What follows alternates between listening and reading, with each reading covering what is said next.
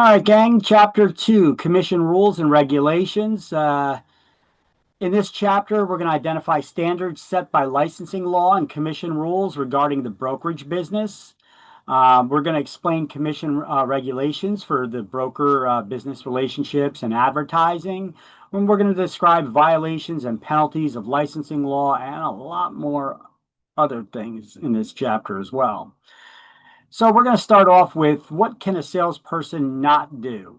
And they cannot accept any form of compensation except from their their supervising broker, which we learned about in the last chapter too, right? They cannot maintain an escrow account or hold funds belonging to others. Yeah, because you got to turn it over to your broker immediately and they put it in the escrow account.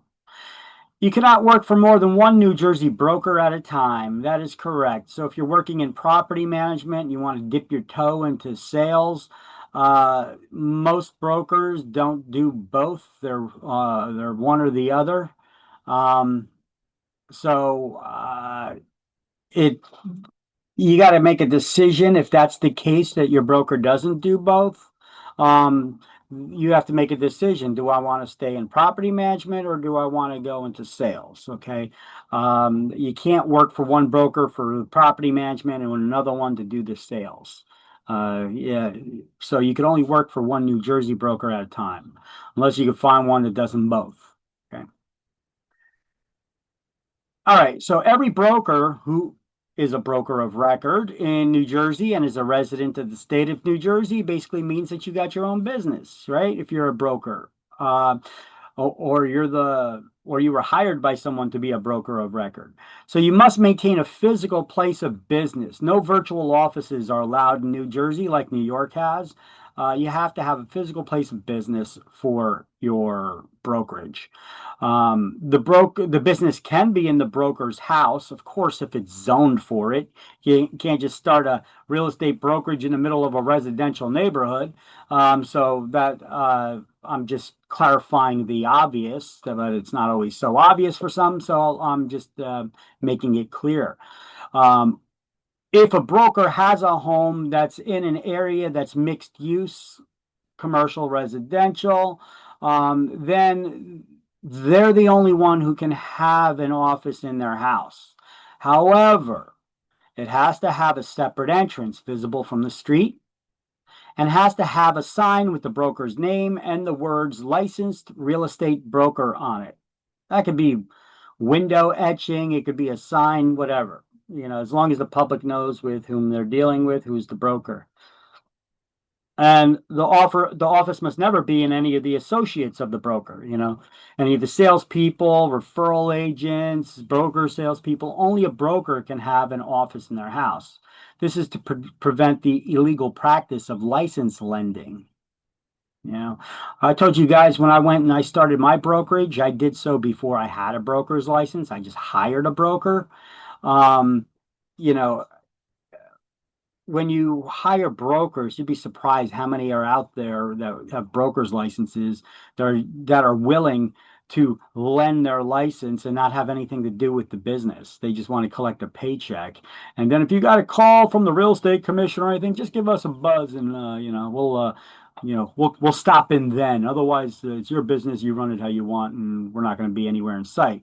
Which that's not the right way to do things. I had to tell so many people, no, there's the door, but that's illegal for them to do that.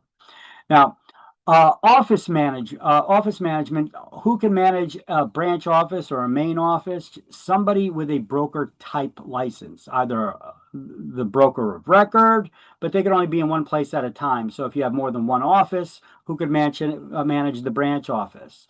Someone else with a broker salesperson license. So a broker or broker salesperson. But you need to have a supervising licensee with a broker type license in each office that's managing the office. Salespeople cannot manage an office or anybody that's not licensed. Only somebody with a broker type license can manage an office. Now, what is full time for that supervising licensee? They have to be physically present during normal business hours, whatever they may be, at least 5 days a week, and not have another job because they're supposed to be in the office supervising. All right. So let's do those highlights now. This is page 3, I believe, or 16. Sorry. Usually have page numbers up here.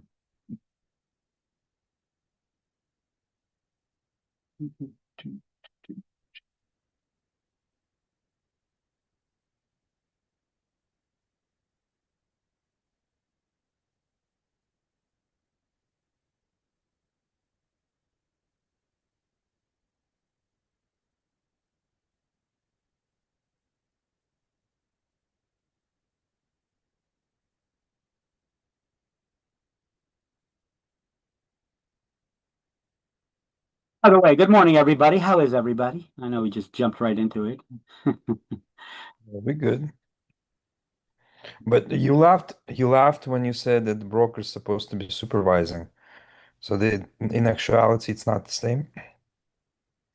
What do you mean? I made a joke. I said they're supervising. Ah, supervising. Ah, okay. Okay. No. Yeah, they're supposed to be in office supervising. Okay, now look, not every broker just sits in the office and manages the office. You have working brokers here. You got small brokerages, little mom and pop shops, right? The brokers are actually going out showing properties, meeting with clients. They don't need to have their butt glued to a seat all day long, is what my point is. They need to they need to be physically present in the office 5 days a week during normal business hours, but they don't need to have their butt planted in that chair all day long. They could be out showing properties and coming back. They just need to be available for their agents to access them if they should need help or assistance or have questions. Understood. Okay, so there you go. Sorry about that, switching the slide there. Just let me know when everybody's got those the highlights. Remember, just tell me got it so that I can move on once you guys got it. Okay.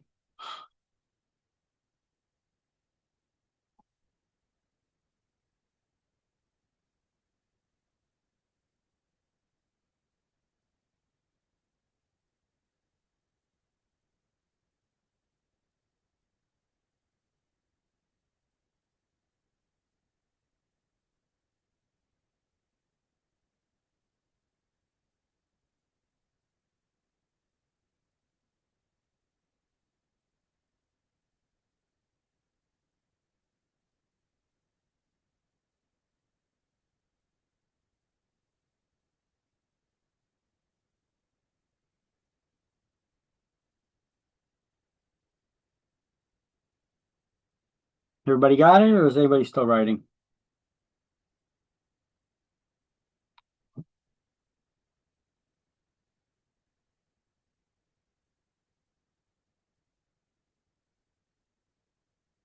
Guys, Got it. thank you. Guys, got to have the feedback. Feedback, ask a question. If you're done, just say, I got it.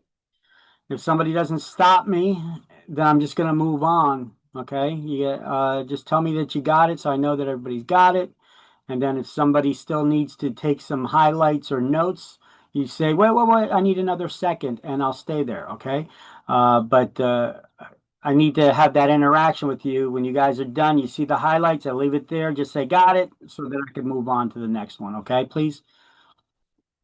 Okay, so every office, like I said, needs to be managed by somebody with a broker or a broker salesperson's license. And each office has to have a copy of everybody's license there available for public inspection, whether it be in a binder on the front desk or behind the front desk, or if it's hanging on the wall in a picture frame. So the main office has to have the copies of the licenses of everybody that works out of that office and all of the other offices. Branch offices need to have the copies of the licenses for all the people who are working out of that office displayed or available for public inspection. Okay? That's a rule. All right. So trust accounts, escrow accounts, attorneys usually refer to them as trust accounts. Real estate agents usually refer to them as escrow accounts. Either way, they're the same thing. It's a bank account where we keep other people's money in for short periods of time. Uh, it's usually it's usually a non-interest bearing account, although it can be interest bearing in some instances if it's for like property management companies and you're holding on to people's security deposits for the long term. That must be an interest-bearing account used only for people's security deposits.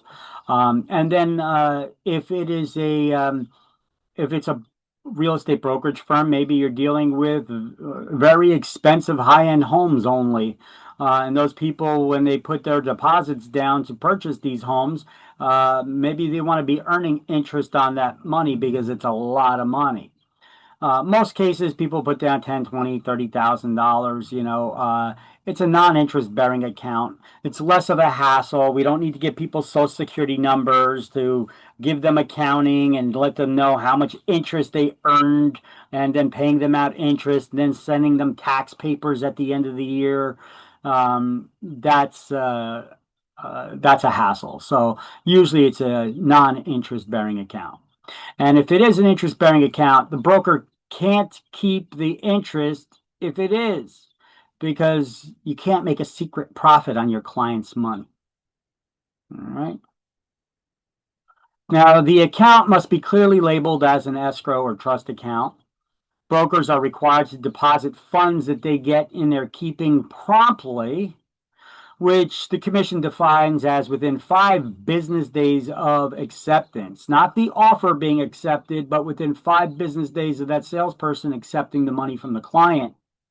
You don't wait around to see if the offer gets accepted first. You immediately turn that money over to your broker. Your broker's got to do some bookkeeping and then deposit that money in the escrow account ASAP. Otherwise, they get in trouble with the real estate commission. When it comes to messing around with other people's money, it's the quickest way to lose your license and get fined. Okay.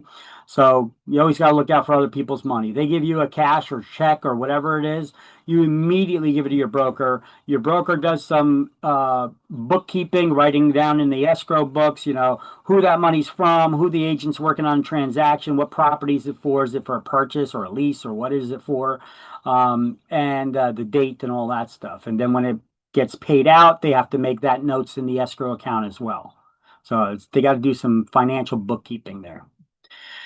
Brokers are specifically prohibited from commingling. That means mixing their own funds in the escrow account with their client's money. Okay, that's commingling. Now, the Real Estate Commission does allow brokers to keep a small nominal amount of their own money in the escrow account if they specifically state what it's for. A lot of times banks are charging fees now. They don't give you free bank accounts, even though they should, because they're still making money off of us. They charge us a fee, so we need to put money in that escrow account to cover that fee, so it doesn't come out from our client's money, right? So as long as the brokers keep note of that and keep track of that. They can't just put like $10,000 in there and be like, I'm good for like the next couple of years of maintenance on that for the next 20 years. I'm good now. A small nominal amount of money they could keep in there. All right. So in some circumstances, the broker, okay, that's what I'm talking about. Oh, in some circumstances, the broker may also be authorized to collect a commission directly from money that's held in that escrow account. That's usually the case when we're dealing with rentals. Maybe let's just say a scenario is we're charging 1 month rent as the commission. If that's now, there's a lot of different ways that this could be charged. I'm just making up a commission amount. So let's just say that they're charging 1 month's rent as commission, and we get it. So we got a listing there for a rental, and then we got a tenant that comes in. They got to pay the first month's rent in advance, and the month and a half security deposit.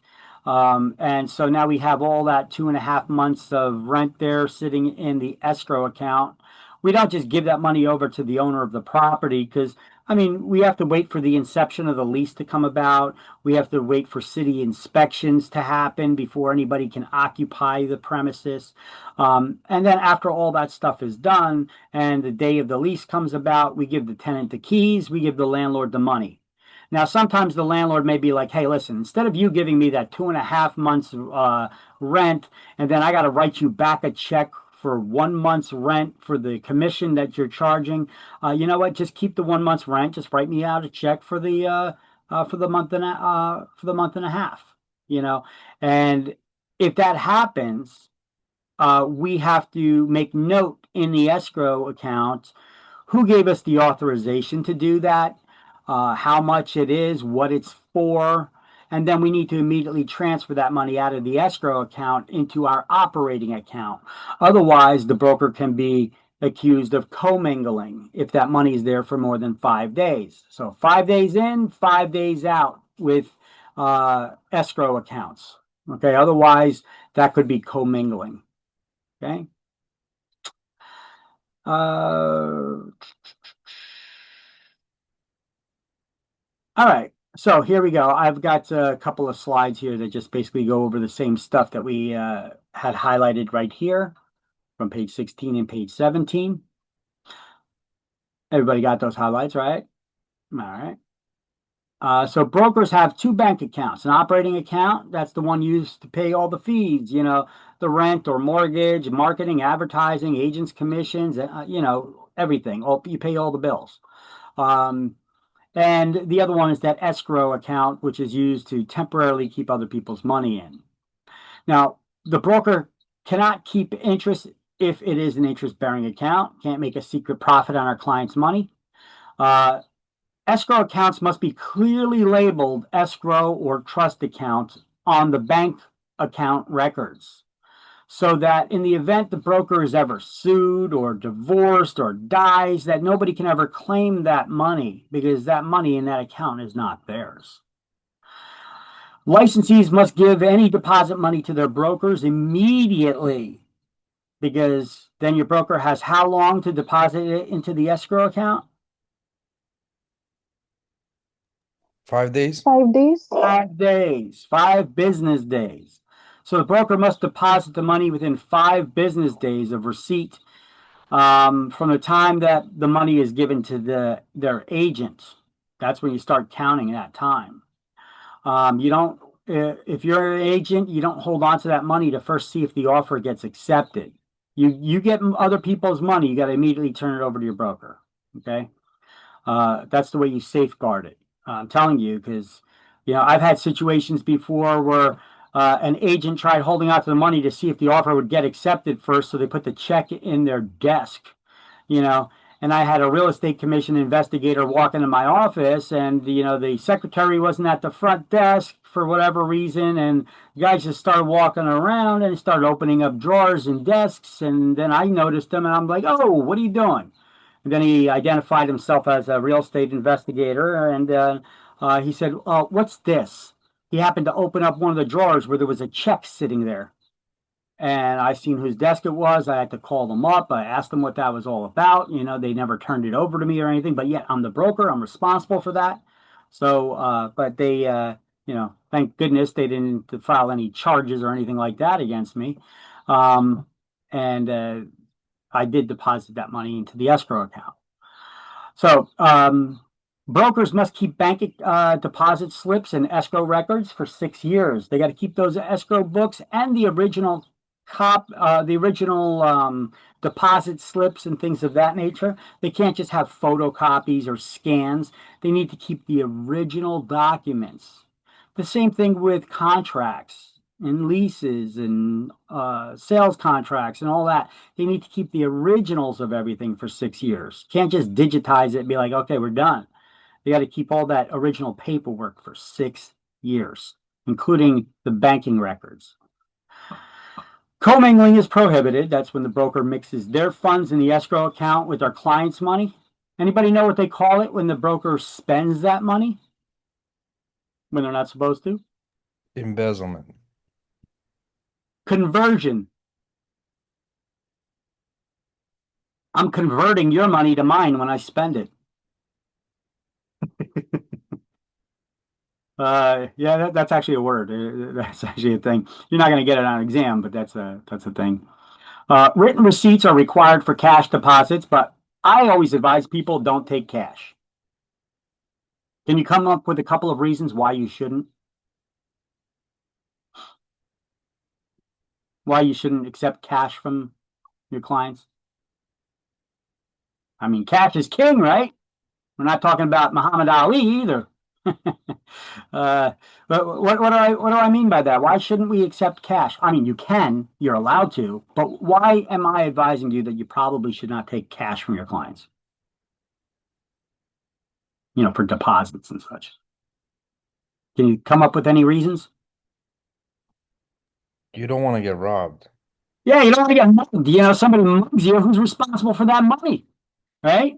I mean, you can't just be like, hey, I got robbed, so I don't got that money no more. Your deposit money, you're gonna need to come up with some more. Hell no. Hey, you're responsible. You took that money, you're responsible for it. Can you come up with another reason?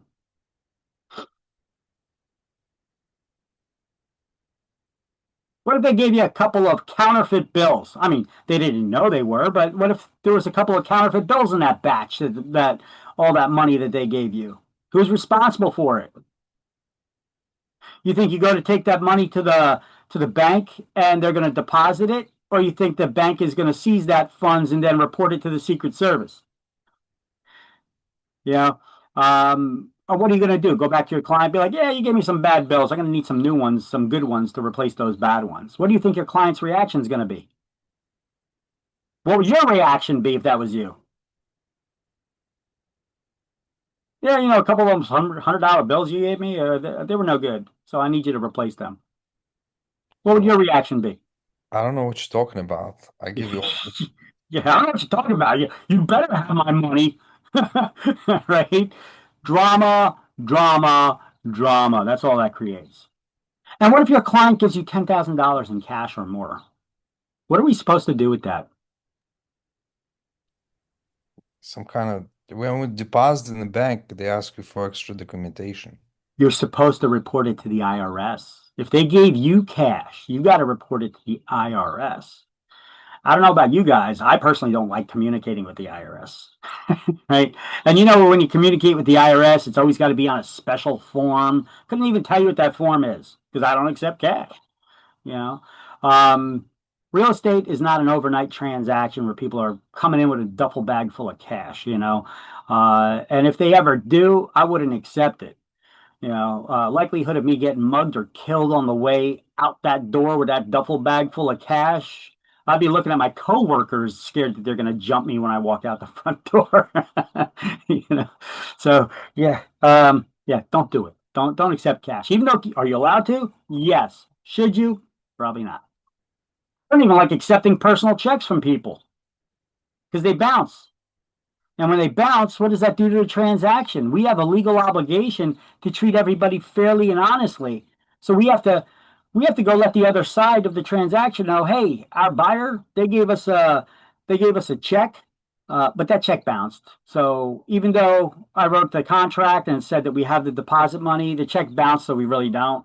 So what do you think that's going to do to the real estate transaction? Doesn't look good, right? Now there's reasons where people can bounce checks by honest mistakes. They didn't transfer the money from the savings account to the checking account, and because they keep most of their money in the savings account, and it didn't get transferred in time by the time we tried to deposit it, and but it's a hassle and it's drama. So no personal checks in my recommendation. I would say bank manager's check or certified funds only. Money orders they're worse than personal checks because sometimes they get washed or they're stolen and people don't even realize it. They buy them and they've already been used and somebody's just trying to, maybe they bought them from somebody who's scamming them, and they get washed, and by the time the money they get back to the money order company and they run them through their records and databases and security screening, and then they find out that they're no good. It could be months later. And by then they're going back to the account that they paid out the money to, which is probably the escrow account, and they're pulling that money out. But by then, that person's long gone. Now you're pulling someone else's money out of the they're pulling someone else's money out of the escrow account. So probably shouldn't accept those money orders either. All right. So I like to go with certified check or a bank manager's check, those kinds of things. So let's see. Some people don't even have bank accounts. So tell them not my problem, that you're paranoid and you're afraid the government's going to take all your money or how your country is. A lot of times these are a lot of foreigners. This is pretty common that they don't like bank accounts. They like keeping the money in their pillow. Yeah, not my problem. I'm not running around with that kind of cash. And no personal checks that you would have it with no bank account, but you should go to a bank, get a certified check. Okay, give them the money, get a certified check. Brokers, let's see, they got to keep all those records, all deposits, withdrawals, etc., in that escrow book for 6 years. Commingling is not allowed. Written receipts required for cash, and the funds have to be put into the escrow account within 5 days of receipt, and they must be removed within 5 days if those funds become ours, like the commission with the rental. So look at that. I got everything in a bulleted list right here on one slide. And this link right here, it's just a link from the Real Estate Commission that they're aware that a lot of agents are getting those deposit checks and then not immediately depositing it within 5 days like they're supposed to. Well, turn them over to the broker, and then the broker has to do it within 5 days. So don't be surprised that if you get a check, a deposit check from somebody, and you don't give it to your broker within that 5-day period, or you wait till the last minute, don't be surprised if your broker throws the check back in your face and says, go back to your client and get a new one. I'm not going to get in trouble because I'm depositing an escrow check late because you decided to hold on to it for a while. And then you could explain to your client why you need to get a new one because we're past the 5 days here. When real estate investigators come into your office, it doesn't matter what it's for. They usually say, while I'm here, I might as well take a look at your escrow books. So they're going to want to take a look at your bank records. The broker's got to pull all that stuff out. They have to have it available. Can't say, well, the computer's down and we got everything digitized and scanned. They're like, that's not my problem. It must be available for inspection when we ask. So if it's not, and that's the route that you went, you could get in trouble for that, or your broker can. Get it to your broker within 5 days. These are all exam questions too, by the way, this stuff. 5 days in, 5 days out. Commingling, you need to know that term. When do salespersons got to give the money to their brokers? Immediately. All right, so if your clients give you money over $25, for example, to help pay fees for advertising costs or something. Now, that's not your typical residential type thing, but maybe it's a developer. Maybe they've got a fund put aside that they're sharing with the real estate broker to put up billboards and do some advertising in certain places, and they give some money to help with that. Well, any money that's given that's over $25 needs to be put into the escrow account right away. And then we need to render accounting to our clients within 90 days of how that money is being utilized. Any cash deposit, $10,000 or more, we got to report it to the IRS. And here are my tips that we already went over for the previous slide. Even though you're allowed to, I tell you not to accept cash in case you get robbed, you get counterfeit money. You got to report it to the IRS. And so it's highly suggested to get a certified check or bank manager's check and make sure that return deposits are made out to the person who gave the deposit funds in the first place, not the person whose name was on that check, not the person who necessarily handed it to you, because sometimes you get relatives that help people with the deposit to buy a house or with the money to buy a house, right? And if that's the case and the deal falls through, you don't give the money to the person who was buying the house. You put it back into the name of the person who was giving the money. Now, this is up to your brokers to do. It's not really up to you to do, but just so that you have an understanding of what's going on, why the broker should do that. And that is because uh, we want to avoid drama, all right? Because sometimes we have people who have gambling problems and drug problems, and you write that check back out to the person who was buying the house, and even though the relative was supplying the money, now they take that money and they go spend it on their gambling or drug issues, and now they're calling you up and screaming at you like you're supposed to know, so to try to avoid that problem altogether, just write the checks out back to the person who gave it. All right. At least that's some advice for your brokers. Avoid personal checks and money orders. And when buying all cash, people are not usually coming to you with a duffel bag full of cash. These funds are usually wired. It just means that they're not getting a loan. They're wired from banking institution to banking institution, and we never see it. Okay. But what we do and what we should get as real estate agents is I don't need to know how much money you have. I just need to know you have enough money. Okay. So to do that, we need a proof of funds letter from your bank manager. Now, how much is that going to be? Well, how much is this transaction? I need to know you have enough to cover the transaction. So I don't need to know. Your bank manager doesn't need to write a letter to me showing you how much money is in your bank account. It just needs to state that as of today you have at least this amount in your bank account. And it's basically a form letter, standard form letter that the bank manager fills out. Then they sign it, and then they have a raised seal stamp that they put on it. And that's what a proof of funds letter is. Okay, so when people come to you trying to act like they're players, all right, player, I don't need to see your cash. You don't need to bring a duffel bag here.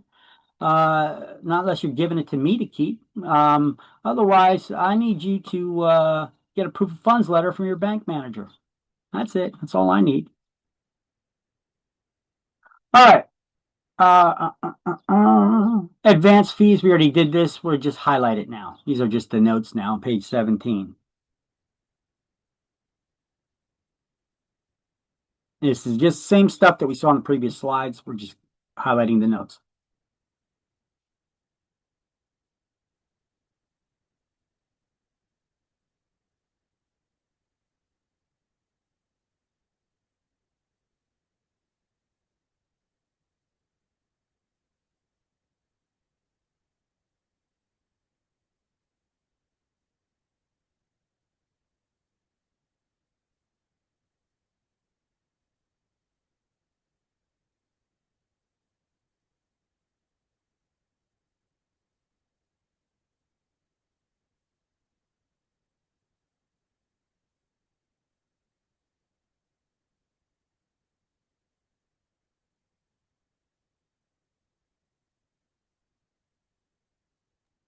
I'm done.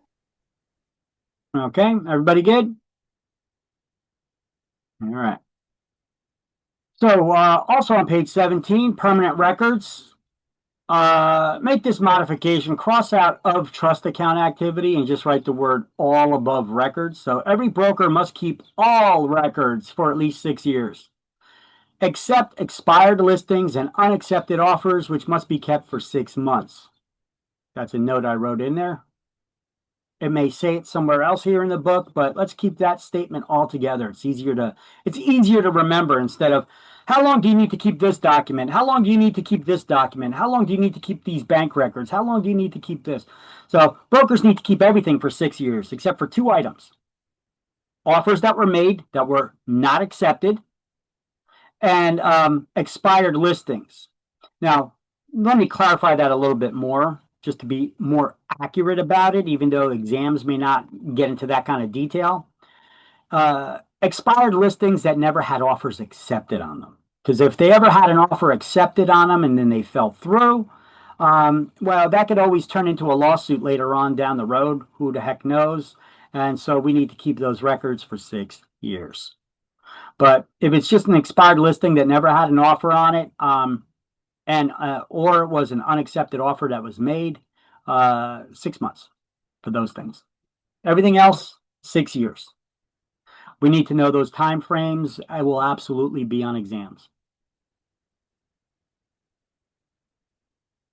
Okay, so other documents on page 18 goes over all that stuff too. It just goes over it in a little more detail. And this is important to know. Salespeople may not remove anything from the broker's office if they leave that broker.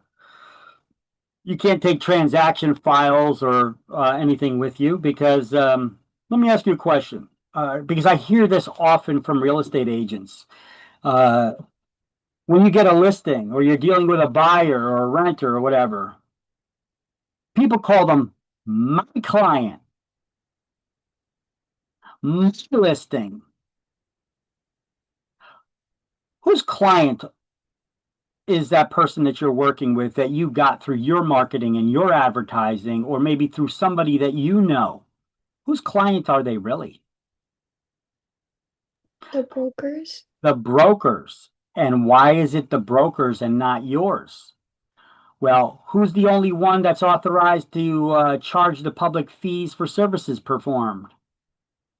The broker. You are doing it under the broker's name. Look, you can't even get your license unless you affiliate with a broker. So don't think of yourself as an individual, you are just an extension of your broker. Okay. You're the broker's big toe. Okay. Think of yourself like that. You're the broker's big toe. What does that mean? Well, if you cut off that big toe, can the broker still get around? Yeah, they're going to be wobbling around a bit, but they can get around without the big toe. It just makes it tougher to, right? They need you to do their job more comfortably and more efficiently. But can they still do it without you? Yes. However, is that big toe going to get around without the broker? Can that big toe do anything without the foot it's attached to? No. So that's why I say try to think of yourself as that big toe. All right. That's a little reference I got from a movie called Stripes. Anybody ever see that?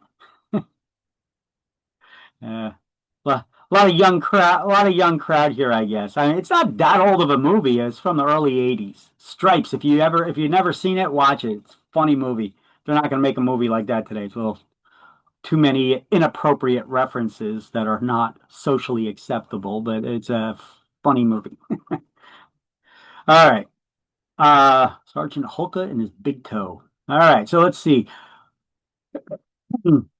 Brokers must keep all records for 6 years again.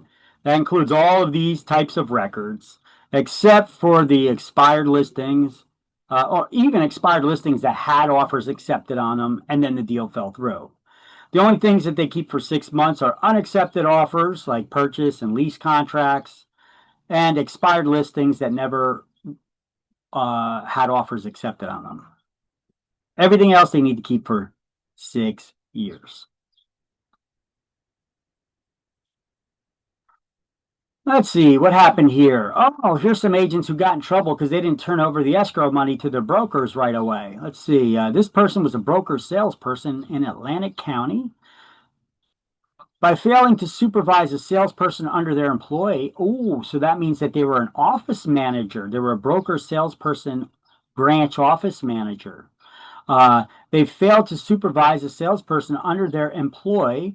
Specifically, that the salesperson failed to place the money into the escrow account or give that money over to the broker. So the broker got a $2,000 fine because their agent didn't give them the money right away.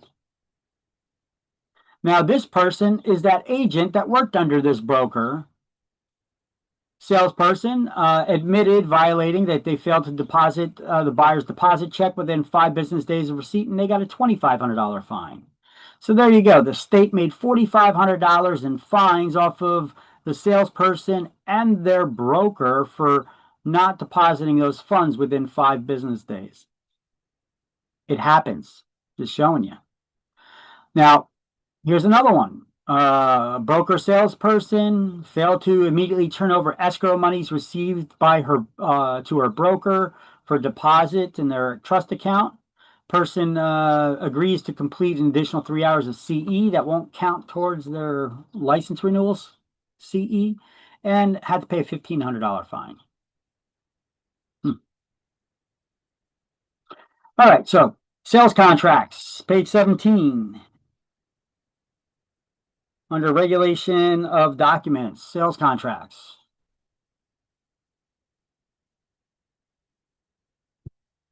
We, as real estate salespeople, we're not attorneys.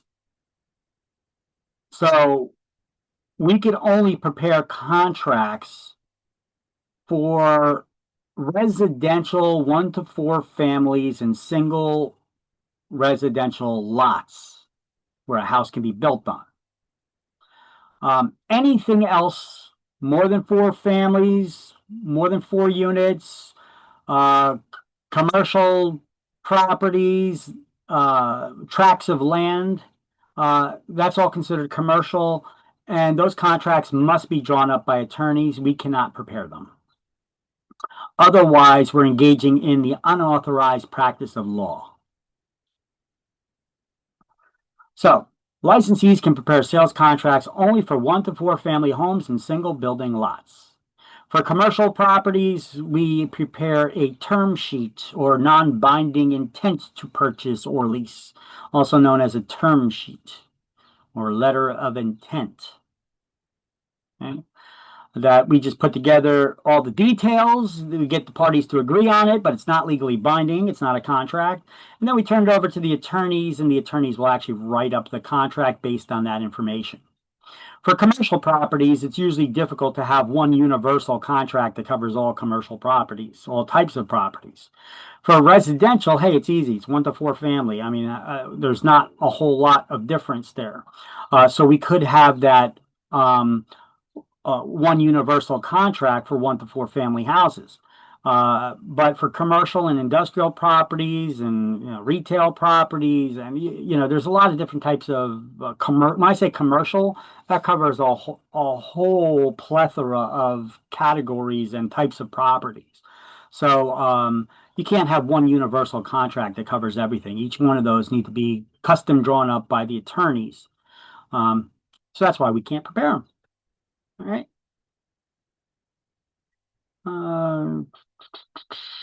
Now, listings must be entered in the MLS within 48 hours. You may want to write that there. You're probably going to see it again, but not until later on somewhere in the book. But keep that and this statement together. And all written offers must be forwarded to the sellers or the other party within 24 hours. And at the time of listing, sellers of residential property must be furnished with a copy of what we call the Attorney General's Memorandum about the New Jersey laws against discrimination, which also cover federal laws too. But so we call that the seller's property disclosure. I think that's how they refer to it on the Real Estate Commission's website. But it is the Attorney General's Memorandum. Anybody know what an attorney general is? What that position is? Not necessarily who that person is, but anybody know what that position is? The attorney general? That is the highest law enforcement officer in the land. Each state has an attorney general, and the country itself as a whole has an attorney general. So state attorney generals are the highest law enforcement officer in the state. And then the country has an attorney general who is the highest law enforcement officer in the land. All right, so a memorandum is a fancy word for a notice. Okay, so this is a notice coming from the highest law enforcement officer in the land about anti-discrimination stuff. All right, so we have to let owners of property know when we get a listing that they cannot discriminate against who they lease to, who they show it to, who they sell it to. They got to follow the laws, whether they use us or they don't. The laws are still applicable to them pertaining to discrimination. Okay.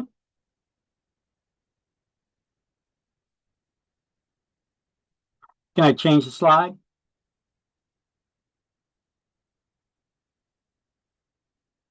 Listings must be uploaded and changes within 48 hours to the MLS, and all contracts must be forwarded or presented to the other side within 24 hours. I know the book says to the owner, but sometimes they do contract negotiations, they go back and forth. Okay, so um, here's an example of a guy in Middlesex County. Oh, I dealt with this guy before. He failed to update the availability of property in the MLS when it came back on the market. So apparently he had a deal and that deal fell through, but he just marked it as under contract or what have you, and then he never changed it back to available. So therefore, he's not dealing fairly with all other agents out there who may have clients that want to see this property, right? Or that were interested. And that could be because he wants to get both ends of the deal. When people do this, often it's a habit. It becomes a habit of theirs because they see that they could get away with it. And I actually dealt with this fellow one time and had the same thing happen to me. So I see he got in trouble with this, and that wasn't the deal that he did with me because I never reported it. So, but apparently people make habits of these things sometimes too. All right, so failure to provide a duplicate original. Ooh, what is a duplicate original? It's you make multiple copies of a contract and then you have your client sign all of them with a pen. So that means you have multiple originals. That's what a duplicate original is. You get old school attorneys. They like to be safe. They do things the right way. They're going to want you to have 6 duplicate originals of every contract. Yeah, we're printing out 6 copies of everything for our clients to sign. Now that becomes a bunch of wasted paper when offers are rejected or modified. Why not just do digital contracts? Well, what happens when we do contracts and digital contracts are not legal? You know that a lot of real estate agents were hopping on the digital contract, the digital signature trend for contracts before they were legal in New Jersey. Digital signatures were only valid on federal court documents, not on real estate transactions and other contracts like that. And we had a lot of real estate agents that were quick to jump to the latest and greatest technology. Be careful when doing that, especially when you're in a state like New Jersey. We may fall behind on a lot of those things and wait a while before they get passed and approved. It wasn't until Governor Christie signed that into law, digital contracts for real estate.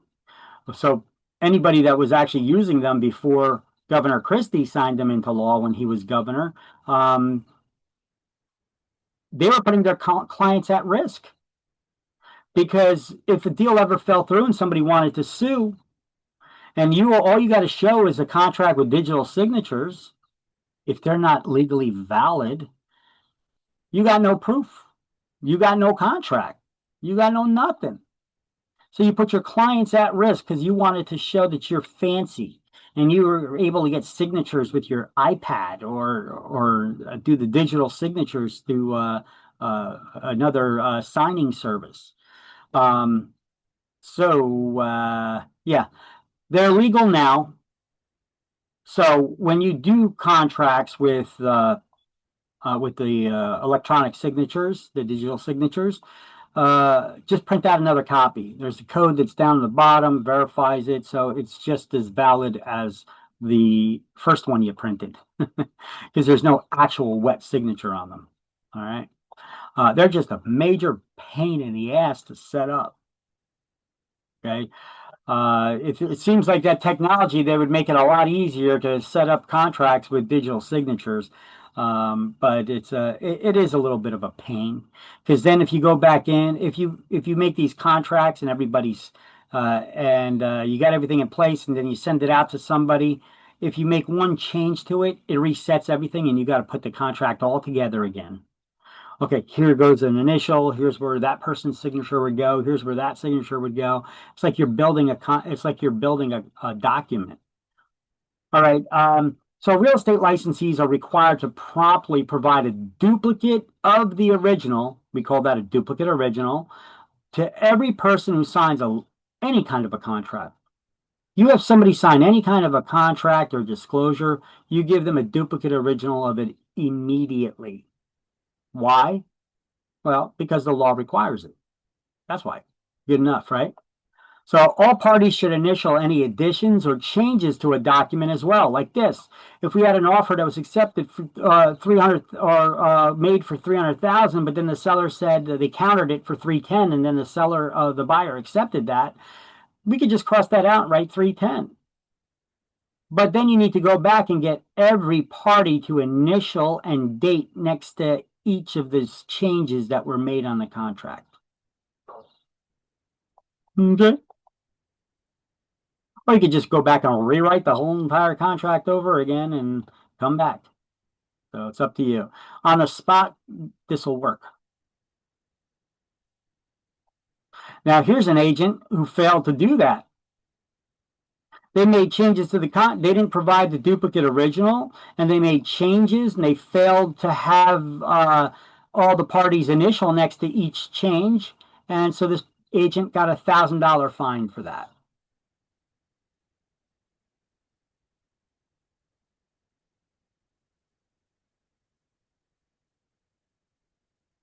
All right, let's see what's going on here.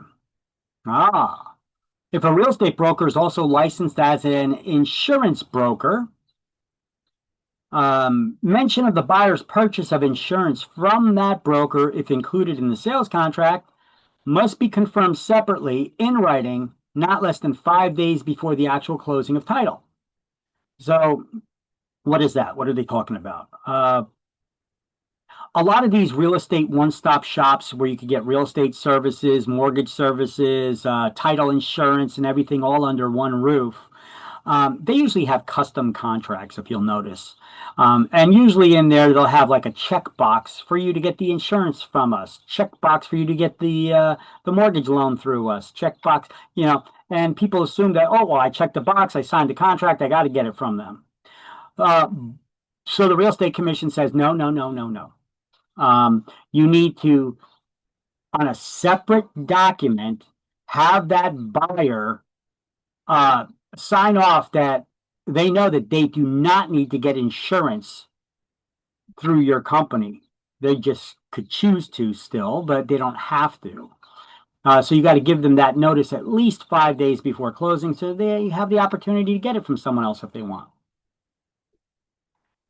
Okay, now commissions are always negotiable between the client and the broker, and no contract can contain anything indicating a prescribed fee schedule as noted above. This is a prescribed fee schedule.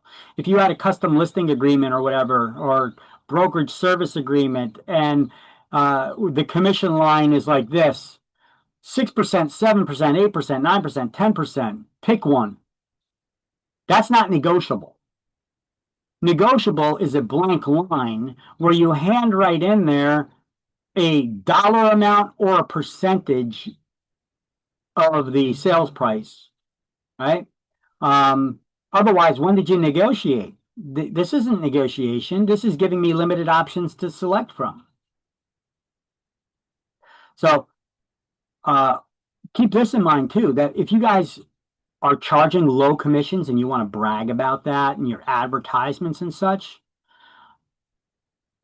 do you know that if you state a commission or amount that you charge, doesn't matter if it's high or low, you have to put a disclosure in that ad next to it that says, in New Jersey, all commissions are negotiable.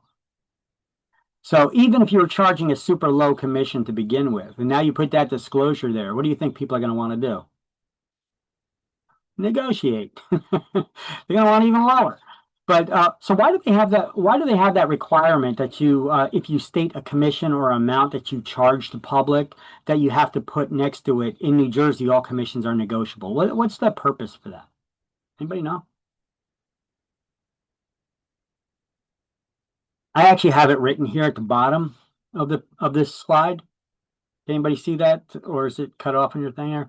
It says by adding this disclosure, we're saying that we do not engage in an illegal practice called price fixing, which is a violation of the federal Sherman Antitrust Act, as well as I'm sure New Jersey has laws on the books about this too. I'm just not sure what they're called. They have to deal with price fixing now.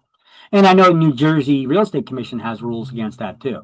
They have rules that state that we have to state that in New Jersey all commissions are negotiable. Okay, and that's to show that we don't engage in an illegal practice called price fixing. Anybody ever watch those programs on TV? History Channel and Discovery Channel and the one of the Fox channels. They come up with these documentaries, historical documentaries, and there's a couple of them, the Titans of Industry, and then there's also the Men Who Made America. Anybody ever watch those? Yeah, they're great. Aren't they? Those are real good programs. They're addictive. You sit there watching, you got to watch them all. Now your whole day or weekend is wasted. But yeah, those are great programs. Which, by the way, in the shared Google Drive on our class links Word document, I have a list of all the movies and references to documentaries or movies that I mentioned in this class. I have them listed there for you guys to check out too. With some of them, I have links to them where you could even watch them online. So yeah, you have like the Titans of Industry. They talk about the Rockefellers, the Rothschilds, you know, all those people that were making banking and steel and railroads and oil and all that stuff. Well, the one for the oil, who was that? Rockefeller? I forget who that was with the oil. Um, they they broke down his company. He was the last of the Titans with that had these companies that before they started getting broken down or sold off, or they die and their families do it. Um, they broke down his company into 32 different oil companies. That's how big he got. That's a monopoly. When you own basically all the oil companies that are out there, you know, you get to dictate what the price is that everybody pays for it. There's no option to pay cheaper somewhere else. There's no competition. It's anti-competition. So the Sherman Antitrust Act, the purpose of it is to prevent price fixing, which is a practice of anti-competition. It's when you colluding means you're working with the competition instead of working against them. Because when we fight against each other and work against each other because we're competing against each other trying to get all the business, that drives down prices for the public. It's bad for us, it's good for the public, right? When we work together, we can keep the prices up there, but that's illegal. Okay, that would be price fixing. We should avoid that at all costs. And trust me, we'll go over it a couple more times. You need to know this term, Sherman Antitrust Act. You need to know that. You need to know the term price fixing. It will absolutely be on exams. So if you go to get a listing from an owner, or they had no listing. How about this? You're working with a buyer and there's no listing, but for sale by owners selling their own house. They're not working with a real estate agent. Because they're not working with a real estate agent, they didn't get all the required disclosures and stuff that we go over with people when we get listings. So we're just writing up a contract to buy their property and have them pay the commission, maybe by writing that in the contract. So therefore, we need to now write an additional disclosure in the contract. Now, you don't need to memorize this paragraph. Your brokers will probably have it as a drop down, or you just need to remember that there's a disclosure that you need to write in the contract. And this is that disclosure. It says, and you have to write it exactly like this. As seller, you have the right to individually reach an agreement on any fee, commission, or other valuable consideration with any broker. No fee, commission, or other consideration has been fixed by any governmental authority, by any trade association, like the Realtors Association, or by any multiple listing service. Now, it's funny because we've always had these rules nationally and in the state of New Jersey. But yet, that NAR lawsuit that recently occurred, it was based on this premise that we don't give that disclosures to anybody and that we do engage in price fixing. Go figure. That's why it shocked me when NAR, our organization, did not fight to stick up for us. All right, so everybody got these highlights and notes? All right. So brokers must keep original contracts, bank records, and all that stuff for 6 years. The only things they keep for 6 months are unaccepted offers and expired listings. So we already had this. We took that note already. This is just a repeat. Okay, when you leave a broker's office, you can't remove any files or listings because those listings, you can't take them with you. Unless your broker gives you implicit permission to do so. But why would they? That's their commission from their clients that you helped them get. Okay, it kind of sucks because you're like, wait, I'm leaving this brokerage. I want to take my clients with me. Well, they're not your clients. They're your broker's clients. You got to remember that. And if you just remove this paperwork from your broker's office, they can report you to the real estate commission and the commission will side with them. Okay, so if you plan on leaving a broker and you got deals going on, you better go and ask that broker pretty please before you try removing any documents or taking any clients with you to transfer any listings or sales contracts or anything. I don't see why your broker would agree to it, though, because that's money now out of their pocket, right?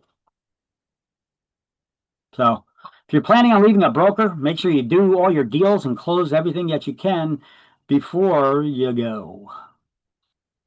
All right, look at this. Another slide that has a boatload of exam questions probably coming on these topics from. Let's take a screenshot of this slide. This is a good one. Got a lot of things that may be on exams. All right, so duplicate original, what is that? Any contract that your clients sign, you got to give them a duplicate original of it. It's not a copy, it's multiple originals. If it's digital signed contracts, you just print out another copy. So in this version of notes, this is a custom slide that I made. It goes over the things as I've explained them. Commissions are negotiable between the client and the broker, and they must be expressed as a fixed dollar amount or a percentage of the sale price. No predefined fee schedules are allowed. It must be negotiable. Agents must include a price fixing disclosure on FSBO contracts. What's a FSBO? What does that stand for? For sale by owner. Okay, for sale by owner. And all commissions are negotiable. Allocation of markets is also prohibited. So price fixing is when you collude with the competition, an agent from another brokerage firm, not another agent from within your office, because they're not the competition. You both work for the same broker, right? You're both part of that broker's anatomy there. So if you are colluding with the competition about allocation of markets, that's a little bit different than fixing prices. See, price fixing is when you collude with the competition and say, hey, listen, nobody charge less than 10% commission.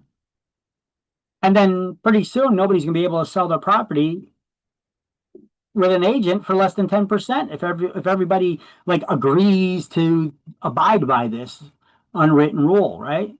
That would be illegal. That's price fixing. It's a violation of all these laws. Now, so is allocation of markets. Allocation of markets is like, hey, our brokerage firm gets all the listings on this side of Main Street, and on that side of Main Street, your brokerage firm will refer the business to you if you agree to do the same for us. Or you could do that by price. Our brokerage gets everything above 400 grand. Your brokerage gets everything below 400 grand. So anybody comes to us, they want to sell it, their property, and it's listed under 400 grand, we'll give it to you. Okay, so you could allocate markets by price or by territory. When you do it with the competition, that's illegal.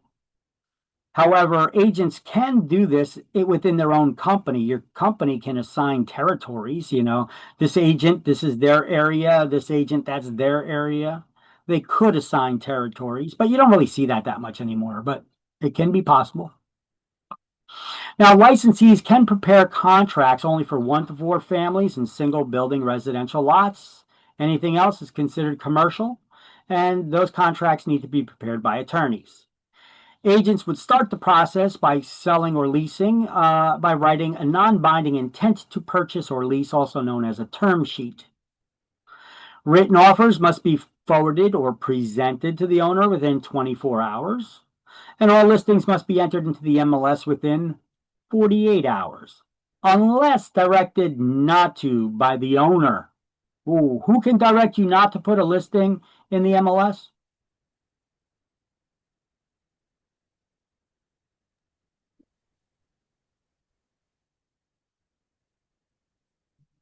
Who could direct you not to put a listing in the MLS?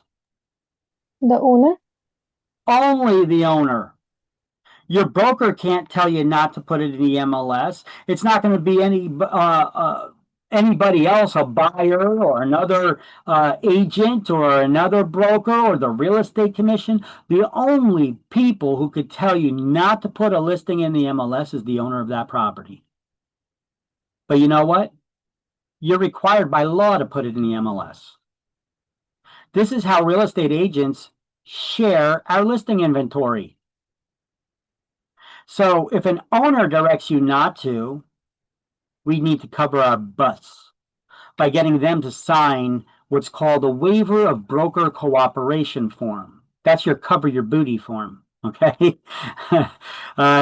So the waiver of broker cooperation form is basically when we don't put a listing in the MLS because the owner directed us not to, but yet we're required to by law, we're not putting it in the MLS. We don't want the owner to come back later on and say, "Oh, I never said that." So you need to get them to sign this cover your butt form called the waiver of broker cooperation, where they're directing you not to put it in the MLS.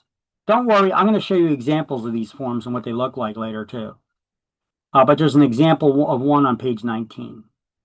Now, owners, buyers, tenants can choose whether or not to incur the cost of hiring a lawyer. Do you need a lawyer in a real estate transaction? No. But you better not tell anybody that. If they're not using a lawyer, you actually have to tell them that they have a right to hire a lawyer. I wonder who made up that law. Probably a lawyer, right? You don't need a lawyer in a real estate transaction, but you can't tell people that they don't need a lawyer. You have to inform them if they're not going to use a lawyer that you have the right to use a lawyer, and you probably should use a lawyer, right? That's what that Opinion 26 notice is, okay? It's a document that needs to be sitting as the cover page right on top of the contract that you prepare for sale or lease when somebody's not using a lawyer. So what kind of properties are these for? What kind of transactions are these for? The Opinion 26 notice.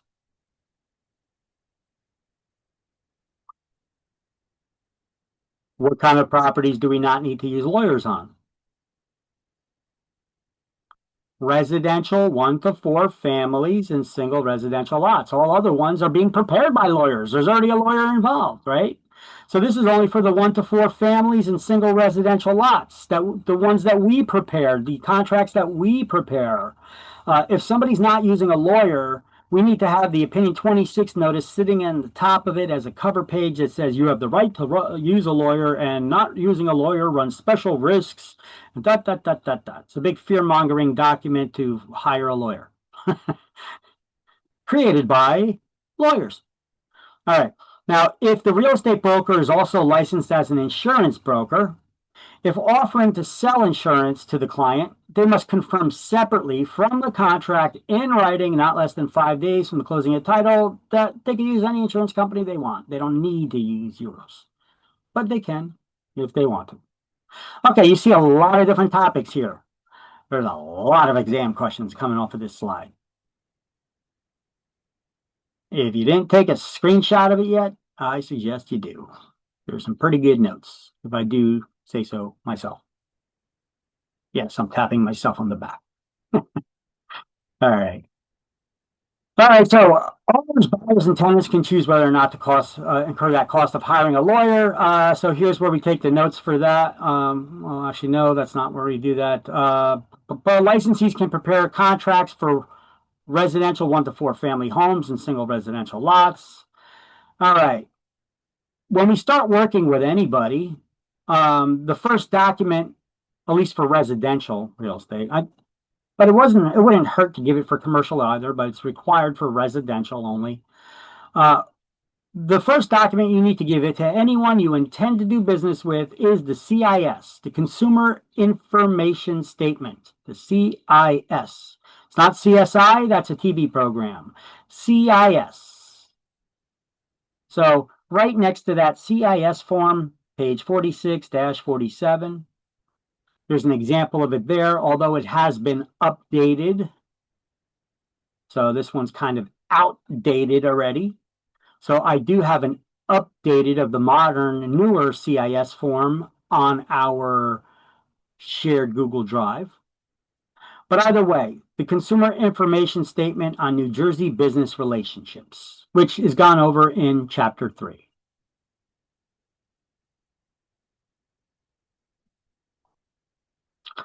All right, so here's a screenshot from a contract, in the contract itself. This is talking about the attorney review clause and how attorney review works. So attorney review must be added to all contracts prepared by licensees. That's for 1 to 4 family homes and single buildable lots. You have 3 parts to it: the study by the attorney, the counting of time, and the notice of disapproval. So the study by the attorney is once the contract has been signed by both parties, we have 3 business days to start attorney review. Otherwise, the contract becomes legally binding as it is. So the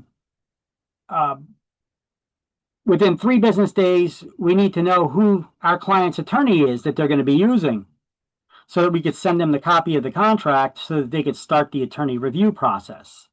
So one of the attorneys will, the attorneys will study the contract. The buyer and seller may choose to have an attorney study the contract. If an attorney is consulted, the attorney must complete their review of the contract within 3 days, unless both parties' attorneys agree to extend that period or pause it. The contract will be legally binding at the end of that 3-day period unless an attorney for the buyer or seller reviews and disapproves of the contract and makes their own suggested changes to it. So how does that counting of time work of the 3 days? Well, you count 3 business days from the date of delivery of the signed contract to the buyer and the seller. You don't count Saturdays, Sundays, or legal holidays. Buyers and sellers may agree in writing to extend the 3-day period for the review as well, or extend the review or pause it until the happening of a certain event, like a approval by a bank or lender or court. For instance, if a sale must be first approved by a judge, okay, basically they're saying what I just said. Okay, now, or I'm saying that there. So after the attorney reviews the contract, they're going to send out a notice of disapproval within 3 days that says, we disapprove of the contract in its current format. However, if you accept this laundry list of attached proposed changes to the wording, then we can conclude attorney review and sign here. So they sign it, they send it off to the other side. The other side now has how long to review it and make changes? 3 days. So technically, attorney review is not 3 days. It's just that each side has 3 days to respond to the last party's communication. Our job is to make sure that they keep communicating. Okay, send off the contracts to both sides' attorneys, and then get them on the phone. Ensure that they got the contract. Don't just fax it or email it to their attorney. Call them.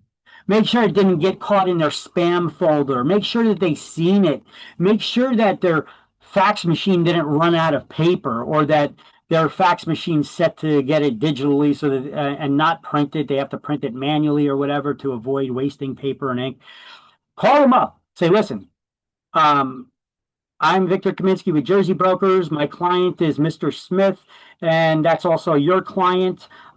We got a contract for a property that they're selling or buying, and we just faxed it over to you or emailed it over to you. Can you confirm that you have received it so that we could start attorney review? That's your job. Be thorough. That's your job. If you don't start this important function, I can't tell you how many attorneys are going to say they never got it. You're going to be calling them 2 weeks later saying, hey, where are we at the attorney review on that property? And they're going to be like, what are you talking about? What? You didn't even start it? You didn't even, all this wasted time? And that's because you didn't do your job as a real estate agent. You got no one to blame but yourself. Sure, you could blame them. Oh, they say that they didn't get it. And I know I faxed it to it. I got the confirmation letter. Maybe it got thrown out. Maybe they ran out of ink or paper. Maybe it didn't print. Maybe it's in their fax machine's memory. Maybe it got caught up in spam. It's your fault because you never called them to follow up. You need to be a diligent agent. You need to pick up a damn phone. Okay, is that hard to do? You guys are chatting on the phone all the time. You probably got your cell phone within reach of your hand right now. You could pick it up and call, okay? It doesn't take much to be a good agent. You just need to be diligent. Answer people's messages. Call them back. Call people to confirm that they received documents. It's not hard. It's not rocket science, but yet so many people can't do it. You hear so many complaints about lazy agents or agents who didn't do their job right. It doesn't take much to be a good agent. I'm going to give you tips on how you could be a better agent too. It's not just communication's a big one, but I'm going to give you even more tips coming up. Not just yet. Okay, now this is the document that needs to be the cover page of any contract that we prepare. What kind of contracts can we prepare properties for? Or what kind of properties can we prepare contracts for? Residential lots, 1 to 4 family houses. Yep, residential lots and 1 to 4 family buildings, correct. So this must be, the Opinion 26 notice must be the cover page of any contract prepared by real estate licensees for sale or lease. A lot of agents forget that because most people don't use attorneys for their residential leases. It's still a contract that we prepare. They have the right to have an attorney review it. So we need to inform them, and this Opinion 26 notice must be the cover page for lease contracts as well as purchase contracts. Now, if you notice, it just says notice here. I typed in Opinion 26 notice up here, but it does not say Opinion 26 anymore on the Opinion 26 notice. Now, I know when I started in this business, it used to. I don't know, at one point they removed the words Opinion 26, but try Googling the words notice and see what comes back. A trillion different documents that are non-related. Google Opinion 26 notice and a very specific New Jersey form comes back. That's this one. Okay. Now, you'll see what I mean by it's a big fear-mongering document created by attorneys trying to get you to use an attorney when you don't want to use an attorney. And why is that? Why was this created? Well, because you had a real estate agent who saw their value. And any good agent would create a value proposition for themselves. Why use me? How am I different? How am I better than the other agents? Okay. And you had an agent that was sending out solicitations to get listings, perhaps, right? Or dealing with buyers. And in his advertisement that he mailed out, he said, use me as your real estate agent. I can save you. I'm a more diligent agent. I take a more active role in the real estate transaction, and I could save you the cost incurred by hiring an attorney. And the thing is, that landed in an attorney's mailbox. And an attorney was like, oh, hell no. We can't have this, because if that happens, next thing you know, all these real estate agents are going to be saying that, and then we're going to be losing money. We can't have this. We got to put an end to it. But the agent is not wrong. You don't need an attorney in real estate transactions. How do we put a stop to this? And an attorney had an idea. Light bulb went off. Who did I tell you makes laws? Who makes laws? Politicians. Politicians do. Who writes the laws? Lobbyist. Yeah. Yeah, but the ones that are actually putting the pen to the paper are attorneys, whether they're the lobbyist attorneys or the politicians' attorneys. Yeah, it's an attorney that's actually writing these laws. So this attorney who came up with this idea that I'm going to go to a politician and propose a law. And I'm going to be fully prepared. I'm going to say how the law should be written, and I'm even going to prepare a form, a document that's going to require real estate agents to present this to their clients when their clients are not using an attorney. And how am I going to present this to a politician to sell it to them? Well, I'm going to tell politicians, because politicians are easy. I'm going to tell a politician that real estate agents are out there. You may not be aware of this, but real estate agents are out there, and the way that they're conducting their business, they're putting their clients at risk. They're not informing them of their rights, and by doing this, that puts them at risk. They could lose a lot of money. They could get sued. There's a lot of issues and problems that could occur because of this. Much like a cop has to read you your rights to remain silent, when they're arresting you, real estate agents are not informing buyers and sellers of their rights. And they're telling people they don't need an attorney or legal representation. And that's just wrong. So we should have a law that requires real estate agents, when people are not having someone represent them legally, to tell them that they have the right to. You see the spin that they put on it? And look, don't trust my words. Let's look at this document. This is the Opinion 26 notice that is required by real estate agents now as a result. They sold it to a politician. Politician was like, oh, yeah, I can get on board with that. Yeah. And then I could tell people, hey, I created this law, and boom. So it says the law requires real estate brokers give you the following information before you sign this contract. It requires us to tell you you must read it all before you sign. And the purpose is to help you in the purchase or sale. Is it really? Or is it just to make sure that they keep making money? Either way.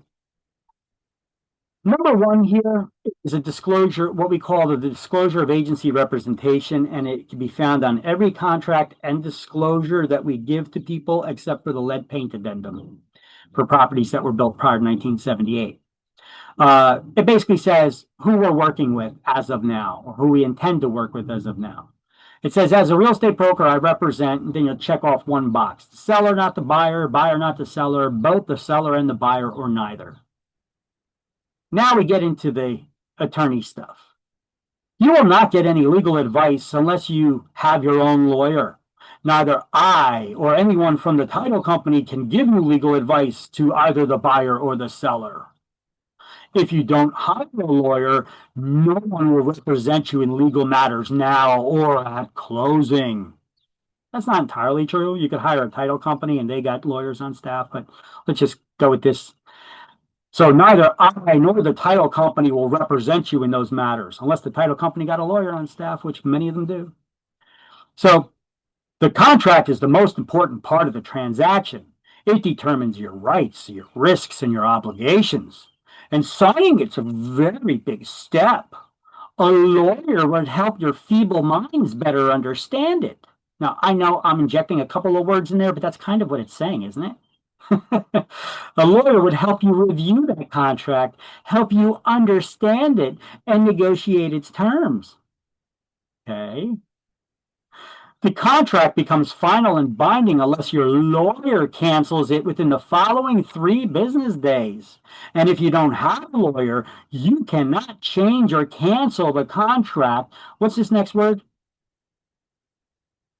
What's this word right here? Unless. Oh, so you can change or cancel a contract without a lawyer if the other party agrees. Well, I tell you what, you can't make changes to a contract even with a lawyer unless the other party agrees. So what are we gaining here? Neither can the real estate broker nor the title company change the contract. Unless the other party agrees, then they can. See, however, real estate agents can't do that.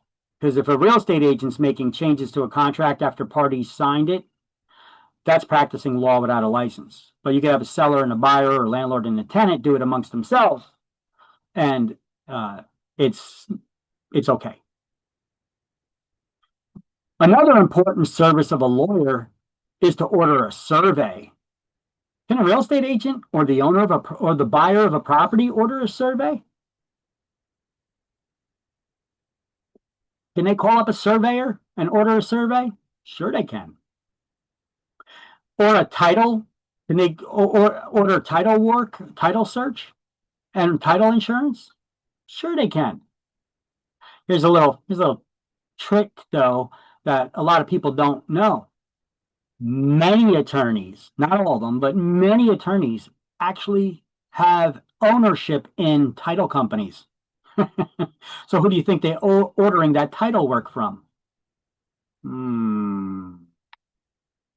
And those that are married, they take it a further step to distance themselves from it. They put the title company in their spouse's name. See, once you're in the business for a while, you start to notice these things. Or other important reports. The lawyer will review them and help resolve any questions that may arise about the ownership and conditions of the property. These reports and a survey can cost a lot of money. That is true. A lawyer will also prepare the documents needed to close title and represent you at closing. Not as many anymore. During the Obama administration, he created something called the CFPB, the Consumer Financial Protection Bureau. And to justify themselves, they took over a lot of documents that were used in real estate transactions that HUD created. They merged them, they changed their names, they required more information beyond them. And the purpose of this was to streamline the process so that closings happen a lot easier and quicker, and that the consumer is more informed. But it had the opposite effect. They were harder to fill out. They took longer to do. A lot of attorneys said, screw this, I'm not doing this. So they left it on, they hired title companies to do it. They paid the title companies the extra money to do it. So there's a lot of attorneys that they don't even do this themselves. They have the title companies prepare the paperwork, and then they just explain it to their clients at the closing table. Okay. So that's an interesting little thing there. Now, a buyer without a lawyer runs special risks. Only a lawyer can advise a buyer about what to do if a problem arises during concerning the purchase of the property. That is true. That is true. The problems may be about the seller's title, the size of the lot and shape of the property, or other matters that may affect the value of the property. If the broker or the title company knows about these problems, they should tell you. That's also true. Now they're going to start casting aspersions on us like we have ill intent against our clients and somehow put our own interest above theirs. But they may not recognize the problem, see it from your point of view, or know what to do. Ordinarily, the broker and the title company, they have an interest in seeing that the sale is completed, because then and only then do they usually receive their commission. Are you telling me that I'm not going to do what I'm supposed to do by looking out for my client because I only want to make money? Is that what they're telling them? That's what it sounds like to me. What about you, prospective real estate agents? All right. Hey, listen, don't fight the system. This is the document we got to do now. This is the law. I'm just interpreting it the way it came about and what it's actually saying here. Okay. Their interest may differ from yours. Now, whether you retain a lawyer or not is up to you. Oh, yeah. Now they tell us that last thing, right? It is your decision, and the purpose of this notice is to make sure you have the information needed to make your decision. Sound like a whole lot of fear mongering before that sentence. All right, so one interesting thing on this one document, this is the only document that we have that words things this way, and it was prepared by an attorney, so it's probably because of that, it's kind of backwards. The seller's signatures go here, and the buyer's signature goes here. The selling broker signs here. But who is the selling broker? Is it the listing agent? No, it's the buyer's agent. Why are they referring to the buyer's agent as the selling broker? Well, they're the ones that are actually making the sale happen, so therefore they're the selling broker. Usually we would think the selling broker is the seller's agent. No, it is the buyer's agent that actually signs here. You would also think that it shouldn't be underneath the seller's signature, then it should probably be under the buyer's signature, the selling broker side, right? But they just did things a little backwards like that. But I guess it's an attorney that they weren't worried about how easy it is for us to fill out this form. But either way, over here it says the buyer's agent. That's where it says selling broker, that's you, the buyer's agent, would sign there. Okay. So this is the opinion 26 notice. And when do we got to give it to people? When we prepare a contract, it needs to be sitting as the cover page on top of that contract, letting people know they have the right to hire a lawyer. All right. Like my storytelling, how I explain these contracts? Or am I just going on? Oh, very good. Okay. I like it. All right, great. Okay, well, so once again, we have the disclosure to FSBOs, the for sale by owners, about the price fixing. It talks about what that law is, that when preparing these contracts to purchase a for sale by owner that never had a listing, we never gave all the disclosures that were required. We have to give that disclosure in the contract then. Meaning our commissions are not set by any governmental authority. We are not involved in any price fixing. It wasn't fixed by any trade association, MLS, etc. So this is that disclosure. I don't need to read it again. I've already read it to you. And this is what price fixing is. It's an agreement between competing firms, not within agents within your company, to establish an industry standard on commission rates and fees we charge the public for the services we perform. It's prohibited by federal and state laws and the Real Estate Commission. The federal law is called the Sherman Antitrust Act, and we're going to go over that later on page 55, although in this chapter I think we'll skip ahead and do some highlighting in advance still. And it prohibits price fixing and the allocation of markets, which can be by price or territory. It's also prohibited by the Real Estate Commission. And if you violate this law, it is considered a misdemeanor crime, punishable by a $1 million fine for you as an individual and up to 10 years in prison. It's a hell of a misdemeanor, huh? $1 million fine and 10 years in prison? Jeez. There's some rapists and murderers that don't get that these days, right? And penalties can be even higher for corporations and trade groups. It could be upwards of $100 million or more, plus punitive damages up to treble, 3 times the cost of the actual damages. Wow.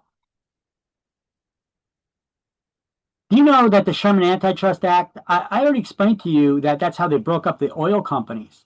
So you should have gotten a hint from that. But this does not just pertain to the real estate industry. It covers all industries.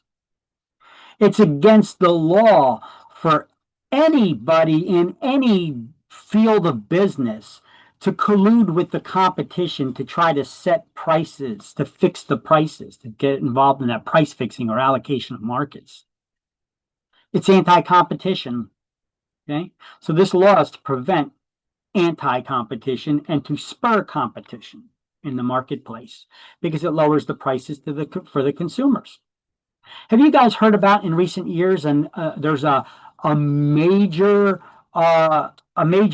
conspiracy that was going on in the broiler chicken industry. It actually happened. It was actually discovered during the President Trump's first term. Towards the end of the term, his Department of Justice was going after all of these chicken manufacturers that were colluding with each other to mark up the prices of broiler chicken products that were sold to Costco and KFC and all those other favorite chicken joints and resellers that you have where you could get at the supermarkets and stuff. Has anybody ever heard of that? Well, the DOJ started going after them just before the end of his presidency.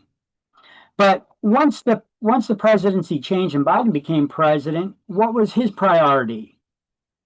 It became going after January 6th people, protesters, right? So he took all those people from the DOJ and even like air marshals and everybody else in law enforcement to go after January 6 people, and they pretty much dropped like law enforcement on other issues like this. So this kind of dropped off the map, except for one company before the end of Trump's administration.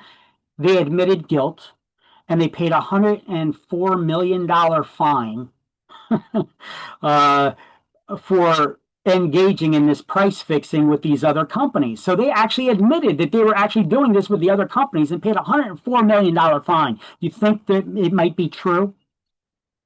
You know, but all the other companies like Purdue and all those other ones, they were like, yeah, we're not admitting to squat. You're going to have to prove it.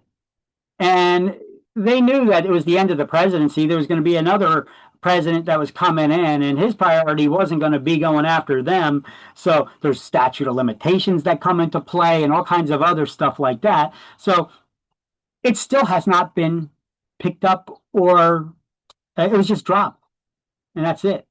Nobody else has been punished ever for that.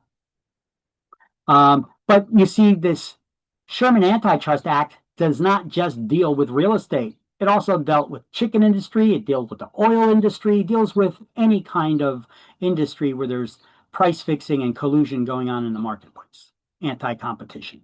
So here, let's go to page 55, temporarily turn to chapter 3 to page 55. And next to where it says antitrust laws as the title, we're going to write Sherman Antitrust Act next to that, like the Sherman tank, Sherman Antitrust Act. See, they tell you right here, the purpose of antitrust laws is to protect the public from unfair competition, to encourage business to operate efficiently while keeping prices down and quality up. The Sherman Act was passed in 1890 to encourage competition, to prevent certain anti-competitive mergers, fixed prices, divided markets, or rigged bidding. So in those movie series, that documentary, The Titans of Industry, The Men Who Made America, the Sherman Antitrust Act, they were showing you that some of these titans, they were buying up all the competitors. And they were doing some devious things to try to drive down the value of their stocks so that they could buy them out even cheaper. And then they would own it all of, there were no competition. They bought everybody else out. So the Federal Trade Commission Act created the Federal Trade Commission, and the Clayton Act addresses mergers and monopolies. Okay, don't worry about the Clayton Act. You're probably not going to get that on exams, but the Sherman Antitrust, you will. So price fixing, you will. And you need to know that that was made illegal by the Sherman Antitrust Act. And what does it say? This is actually a pretty good thing to highlight right here. This is actually a pretty good definition. Illegal price fixing occurs when brokers conspire to set prices for the services they perform rather than letting those prices be established through competition in the open market. Real estate licensees must disassociate themselves immediately from the slightest discussion of commission rates with any member of a competing firm. So, if you get a question on an exam that says that Agent A went out to lunch with their good friend from Agency B, and Agent B starts talking to Agent A, asking them questions about how they got the listings and what they charge and how they go about getting the fees that they charge the public for the services they perform. What should Agent A do? Call the cops? Report them to their broker? Report them to the real estate commission? Or walk away? The correct answer would be walk away. If you separate yourself, you disassociate yourself from that situation, there's no issue. It's only when you start engaging in that conversation that now, if somebody overhears you talking like that, they file a complaint, you could get in trouble. Okay. Everybody got the highlights? Everybody find it? Okay. On that next page, 56, let's highlight violations occur only when competing firms agree to act together in these matters. And under the Sherman Antitrust Act, people who fix prices or allocate markets may be found guilty of a misdemeanor crime punishable by a maximum of $1 million and up to 10 years in prison. Dang.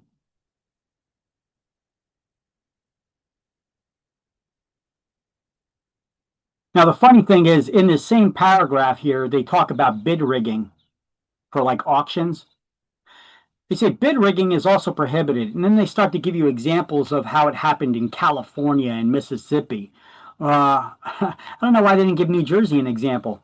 I could tell you about broker in Edison that was involved in this and lost his license for it. But his brokerage is still in business. His brothers just took it over. So bid rigging is also prohibited. In 2018, 5 California real estate investors were sentenced for their roles in a conspiracy to rig bids at public real estate foreclosure auctions. Their sentences included up to 6 months in prison, years of supervised release, and criminal fines ranging from $500,000 to $1.2 million. And 9 real estate investors in Mississippi were sentenced for similar crimes in 2019. Individual firms may, however, establish their own fee schedules and allocate territories to their own salespeople. All right, yeah, bid rigging. I know a broker that was doing it in Edison. They were getting all the bank-owned property deals that they were the ones that were dealing with the auctions. And they lost their license for life by the real estate commission. They took away their license for life. However, his brothers also got broker's licenses, and one of them took over the brokerage. All right, so it does happen right here in New Jersey too. Okay, so back to page 19. 19.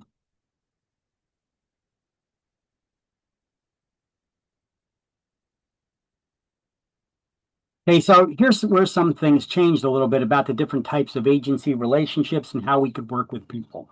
So I made a note about this down at the bottom. This is not in your book. I wrote this in here, so taking a screenshot of the slide may help a little bit, but I may have better explanation somewhere else as well, but you can snap this here for now. The different ways that we can work with somebody is explained on the CIS form. What does CIS stand for? Consumer Information Statement. Well, what are we informing the consumer about? We're informing them about the different ways that we can work with them. So, what are the different ways we can work with them? We could be a buyer's agent only, a seller's agent only, a disclosed dual agent, meaning our agency is representing both parties in the transaction, or you as an individual are representing both parties in the transaction. It could also be that you're working with the seller and another agent in your office is working with the buyer, and the whole company is working as a dual agent. So you're both representing, the agency is representing both parties in the transaction, that would be known as dual agency. However, undisclosed dual agency is illegal. If we disclose it and we get their permission to act as a dual agent, there's nothing wrong with it. But the consumer needs to be aware that our company is representing both parties in the transaction. Then it's not an issue. It's only when you do it in secrecy that it's a problem. Wouldn't you want to know if your agent is representing the other guy as well as you? So there you go. And then you got the transaction broker. A transaction broker doesn't represent anybody in the transaction. They just act as a manager of the transaction. They're doing everything that the agent would, but they don't have a fiduciary duty. That's a legal responsibility to represent your clients in a certain fashion. And And I say how often those brokers actually involved in transactions like that? It as seems a like a small, transaction, yeah, like transactional broker only. um, it depends what box they checked on the CIS form. Oh, I mean, you could have one client you're working with as an agent, another one, I'm going to check transaction broker on this one. You know, it's however you choose to. Now, does it make sense that there's certain times that you should work as a transaction broker over an agent in an agency capacity? Yeah, I would explain that in a way like this. I have a real estate brokerage, traditional brokerage, full service brokerage firm. Okay. Um, but you know, we don't get all the clients because you get a lot of cheap clients out there that they don't want to pay the big commission. And I understand that. It's a lot of money we charge for commission, right? Um, but so you get a lot of people out there that want to sell by owner, but they want to get their listing in the MLS. So they go with some of these uh, um, brokerage firms that name themselves FSBO.com and ForSaleByOwner.com. These are actually real estate brokerage firms that's their name. And what they do is they'll charge you like a flat fee of like $600 to put your listing in the MLS, whether it sells or not. You're going to pay me up front $600. I'll put it in the MLS and forward all calls to you. You do your own open houses, you do your own advertising, you prepare your own contracts. If you want us to help with any of that, it's going to be a la carte service. We're going to charge you extra for everything. So because I don't want to have to be legally obligated to do certain things for you, to represent you in a certain way, I'm going to work with you as a transaction broker, and I'm going to have a contract, an agreement that says what exactly I'm doing for the fees for the services that I'm going to perform for you. See, we're all required to do that now by law with this new BSA brokerage service agreement. In the past, only really transaction brokers were doing that because they have to specify how their fee structure works and what the hell they're doing for the commission in exchange for the commission they're earning. Um, See, that's when it would make sense to work as a transaction broker. I don't want to have to do open houses and market you and represent you and show your house and do the appointments and all that like an agent would, unless you pay me extra for that because you're paying me so little. I'm doing this a la carte service. That's where it would make more sense. However, I have seen a lot of real estate agents, one particular brokerage or franchise, I should say, where just about every one of their brokerage firms, they only work as transaction brokers. They never represent anybody when they're working with sellers or buyers. They always check off transaction brokers, I've noticed. I'm not going to disclose that here, but you know who that is. But there's one franchise where I noticed every single one of their brokerages, they always check off transaction brokerage that I noticed anyway, just because they didn't want to have illegal responsibility to the people they're working with. See, I represent my clients, Mr. and Mrs. Seller. So I always work as an agent. And if I'm getting a listing, I'm going to tell you, I'm going to work with you as a seller's agent only and a disclosed dual agent if the opportunity arises. In other words, Mr. and Mrs. Seller, I'm going to list your property and I'm only going to represent you. So if another brokerage firm brings in a buyer, I'm only representing you. However, if me or another agent from my brokerage find a buyer for your property, our agency, because we work for the same company, will be representing both parties in the transaction. So we'll be working as a disclosed dual agent. We're disclosing to you that we're representing both parties in the transaction. Okay. Now, with recent changes in the law, there has also been a new type of agency that was introduced here in New Jersey now called designated agency. Designated agency, in the past, it was if you got two agents from the same company, one working with the seller, one working with the buyer, you're both working as dual agents. Even though you may not have met the seller or the buyer, the other party, you're working for the company that's representing both parties in the transaction, so you're working as a dual agent still. See, a lot of people always misunderstood this, that I have to be personally working with the seller and the buyer to be a dual agent. No, that's not true. You could be working with the seller, another agent in your company is working with the buyer on the same transaction, and it's dual agency because your company, your broker, is representing both parties. That's dual agency.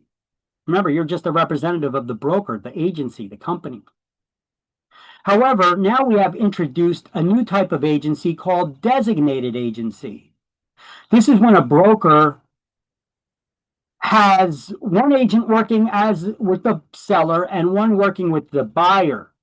The broker could actually designate that one agent that's working with the seller will only represent the seller's interest, and the one working with the buyer will only represent the buyer's interest, and neither of them should share any information or discuss any information that was told to them in confidence by their clients. So they need to keep separate. That's when the broker designates them, and then the broker oversees to make sure that both agents are keeping their things separate. However, the broker themselves is still acting as a dual agent because it's their company and they're representing both parties in the transaction. Their agents are representing both parties in the transaction, even though they assigned a particular agent to work only as the seller's agent and another one to work only as the buyer's agent. You guys follow? So that's what designated agency is, when the broker designates an agent to work only with one client in a specific capacity and another agent to work only in a specific capacity. So they're representing both clients. The company's representing both parties in the transaction. So the broker's a dual agent, while their agents that are working directly with the clients are specifically working with the seller or the buyer. Everybody get that? Everybody clear on that? How that works? Okay. It's not rocket science, but it does require to be explained there. And as long as you get it and you don't overthink it, it is really that simple. Okay. So that's the explanation that I have down here. I do have a question. Sure, shoot. I know that you want to be or to have the buyers or whoever you're representing, like their best interests. Yeah. So like when money comes involved, right? What do you say to both sides since you're representing both sides? Be a little more clearer with that question. Like let's say like if there's like a price for this house, this person wants to sell it for a higher price, but the other, like the buyer, wants to buy it for a lower price. Okay, What do you do in that situation? How am I working? As a dual agent. As a dual agent. Okay. Yeah. You cannot place one client's interest above the other. You cannot guide them as to what kind of offer to make, because you may have information that the seller will accept an offer that's maybe a little bit lower than their asking price. So you can't put one party's interest above the other. You can't favor one over the other. So you help that seller when there was no other party involved in this transaction, when you help them determine what the value of the property was when you did that CMA, when you got the listing, right? Now, when a buyer comes in the picture and you're working with a buyer, I know you really want that transaction. And you may be privileged to certain private information where they told you, hey, this is the asking price, but we may be willing to accept a little bit lower. You cannot give any kind of guidance like that that was told to you for the information that was told to you in confidence to the other party. You have to remain neutral. If you don't know how to keep a secret, don't work as a dual agent. Period. Okay? That's going to get you into trouble. That's going to get you into lawsuits. That's going to get you into trouble with the real estate commission. You must remain neutral. You got to tell them, well, Mr. and Mrs. Buyer, you want to make an offer on my listing here. I'm going to represent you as well as I'm already representing the seller, but I can't give you guidance on what kind of offer to make. However, I can do a CMA for you and show you what that property is going for. And then you will have to determine what kind of offer you want to make based on the properties that are similar to this one have sold. So I'm going to provide you with that data so that you can make an informed decision. But I can't give you guidance on what kind of offer to make because I'm representing both parties in the transaction. That would be illegal for me to do so. So should I just say they should just offer what they think the highest offer that they could offer right then? Yeah. There's a little saying that you should probably memorize, and you should tell it to everybody, whether it's you that's working as a dual agent, or if it's another person that's coming in from another agency that wants to make an offer on one of your listings. Okay, are you ready? This is what you should tell them. Make your highest and best offer, put it in writing, we'll present it to the seller, and see what they say.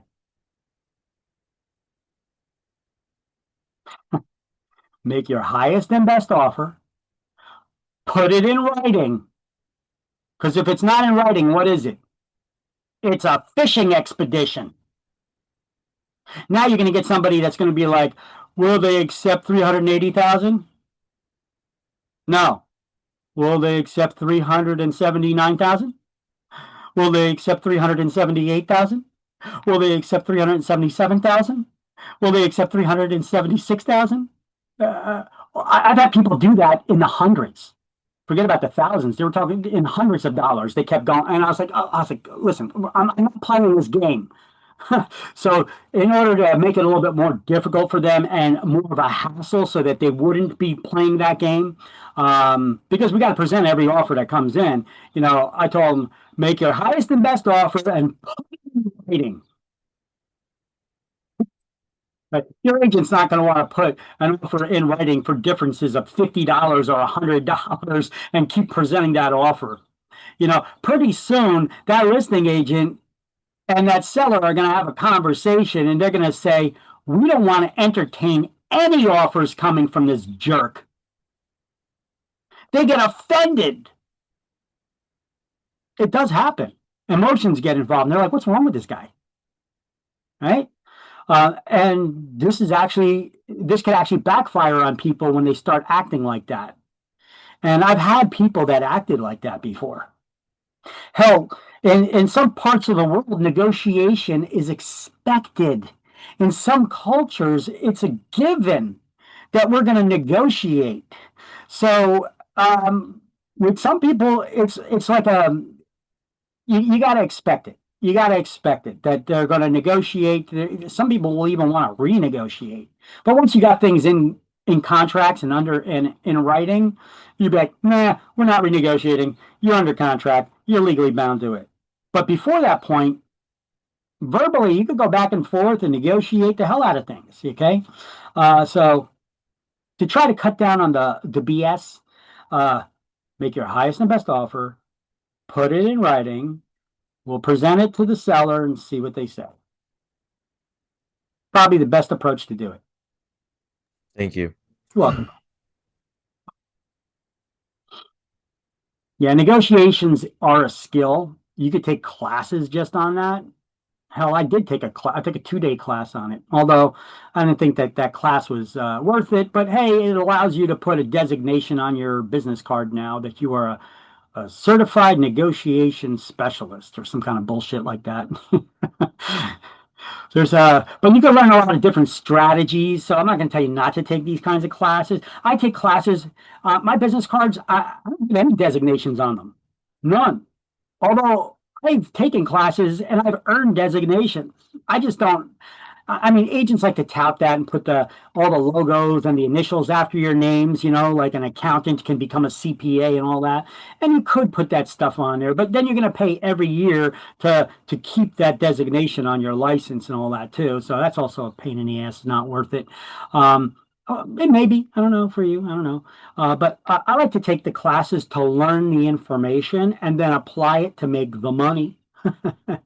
I don't care if I have a designation next to my name on my business card or my advertisements. All right. Everybody got these notes?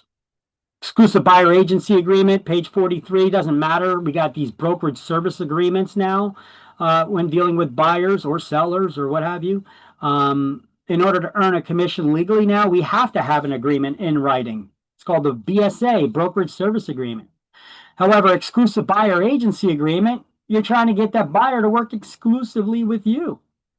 You want to work with a buyer, help getting them qualified for a loan, figure out how much they could afford. You're giving them all this coaching, trying to determine what kind of real estate that they're looking for, the different types of architectural styles, the areas that they're looking in, the ones that meet and match all their town criteria, locations, schools for the children, all that. You go through all this whole hassles and rigmarole, and only to find out that then you show them properties, you set up appointments, and then they put an offer in on one of the properties you showed them with another agent.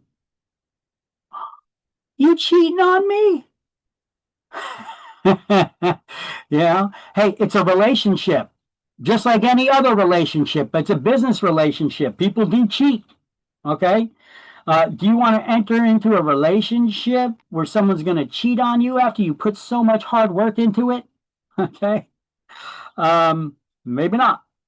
All right. Wouldn't it be great if you could put it in writing? Get it in writing that if they do cheat on you, there's consequences and they'll still have to pay you? Oh, junk. All right, I'm not trying to get anybody ideas for their personal relationships to put them in writing, although you can. It's called marriage. Then again, there's always ways around that too, prenuptial agreements.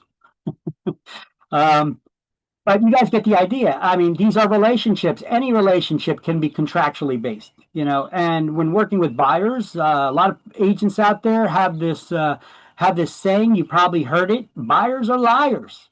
No, they're not. You're just not listening good enough. I mean, I guess in some situations they can be liars, but mainly you're not listening enough to hear close enough what it is they're looking for. They get frustrated and they go with other people. Then again, sometimes they try to waste your time. Maybe their best friend is a real estate agent. They told you, hey, go find another agent to go show you houses. When you find one you like, come back and I'll put the contract together with you. Not very ethical thing to do. They should not be doing that.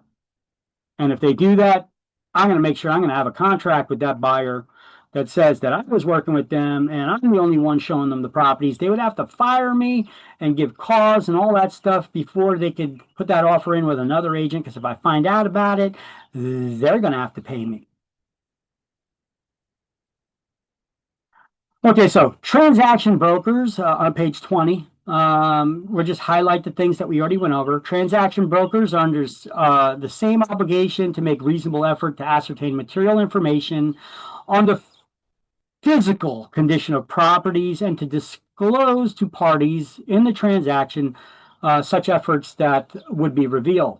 Under certain unusual circumstances, a broker may act as an agent for one party and as a transaction broker for the other, such as when one party refuses to offer disclosed dual agency.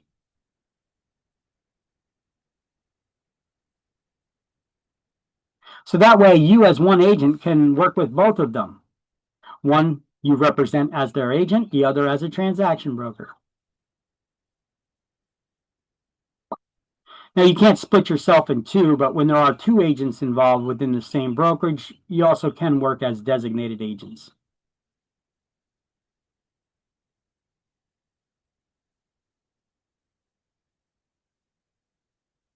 Okay, everybody good? So that CIS form, first document you give to anyone you intend to do business with. It's required for residential. Yeah. You guys should snap a picture of this slide. It's good. It's a good notes put together, assembled for you here. CIS, Consumer Information Statements. I got the little note here that there's a sample one on 46 and page 47. However, it's been updated because there's now designated agency. And the newer form requires signatures on it. In the past, we just needed to give it to people and explain it to them. But now we have to get them to sign off that they received it. And here is a link to the version, the new version that you can get. Here, I got it in our shared Google Drive. Here's the newer version. Shows you seller's agent, buyer's agent, disclosed dual agent, designated agent that they added on there now too, and the transaction broker. But there's no checkbox anymore as to which way you'll be working with them. It's just an explanation of the different ways we could work with them. And then we'll, if we're working with a seller or a landlord, we fill out this part. If we're working with a buyer or a tenant, we fill out this part. Okay, so here, let me show you that link to that document from the shared Google Drive.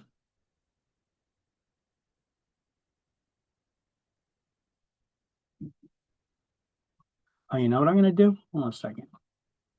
I got a link yesterday where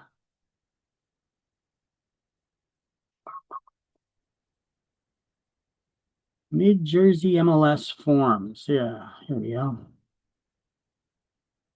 So in the Mid-Jersey Association of Realtors, formerly the Middlesex County Association of Realtors, formerly the Central Jersey Association of Realtors.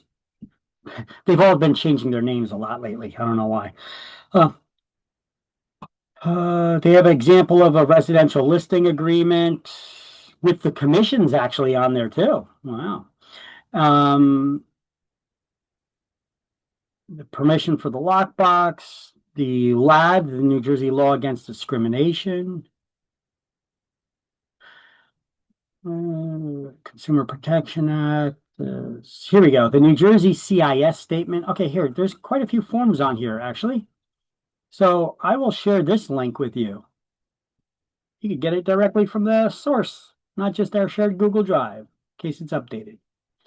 All right. You could also get this from another resource. When you guys become members of the State Association of Realtors, NJR, New Jersey Realtors Association, they dropped the word association. It's now just New Jersey Realtors. You get access to the electronic contract form system. Now, you may or may not use that, depending. Maybe your brokers have their own contract form systems that they use. But I created a shortcut to get to it because it's a longer name. It's like njrealtor.com/zip form or something like that. I just created a link. I bought a domain because I own a lot of domains and I just point them to stuff. So I just bought a domain called njrforms.com. And it takes you directly to the contract form system for the state that you will have access to when you become a member. So njrforms.com, boom, takes you right there. Shortcut, easier to remember, right? And look, you log into Zip Forms from there. And it has all of these disclosures, the sales contracts, lease agreements, all those disclosures.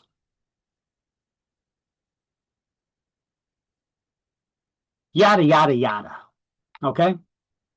So there's another resource for you. See, it takes you to njrealtor.com/zipform, even though we just typed in njrforms.com. It's an easier way to remember it. Don't worry, I'll show you that contract form system when we get there.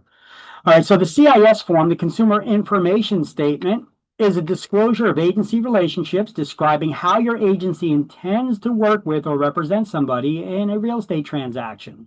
So you could get it, that latest version right there, or you could get that other version, which I said here. Let me make that modification right on the slide.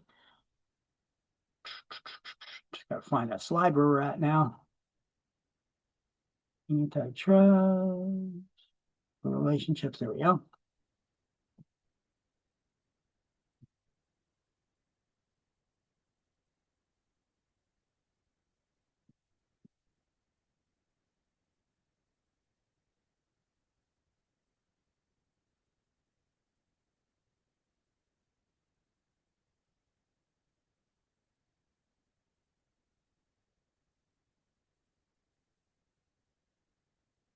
Da, da, da, da, da, da, da.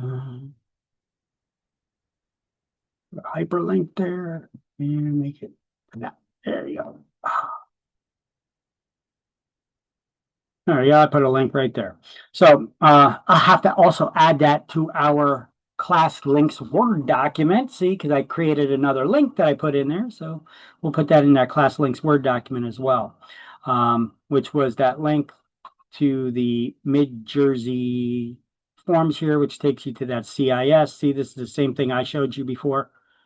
This is that, oh, except this one's fillable. Look at that. Hey, there you go. You can type in it. Yay.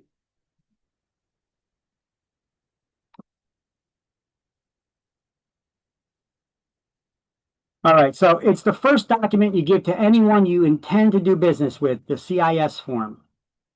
Who do you give it to? It's not a trick question. Anyone you intend to do business with for residential, okay? Before any discussion of the motivation or financial situation is initiated. It's only required for residential transactions, and it must be given to owners, buyers, or tenants. It's not required for short-term rentals less than 125 days, which are considered seasonal rentals, or for commercial transactions or multi-unit apartment buildings above 4 units. Now, if you're going to choose to customize these forms and print them on a paper that you could fold into a brochure, you cannot change the wording and the minimum font size. The law actually stipulates that the minimum font size can be no smaller than 12 points, so that people don't have to bust out with a magnifying glass to be able to read it. Okay. Now that would be difficult. The older version, it was okay because it was 2 pages. You could put it on legal size paper, fold it, and have a brochure. This newer version, it's 3 pages long. I'm not sure how you do that. So probably not going to be able to do that right now. All right, so this is a notice that came from the Real Estate Commission. You could even see it's published on the Real Estate Commission's website if we were to click on it here. And we go to the Real Estate Commission's website. What was that about? Once again. Yeah, here we go. About the, no, it's about the CE.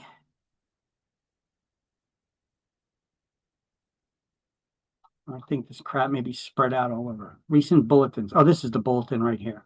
So you'd have to click on this and it'd open it up. Instead, I already got it here on the slide. This is that same bulletin, 24-11, coming from the Real Estate Commission. It changes the New Jersey Real Estate Broker and Salesperson Act, licensee business relationships. It created designated agency now in New Jersey. The consumer information statement has been modified. It requires brokerage service agreements now. And the property condition disclosure statement also had some changes to it. This is a document we give to sellers to fill out when we get a listing, where they disclose any improvements or issues and problems with the property that they're selling. It discusses the broker's compensation, and it requires now signage to be at open houses that tells the big dummies out there that walk into an open house that we're representing the seller already. But we could also represent you. But as of right now, we're only representing the seller. Okay, if that was not clear and obvious. So these are actually links to those that signage, and a new continuing education requirement that requires that additional hour of agency. So we have that 12 hours of CE, but now we have that additional hour of agency now too. So here is the actual rec bulletin, that 24-11. We could click on that and open it up. It's also available here. Let me see this. Oh no, this is the new CIS. All right, so let's click on the bulletin. The bulletin is just about the law. See this bulletin 2411 to real estate licensees and other interested parties about all kinds of changes in the law. And this was sent out to brokers and posted on the Real Estate Commission's website. This is why I told you you should check in on that Real Estate Commission's website often. Now, there's also an interesting article I got in my email last night about, what is it about? Hold on one second. Let me go to my email without you guys prying. Let's see.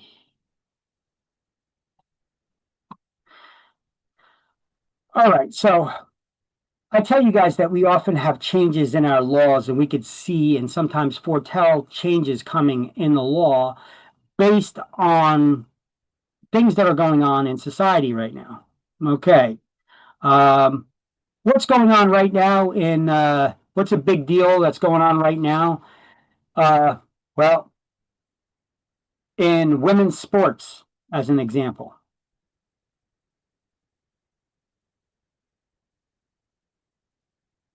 I'm gonna have you guys say it because I don't want to put words in anybody's mouth. I don't participate, so I don't know. In women's sports, you know? If you did, you would have to identify that way, right?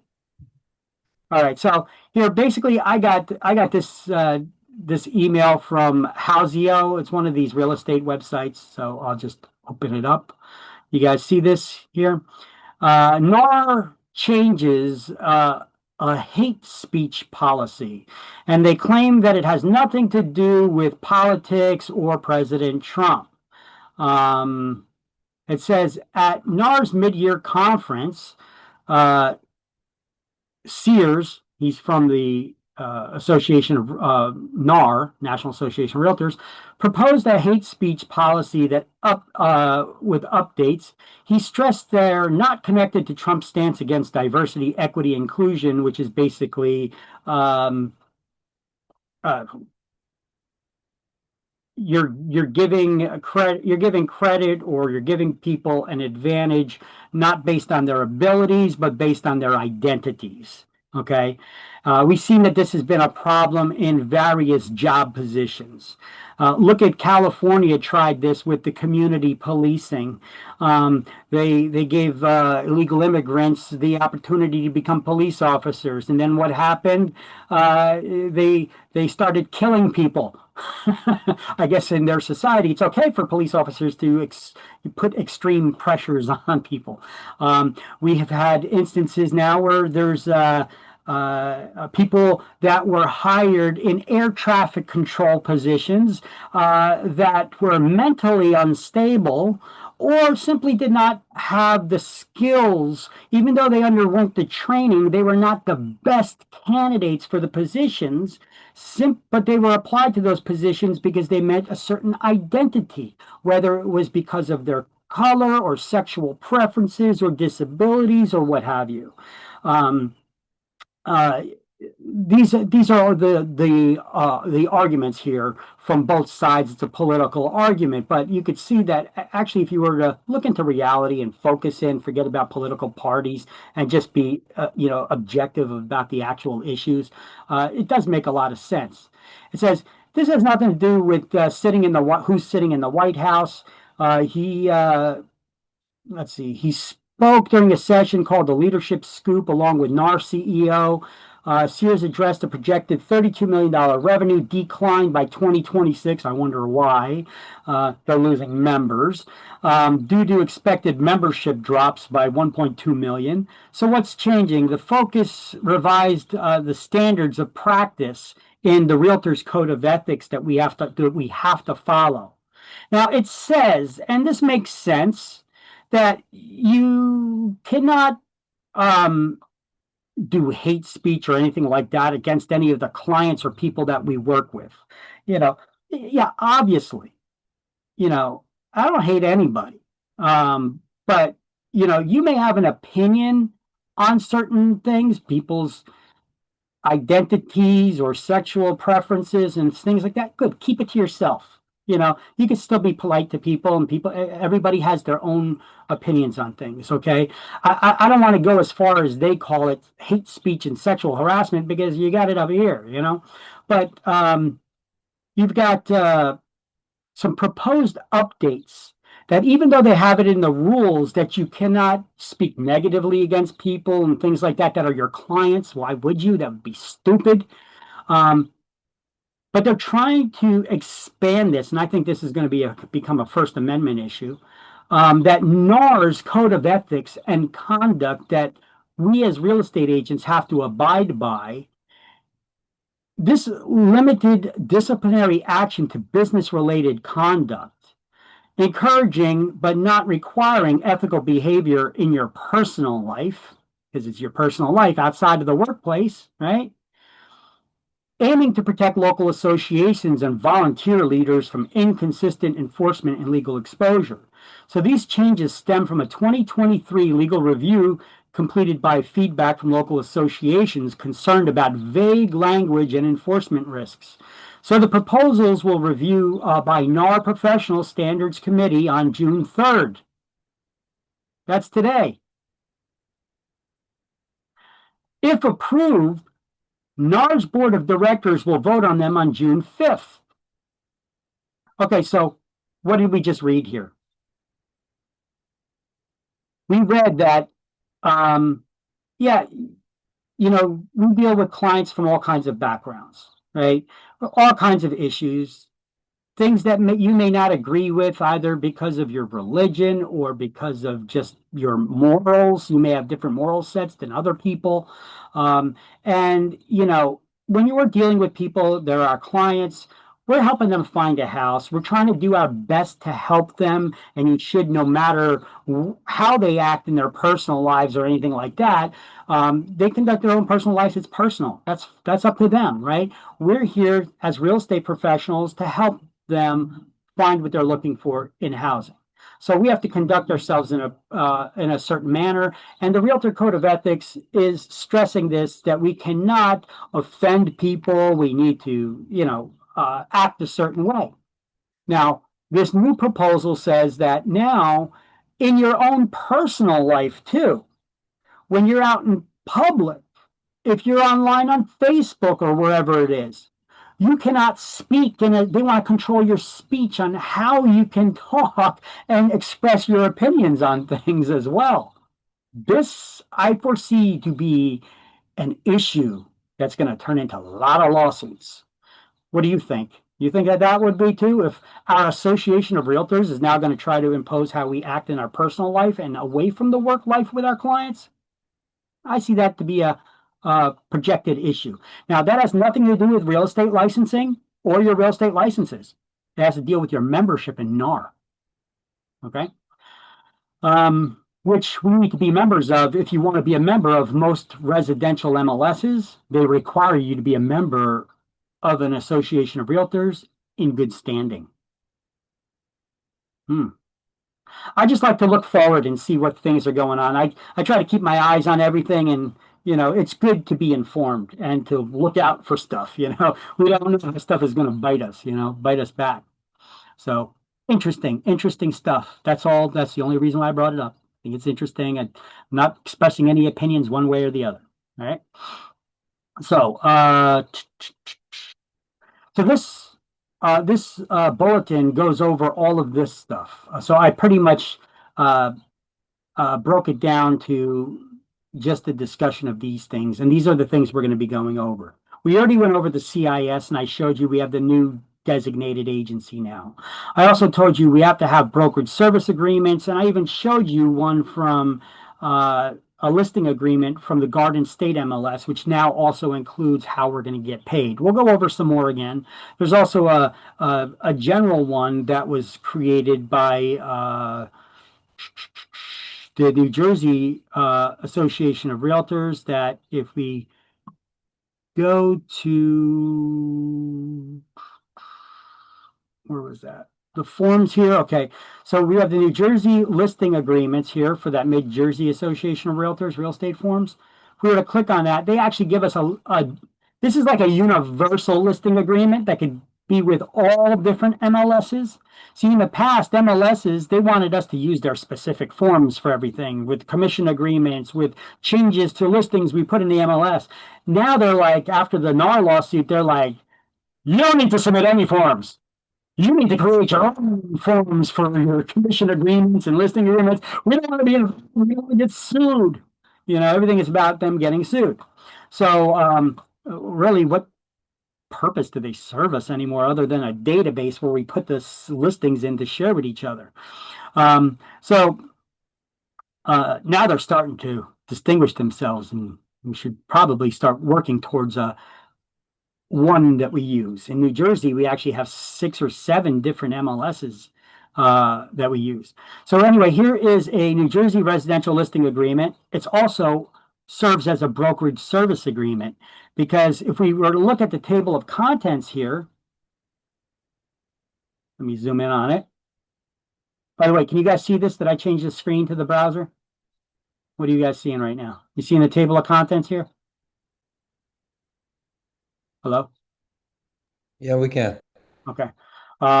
So here they show in consideration the terms, the broker protection clauses, the commissions, commission splits, and all that. So this actually is a brokerage service agreement as well as a listing agreement.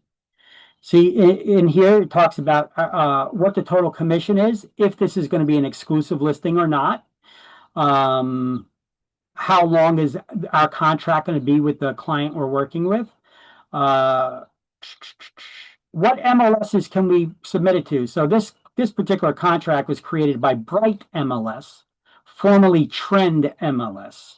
But you could also add other MLSs you could type in here. So this could serve for multiple listing services that we use. And it goes over a lot of different issues in here, which is actually a pretty good contract. I just don't like the way it's formatted, but it's a pretty good contract, covers a lot of issues. The commissions, the commission splits, if they're allowing us to split a commission, a broker protection clause. So if a listing expires, but somebody we introduced to the property puts an offer in on a contract in on a property that we introduced them to, but our listing already expired, are we still entitled to that commission? Yes. And all kinds of other, the representation, how we intend to represent somebody, how the commission split is going to be served. Are we going to allow working with sub-agents, buyer's agents, or transaction brokers, and how much the commission split will be offered to them?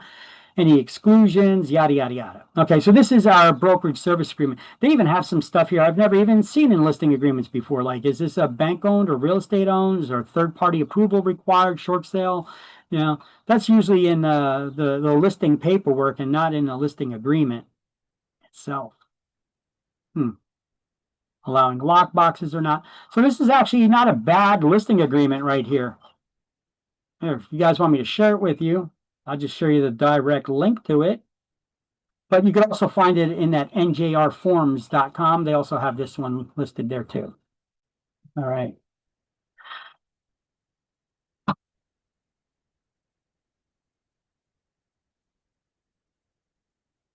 So on here, I'm going to put that as the brokerage service agreement and listing agreement.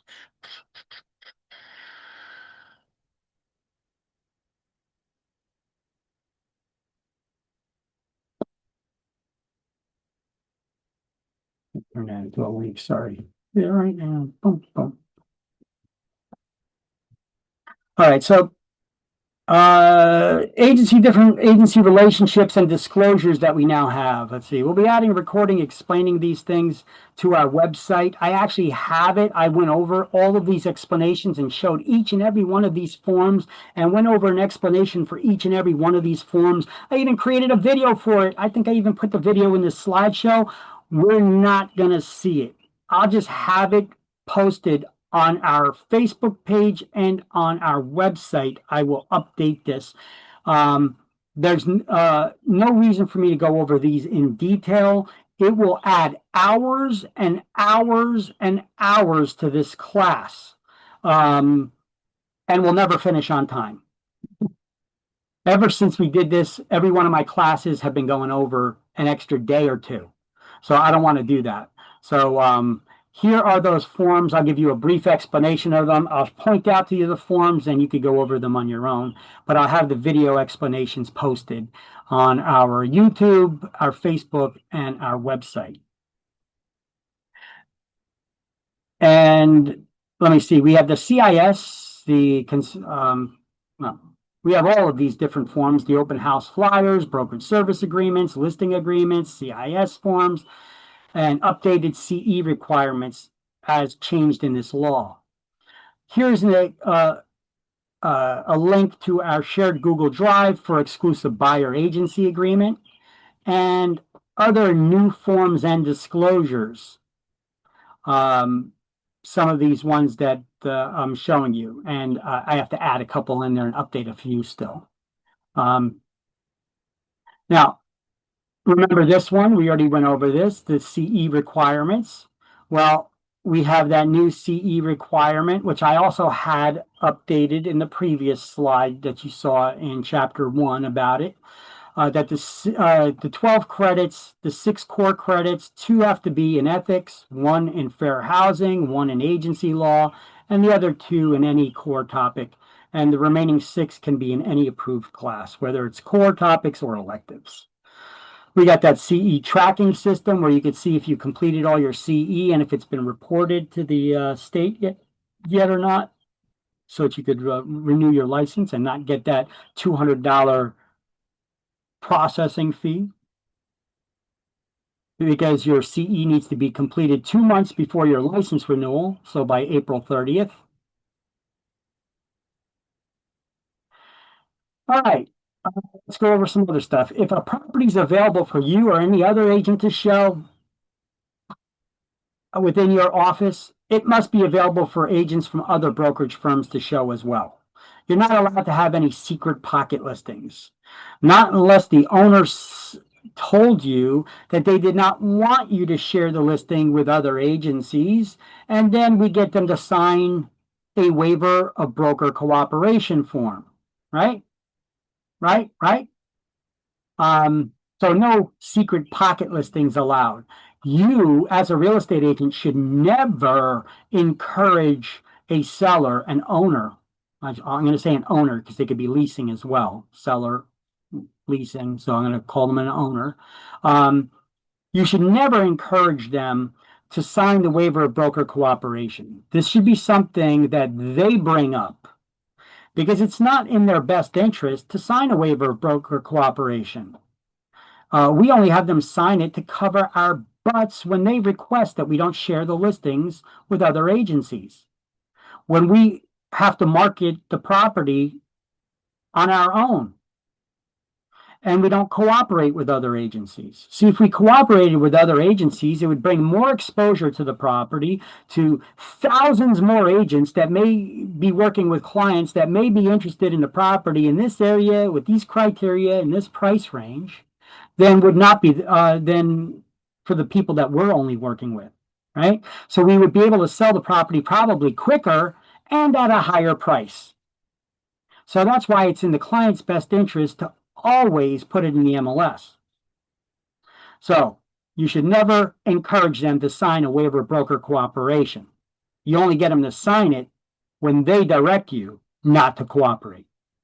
Okay? Now those coming soon listings, anybody ever hear those coming soon listings or even see the sign coming soon? That's one of these Bravo, HGTV, fix this, flip that things that came about and became popular now in real estate to try to build attention to a property that's not yet been marketed for sale.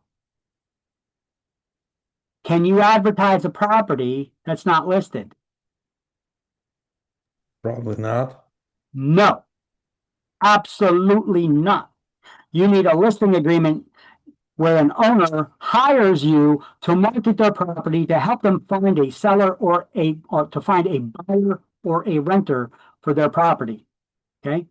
Coming soon listings are after you have that listing agreement. All it is a delayed showing where we're not going to introduce it to the public yet, other than telling them it's coming soon to try to build anticipation and people are going to want to see it. That's all it does. All right. Now, if you have a coming soon listing and it's not available for others to show yet, you can't show it either, even though you're the listing agent. You can't introduce to any buyers that may be interested in it, and neither can you can't do any office caravans or anything like that. Okay. Here, the Garden State MLS created a form specifically for these coming soon listings. I got a link to it here, but on the next slide, I actually have the form, and this is it. Okay.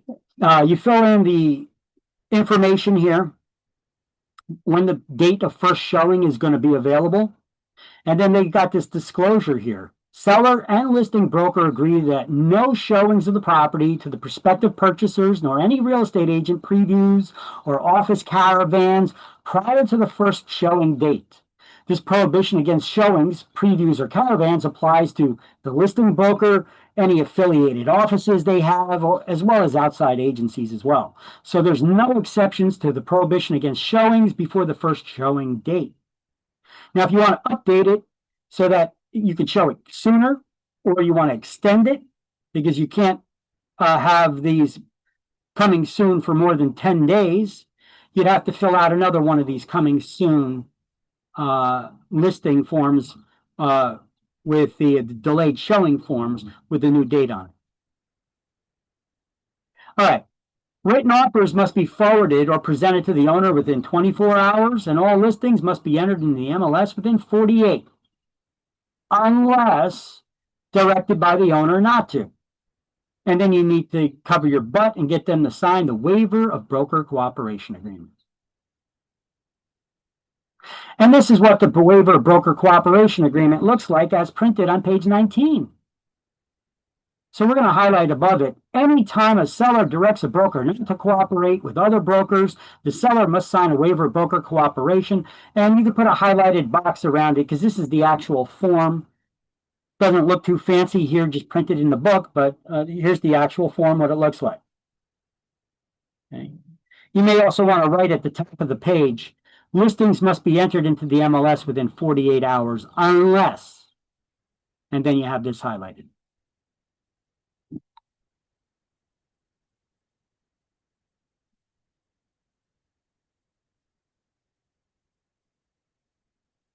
Now, I like to use an older version of this form that was created by the Middlesex County MLS.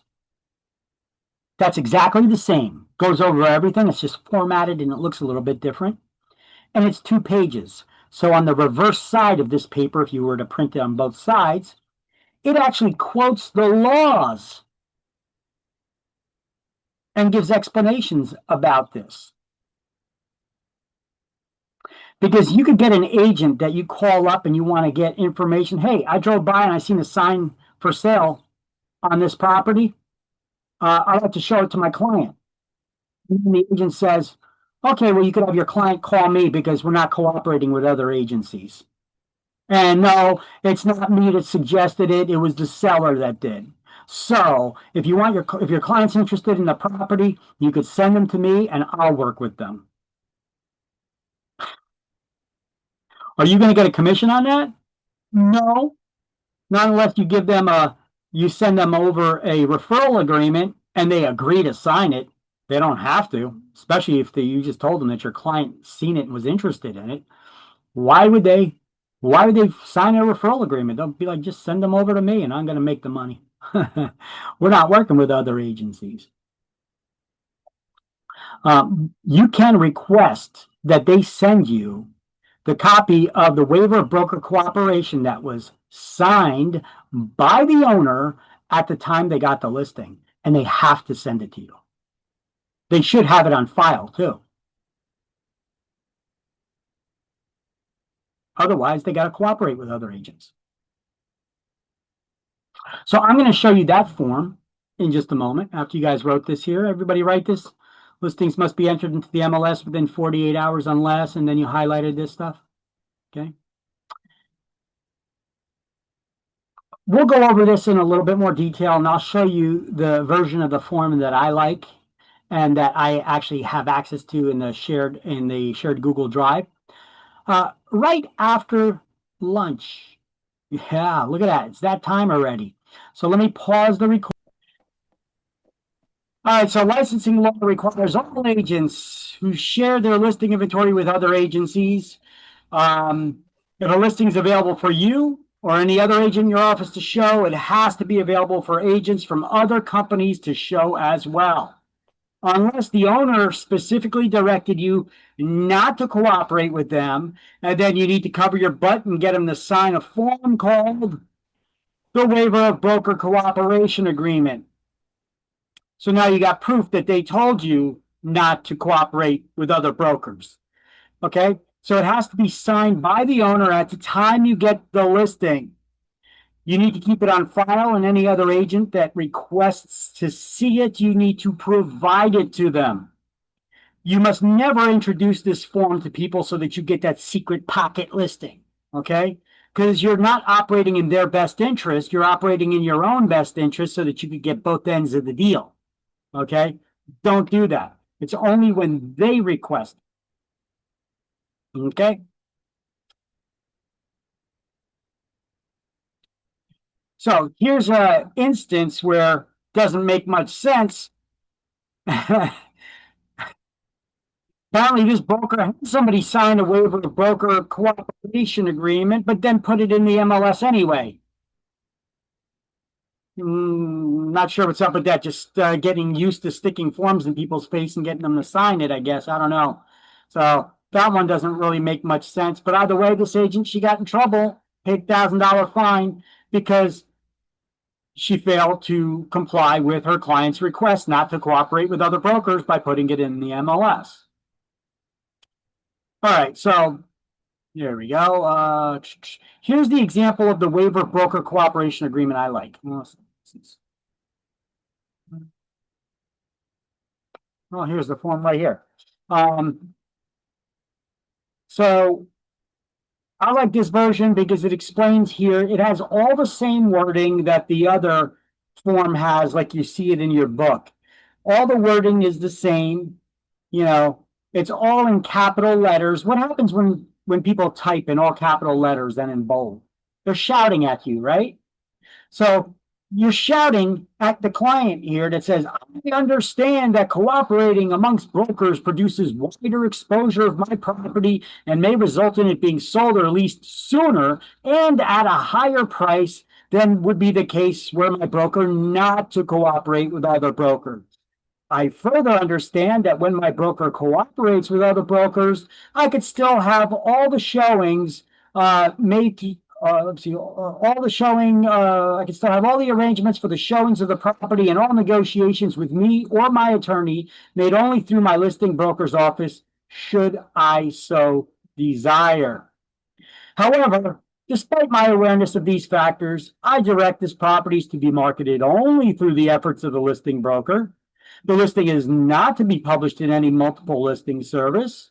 I will only consider offers on this property which are obtained by and will only allow showings of this property to be conducted by the listing broker or their duly authorized representatives. This is what the waiver of broker cooperation agreement says. So the listing broker is hereby directed not to cooperate with any other broker. And by putting that listing in the MLS, that's how we cooperate with other brokers. Right? We share our listing inventory. We allow them to set up appointments and go show the properties. And that's not considered an unreasonable restriction on their showings, by the way, requiring people to set up an appointment to go see the listing and not just go direct.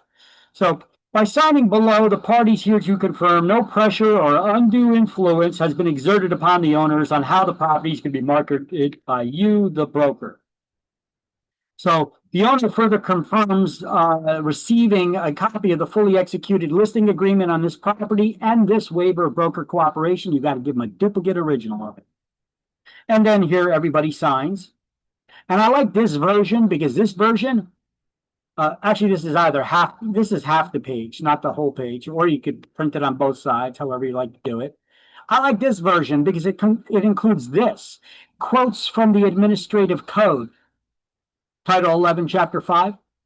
Those are the rules of the Real Estate Commission that state the obligations of licensees to the public and each other, that we have a property available for us to show. It must be available for agents from other agencies to show as well, unless directed not to do so in writing by the owner. And then you need to have them sign that waiver of broker cooperation agreement. Okay? So the obligation to fully cooperate with other licensees includes the requirement that listing brokers put the listing in the MLS within 48 hours. And any written offers that come in, we need to submit them over to the other side within 24 hours. And place no unreasonable restrictions on showings, making it difficult for people to set up an appointment or go see the property. Having them have to make an appointment first is not an unreasonable restriction. All right, so all requirements imposed by this obligation to fully cooperate shall be complied with on all listings unless the client, your principal, with full knowledge and all relevant facts expressly relieves the broker from one or more of those requirements. And then they get you this, and then they sign this waiver of broker cooperation agreement as your evidence for that. And then you need to be able to show this. Such writing shall be signed by the owner and made as an attachment to the listing agreement. Such writing shall be made available for inspection by other brokers upon request. So this is an exclusive listing that only your agency can show. I need to see that waiver of broker cooperation agreement. That other agent has to send it to you. All right. So here we also have the exclusive, new exclusive and designated buyer and tenant agency agreements. I got links to them. These are all links to these direct files that are in our shared Google Drive, including this open house sign that's now required. If you're going to do an open house, opening the house to the public for people to come off the street, walk in and see the house, you got to have this sign that basically tells them, hey, numbskull, you're walking into an open house. I'm representing the seller, just in case you didn't know.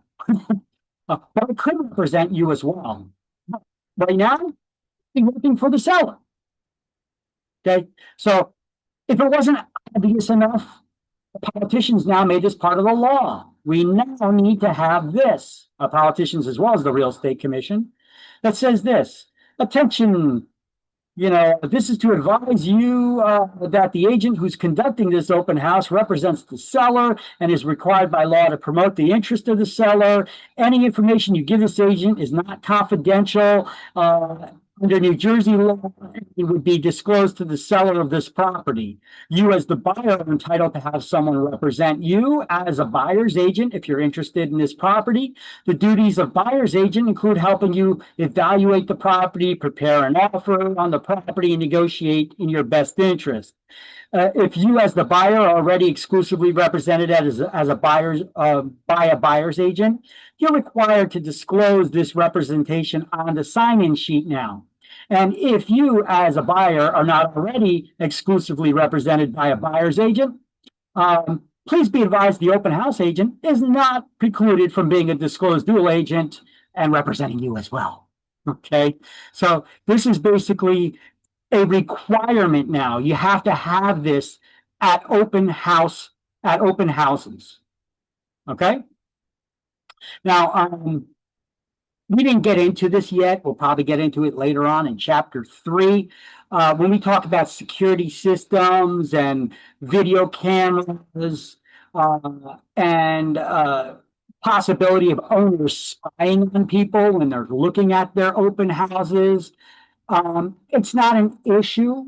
They're allowed to have security cameras. However, to avoid violating wiretapping laws, if they also listen to audio, you should also have some sort of a sign there that says audio and visual recording in progress on these premises. Otherwise, if you're listening in on someone's conversation that you're not a part of, you're violating state and federal wiretapping laws. Now, is somebody going to sue you on that? Are you going to get in trouble for that? Can somebody prove that? It's difficult to. You're probably not going to get brought up on charges for it. But to try to prevent any issues ever happening, it's also good for you guys to create a sign or have a sign displayed like that that has that wording in it as well. All right. We'll get into that stuff in the next chapter, chapter 3. Oh, look at that. I'm showing you this. I'm reading you the sign, but I wasn't showing it to you. I'm sorry. Here's the sign right here. You guys got to tell me. Remember, I keep telling you, if what I'm reading to you, you don't see on screen, you got to tell me so that I could put it on screen for you. I got a bunch of windows open here. Okay. So this is that sign that I was reading off to you. This one was just branded by All Jersey MLS, but you could brand it with your own company's logo if you want. This was a sign that was created by the Real Estate Commission, I guess, that made it available for all of us. Okay. So I have all these documents, these informed consent to designated agency for seller, landlord, buyer, tenant, exclusive buyer agency agreements, exclusive tenant agency agreements, these open house signs. I have them all available, samples of these on the shared Google Drive. I also gave you the link to NJR forms. If you're a member of the Realtors Association, you'll have access to all of these, as well as those from the Garden State MLS and the Mid-Jersey Realtors Association. All right. So, any questions? No, we're good? Okay.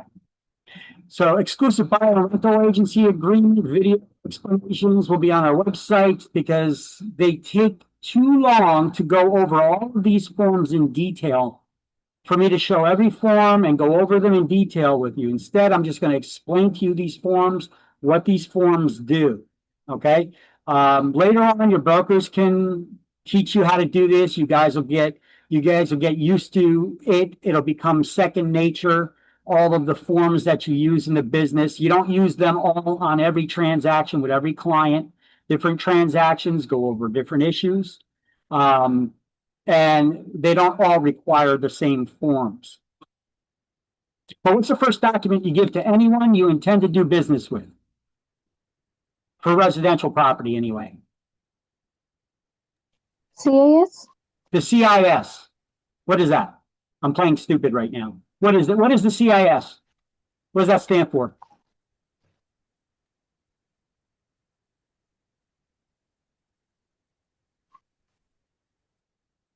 Come on, guys. Anybody can answer this. Anybody can chime in. It's a consumer information statement. What are we informing the consumer about?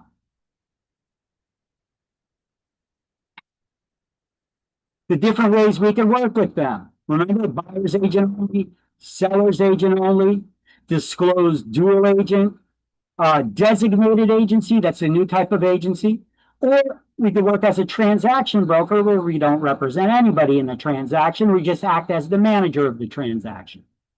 But we don't have those legal obligations that we owe to our clients.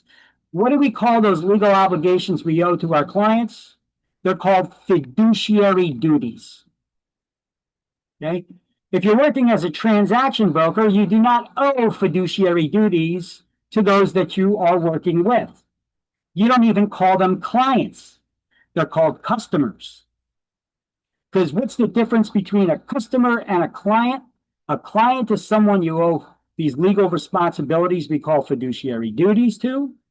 And a customer is someone you just need to treat fairly and honestly. You do not owe fiduciary duties to them. Now, what are the fiduciary duties, these legal responsibilities? We're going to learn about them in the next chapter, chapter 3. Okay. But just be aware that there are these legal responsibilities that you owe to people to represent them. So if you're working in the capacity of an agent, buyer's agent, seller's agent, disclosed dual agent, or designated agent, what do you call the person that you're working with that you owe fiduciary duties to? Customer. They're called a client. Okay. Client. Okay. A customer is when you're working with them as a transaction broker, or it's another agent's client. Who are they to you? You don't owe them fiduciary duties.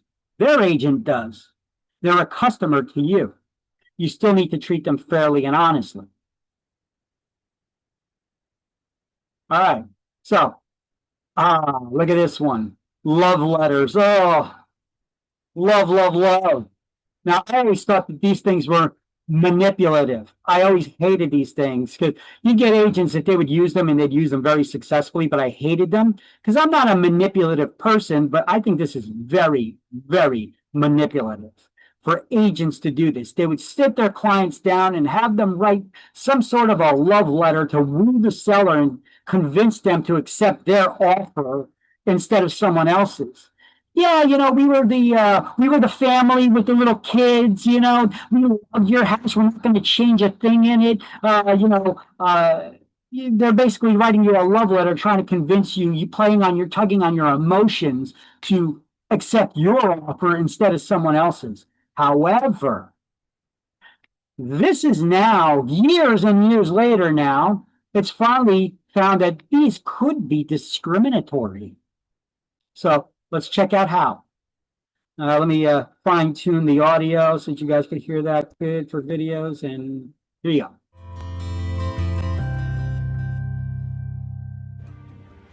Hi, I'm Charlie Lee, Senior Counsel and Director of Legal Affairs at NAR. As buyers compete in a hot real estate market, they are searching for ways to stand out from the crowd. One method being used is to send a love letter to entice the seller into choosing their offer. While a love letter may seem innocent, they can raise fair housing concerns and risk exposing both the real estate broker and their clients to legal risks. The Fair Housing Act makes discrimination illegal in the sale or rental of housing and prohibits making housing otherwise unavailable because of race, color, national origin, religion, sex, disability, or familial status. Many states and local governments have their own fair housing laws, which can include additional protected categories. The use of a love letter often presents fair housing issues because they often contain personal information about the buyer, such as their race and culture or traditions, as a way of appealing to the seller's emotions. Some buyers even go as far as sending sophisticated packages that include photographs and videos. For example, a buyer might send a letter with a photo of their family around a Christmas tree. As a result, the buyer has revealed their religion, which is a prohibited basis for a seller to base their decision to reject an offer. While it may not be the buyer's intent for the seller to use this information to discriminate, that is essentially the position that a love letter can place the seller. When considering that the information cannot be easily forgotten or unseen, a love letter may ironically cause the seller to be fearful of selecting the buyer's offer because of potential discrimination issues. Therefore, real estate professionals should advise their clients about the risk of love letters and, at a minimum, stress the importance of avoiding including any information in the letter that could be used to legally discriminate. But of course, even a photograph of the buyers could lead a seller to give preference to a buyer or reject them based on race or other background. Fair housing is a high priority throughout the country, and states are closely monitoring the practice of love letters. In fact, just recently, Oregon enacted a law to take effect on January 1, 2022 that bans the use of buyer love letters. Here are some best practices to consider when it comes to love letters. At the outset of the relationship, speak to your client about the risks of buyer love letters and the potential fair housing issues they raise. Remind your seller client that an offer should be assessed based only on objective criteria such as price and timing. If your seller client insists they want to receive buyer love letters, advise them to consult legal counsel and to document their decision-making process in selecting an offer. Avoid helping buyer clients to draft or deliver love letters. Be sure to warn them against revealing any personal information that could raise fair housing issues. Counsel them to focus on the characteristics of the home or other objective information. Lastly, help your buyer clients find other ways to differentiate themselves to win the property. Beyond offering more money, the buyer may consider offering more flexibility with the closing date, additional earnest money, or waiving other contingencies that may appeal to the seller. Thank you for watching this episode of Window to the Law. So there you go. Look at that. The buyer's love letters, manipulative and now discriminatory.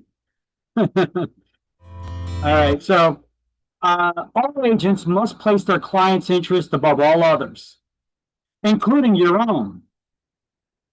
However, they have an obligation to treat all parties fairly and honestly and make reasonable efforts to obtain material information about a property. We're going to learn what that term material information means and disclose it to each other. Seller's agents must disclose any potential buyer's material information about the physical condition of the property, as well as any other information a reasonable buyer would consider important before proceeding. Likewise, buyer's agents have to make reasonable efforts to make sure that the buyer is financially capable of purchasing. So material information is usually about physical information, the physical condition of a property that a buyer would consider important and want to know before proceeding, okay? Now, there is also material information that the seller would find important in the buyer, but it's usually not about the physical condition of something. It's usually about their financial ability to pay. So if a buyer's having trouble obtaining financing, we need to treat them fairly and honestly and let them know that the seller's side that we're trying to obtain financing, but they're having a little trouble with that right now.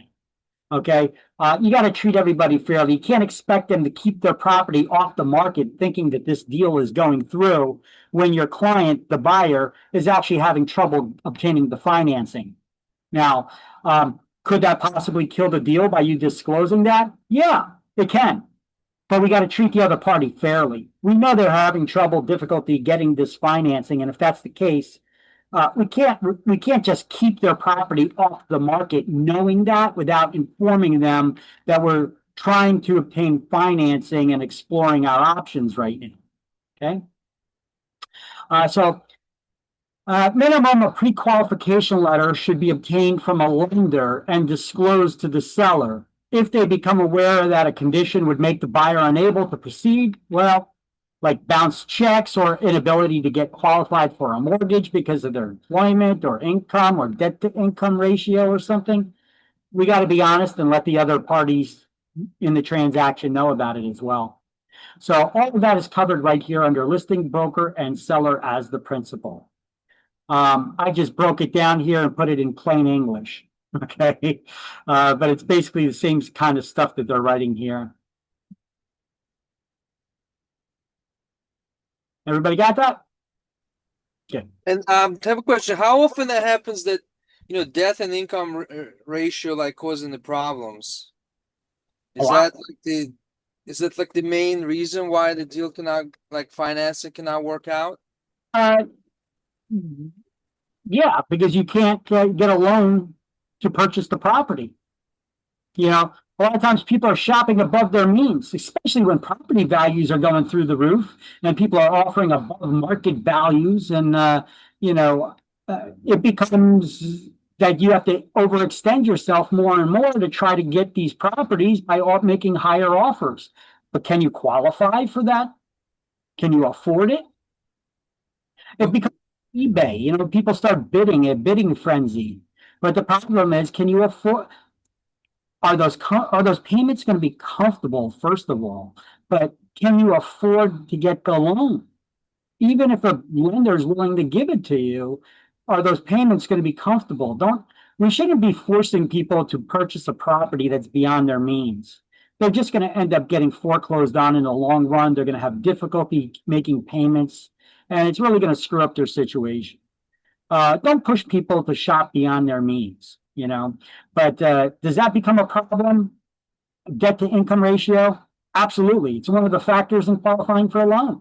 Just like, do you have the money for the down payment? Different loan types have different down payment requirements from the lender. So does the So buyer? the qualification letter, like that solves that problem? So you get the letter from the bank. Is it possible that that income ratio will come up after the fact? Or once you get the letter that you feel secure and you can go through the transaction knowing that's what they can afford to pay, or something can change still? That's the bare minimum, a pre-qualification letter.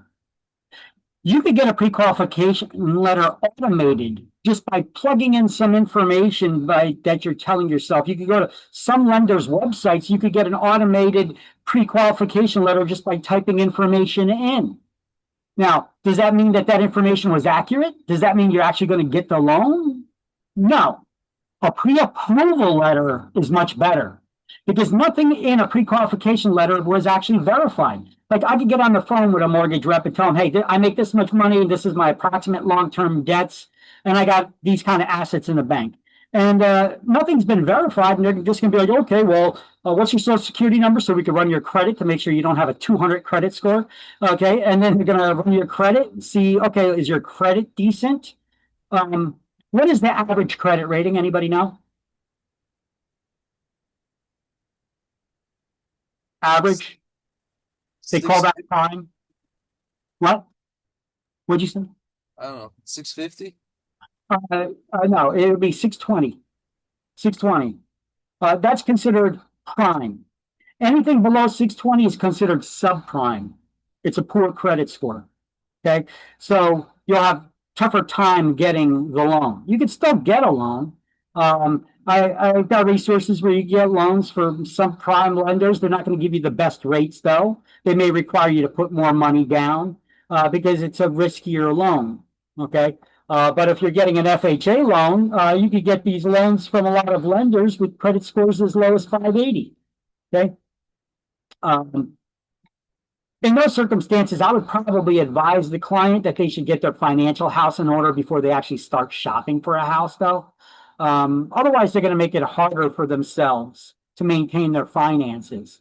You know, now that's more of a moral dilemma for you to decide what you want to do there. Just push for them, sell them anything, know they'll probably get foreclosed on, or just so you get a sale, or you should give them some good advice. And if they still want to go forward, hey, that's up to them to do. That's their option, you know. But I like to give people a little bit of advice on how that they should handle their finances if they don't know how to do it great themselves, you know.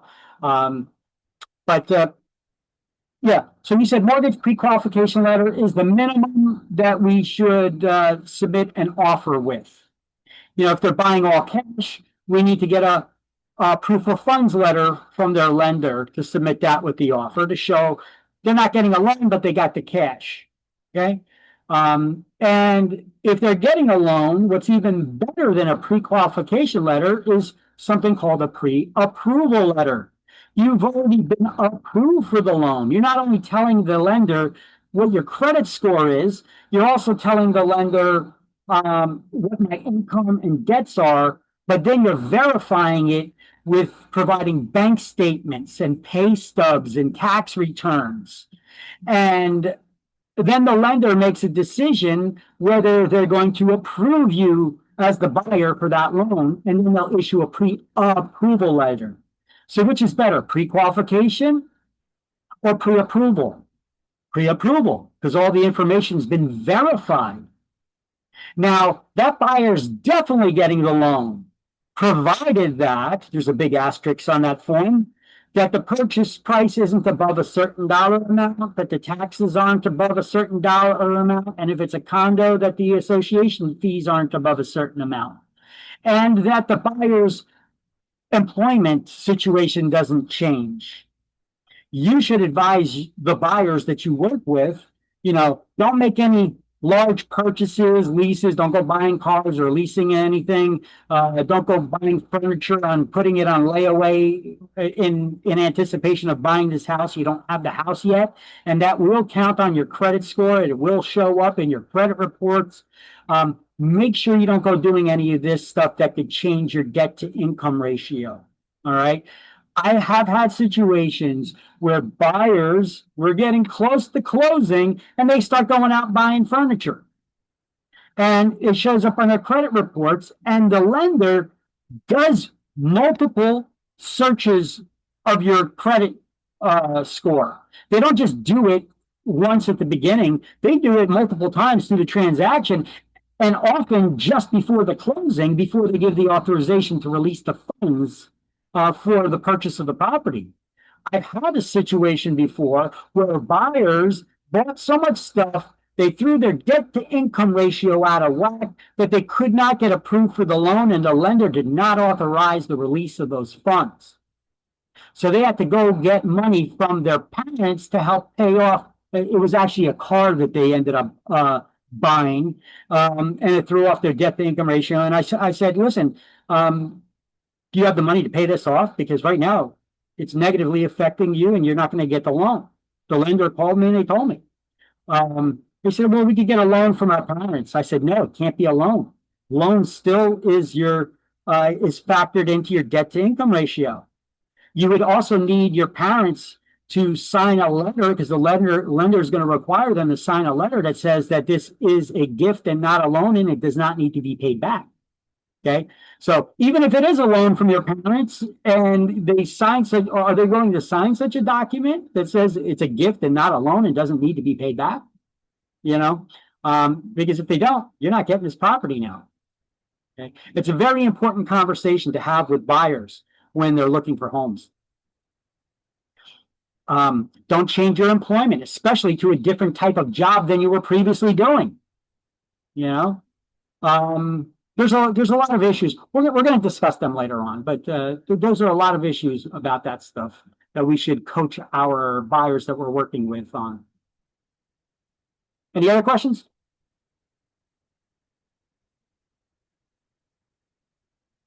Yay, nay? We're all good? All right. Yeah, I'm good.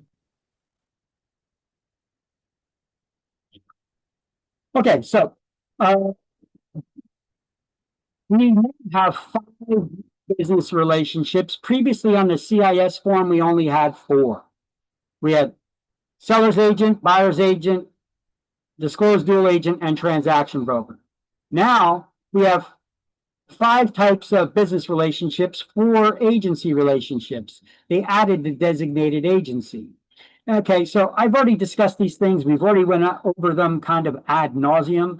I just have them here all on one slide with explanations of what they are, with actually links to the updated forms on them if you would like.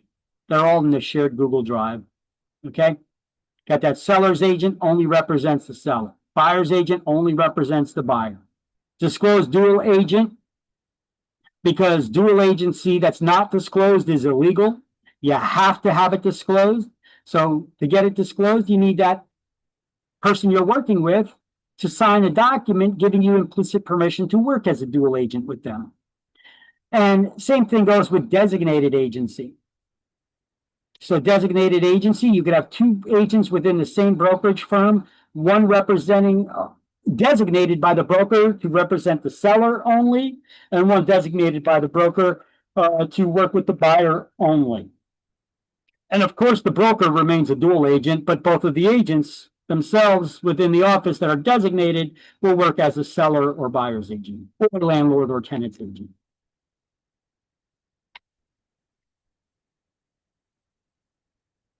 All right, so transaction broker, on the other hand, when talking about broker business relationships, there's nothing in the law that requires somebody to work in the capacity of an agent.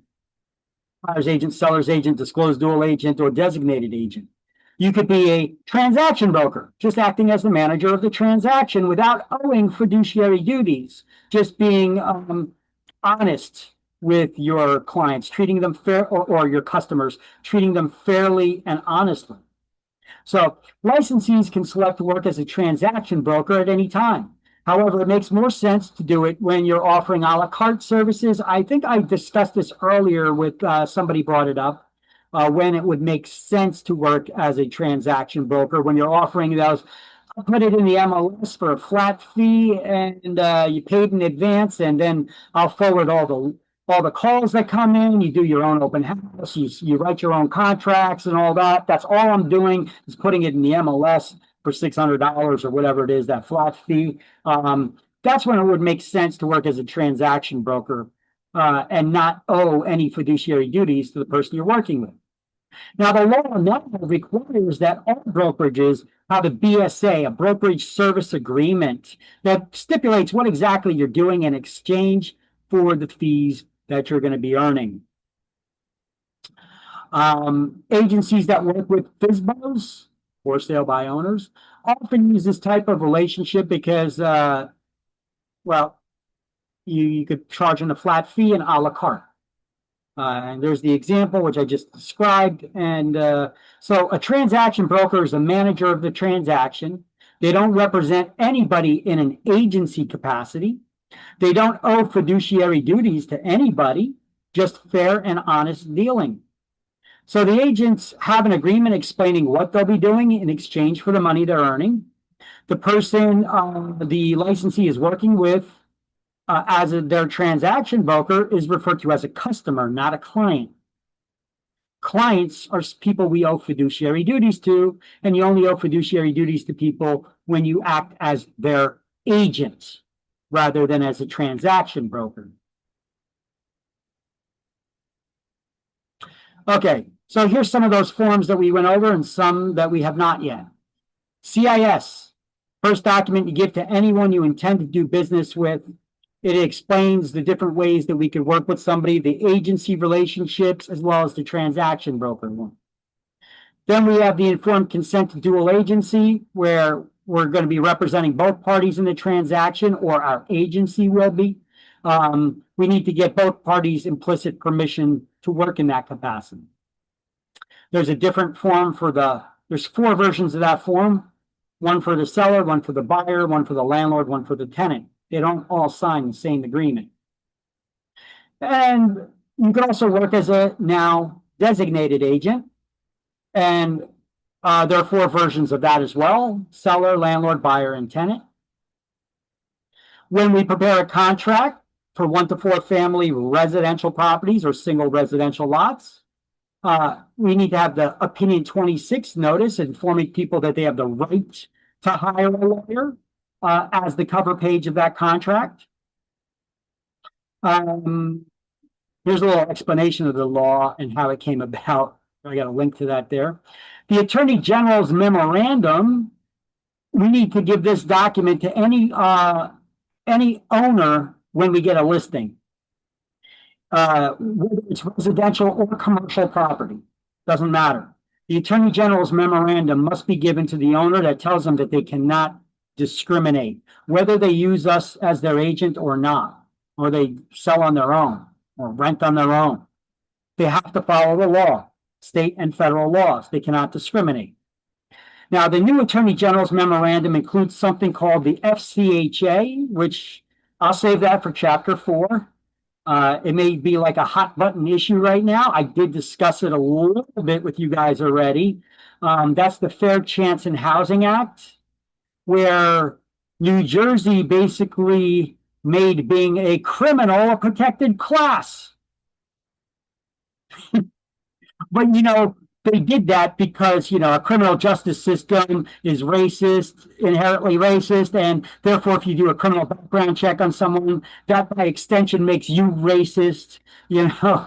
So you can't do criminal background checks on people until you first make a conditional offer to rent to them, conditional on the background check, but you can't tell them that until you make the offer to them. And then you could tell them So you got to first agree to rent to them and then tell them that it's based on a condition, based on a criminal background check. Okay. We'll go over that in chapter 4. I don't want to go over that now. That's a discussion and a half. The lead hazard addendum, this is for any property built prior to 1978. We need to give a federal lead paint disclosure to the, it needs to be filled out first by the owner of the property and then provided to any buyer or renter for a property that was built prior to 1978. We also need to provide a lead hazard pamphlet that explains to the consumer what are the hazards in lead.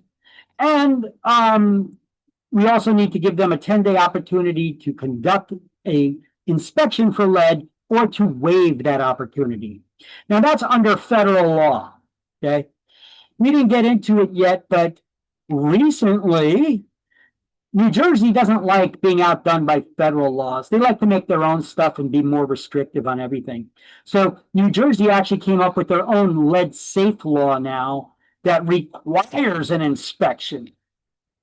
See, the lead hazard, the federal law only requires the seller to fill out a form disclosing any knowledge that they may or may not have about lead in the home and any reports that they may or may not have for any inspections that they may or may not have done.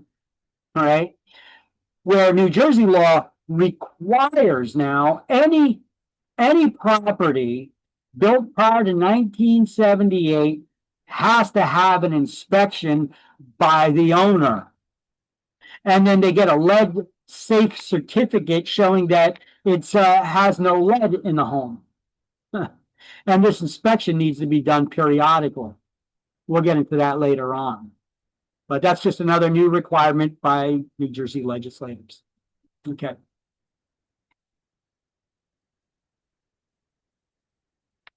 Exclusive buyers agency agreements and procuring cause.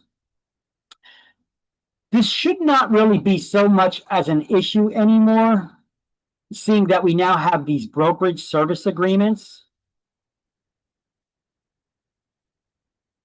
But it'll probably still be on exam. So let's go over it anyway here.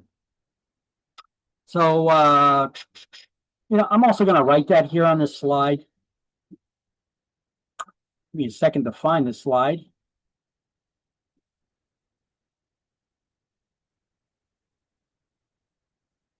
There we go.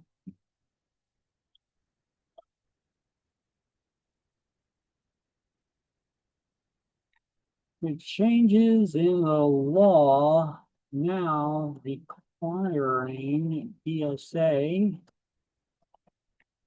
brokerage service.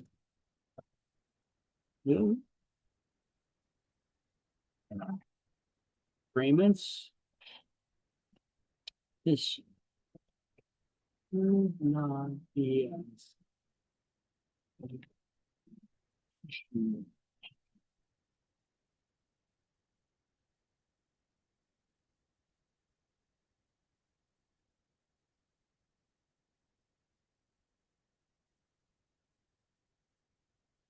all right, so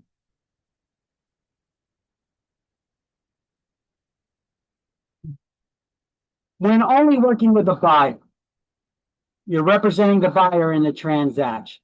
You want to make sure that they're not cheating on you, running around with other agents. Right? Properties you showing them, they go in and they make offers with another agent, and then you get screwed out of the commission. You see, that's why the brokerage service agreement should probably cure up that issue of that possibly happening anymore. But you never know. I guess there could be possibly circumstances where that does occur. So these exclusive buyer agency agreements that have the BSAs, the brokerage service agreements built into them, it basically says that that buyer is going to be exclusively working with you and no other agents. Okay. Or you could even designate they're going to be exclusively only working with you for properties in certain areas. So this helps establish your agency relationship with them. It shows that we owe the buyer certain fiduciary duties. But it also helps establish evidence in the event that there's a dispute between two agencies as to who's representing the buyer and therefore who's owed the commission. This is known as the procuring cause. The person, when two agents are in dispute as to who is owed the commission, who is owed the commission? The one who did the most work leading up to the sale and being the cause of the sale. They procured the sale, so therefore they're the procuring cause of the sale. And therefore they're owed the commission. Difficult to prove, though. However, with these new mandatory BSAs, the brokerage service agreements, it's not so difficult to prove anymore. We have the buyers in contract with us that they're only working with us and no other agents.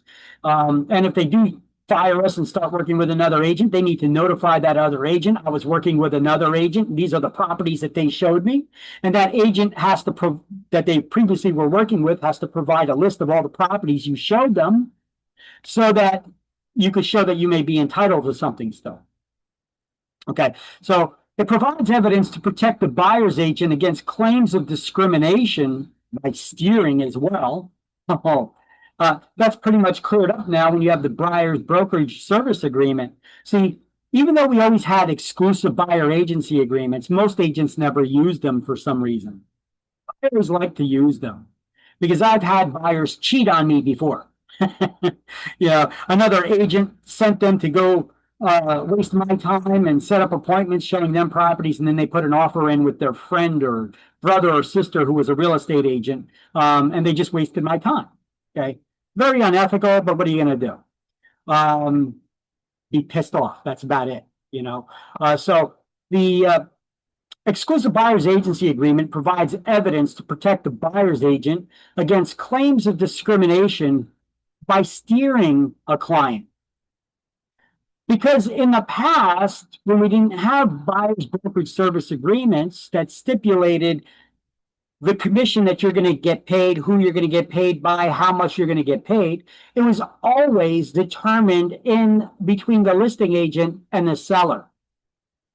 So the seller negotiates with their listing agent the total commission that they're going to pay. And then that commission gets split with any buyer's agent who introduces a buyer to the property. But we as buyer agents had no say in how much that was going to be. So if it was a low amount, less than what we would value ourselves at, you may, when doing searches, exclude some properties that you would show to the buyer you're working with because they offered super low commissions. So if you're filtering out the properties you're willing to show a buyer because of the commission amount that's getting paid to you, whose interest are you putting first?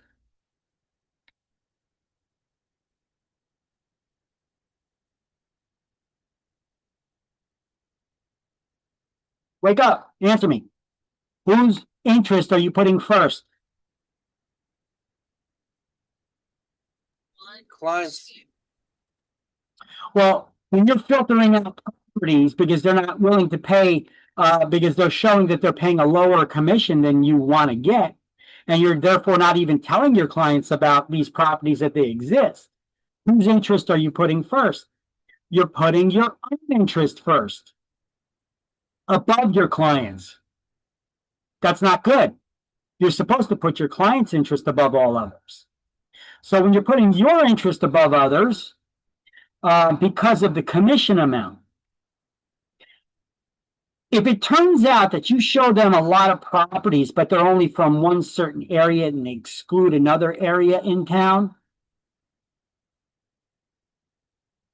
if a buyer catches on to this and they could paint a picture on a map that shows, hey, all these properties that are off that you're saying we're offering a lower commission, they're all from one specific area in town. It kind of looks like you were steering me away from that area, only showing me homes on the other side.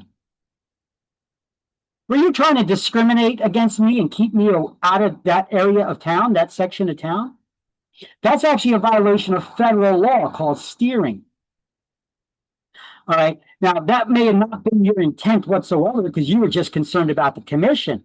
But if a buyer can paint that picture to a jury that you were not showing them properties in this section of town and you were steering them over to there, you know that when it comes to discrimination, your intent is irrelevant. It doesn't matter that you were only looking at the money and how much commission you were earning. It matters if a discriminatory act had occurred or not. And if you're steering them to one side of town versus another, and that could be done by just simply not letting them know that properties are available, or it can be like, I think you like it better over here. It could be done in many different manipulative ways. You're still guilty of discrimination under federal law. So they don't need to prove it was your intent. You could be like, oh, no, it's just about the commission. It wasn't discrimination. I wasn't discriminating against you. Well, how come you didn't show me any properties over there and you only show me those over there? What was the commission amount? Okay, well, so you didn't show me properties here and you're only showing me properties there? Yeah. Okay, that's steering. Doesn't matter your intent. You're guilty. You're guilty of discrimination. You see how easy that is? So it's a good thing, I guess, now that we have those buyer's brokerage service agreements where you have to use them, whereas in the past, the exclusive buyer agency agreements were optional. Now, we have to stipulate how much we're going to charge. Now, that takes out the whole issue of the commission. As a matter of fact, you can't even see in the MLS if a seller is willing to pay commission and split the commission with you anymore, or how much that commission is. It's not available in the MLS anymore. You'd have to call up an agent and ask them, is the seller offering a commission on this or not? So that you know how to fill out those brokerage service agreements. Now,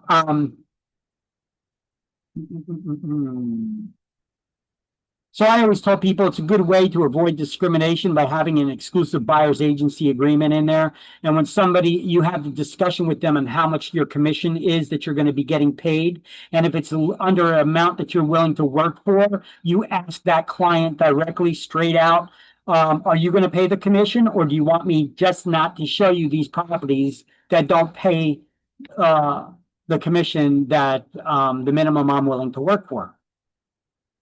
And then you solve the issue of discriminatory. If they tell you now, yeah, don't show me properties that don't pay out that minimum commission, it's kind of the same effect as what a brokerage service agreement now does, right?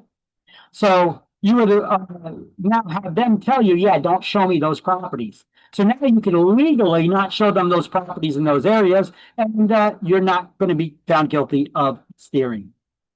So that was the advice, and that's how I always taught this class, but this is going to be less of an issue now that we have these buyer brokerage service agreements. Okay, but you still need to know procuring cause. When two buyers agents are in dispute as to who's owed the commission, who's the one that's owed the commission? The one who's found to be the procuring cause. And who would that be? The one who did the most work leading up to the sale, being the cause of the sale. Therefore, you're the one that's owed the commission. Okay, that's what you need to know for exams, even though now it's much less of an issue because we have buyer's brokerage service agreements that state we get paid a commission. And you buy a house, you're working with me, I get paid the commission. Period. All right. Just know what a procuring cause is for exams. You'll probably still get it on an exam.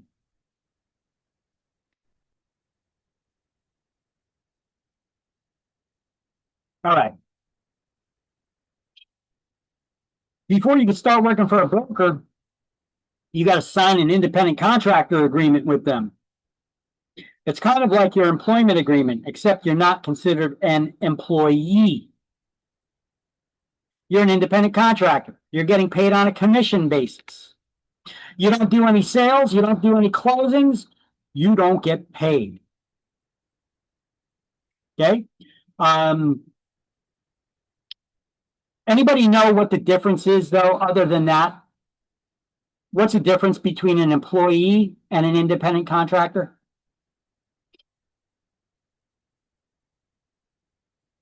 Has to deal with taxes. Anybody here ever have a job before? You ever get a paycheck? Anybody here ever get a paycheck? Nobody here ever work?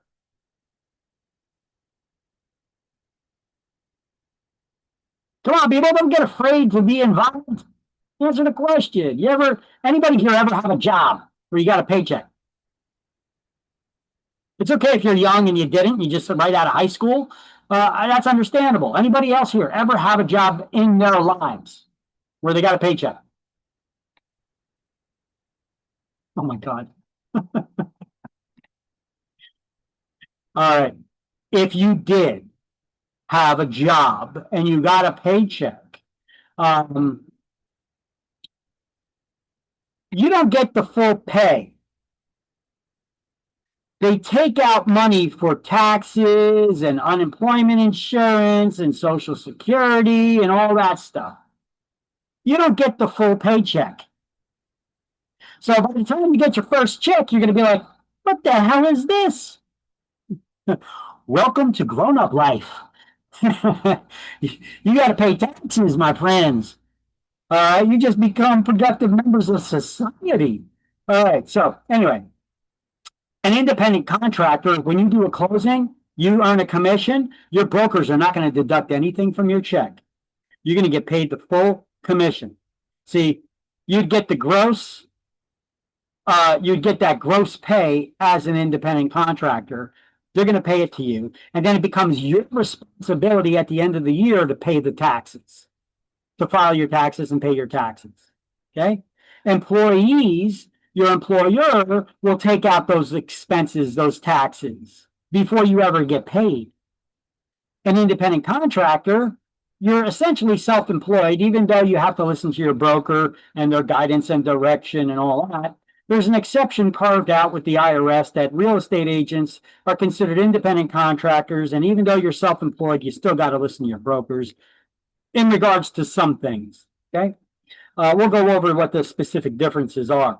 Now, you need to sign the independent contractor agreement with your brokers.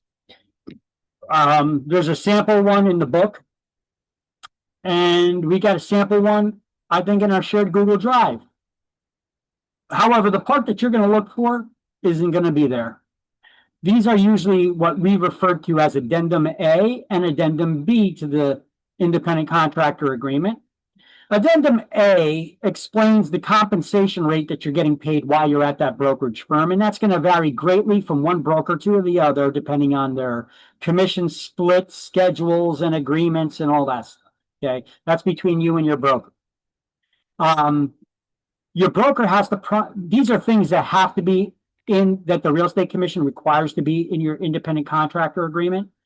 Addendum A, the rate that you're going to get paid by your broker while you're employed there, and that the broker has an obligation to pay you your commission within 10 days after a commission is received or as soon as the check clears. They don't got to pay you until they got the money. And the rate of compensation to be paid to the salesperson for transactions that close after they leave the firm that they have not yet closed on. That's Addendum B. So basically, if you are working on a transaction and you quit that brokerage firm or get fired, you can't finish the closing of that transaction. Your broker is going to have to assign another agent to finish that deal. And if that person, if you were that agent, would you do it for free? No, I wouldn't either. So therefore, that agent that left or quit or got fired is not going to be able to get paid their full commission on it either. So Addendum B stipulates how much they're going to get paid for transactions that have not yet been closed that they were working on when they left the firm. And then a provision that future changes to the contract are only binding if both parties agree to those changes, right? You can't have a contract where only one party makes modifications to it and it's still legal, right? Both parties have to agree to any changes to any contract, including employment agreements. And then a broker has to provide an agent with a written account of all monies due to that salesperson for transactions pending after their employment termination within 30 days of the termination. So, what does that mean? That means that if you quit or get fired, within 30 days, your broker needs to make a list of all outstanding transactions that you were working on and how much commission you stand to make on them still if those transactions do close. They got to give you a list of that within 30 days. Okay?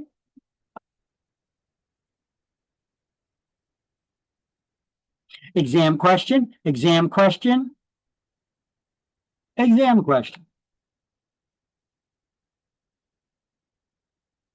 There, let's highlight it now. Page 20, let's do the highlights of what we've seen on the previous slide.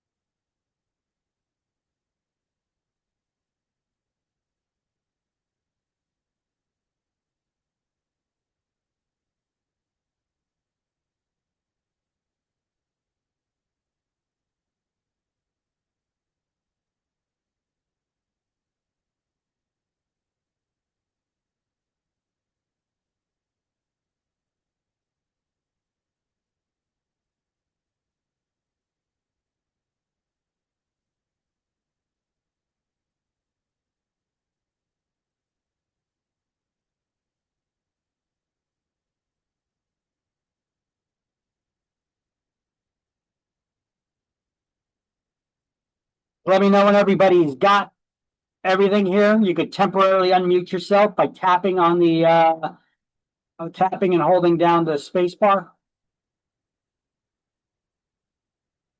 Apparently, I got to let you know how to unmute yourselves. Let me know when you guys have got all the notes. I got it. I got it. Got it. All right. So here's a big section now, advertising. I want you to write next to the title in the book on page 20 where it says advertising in all capital letters. Study entire section. Now we're going to go over it in detail, and I'll tell you specific things to highlight and whatnot, but I'm going to give you explanations and have slides and all kinds of interesting things to go over. But let's see. Let's see. What do we have here?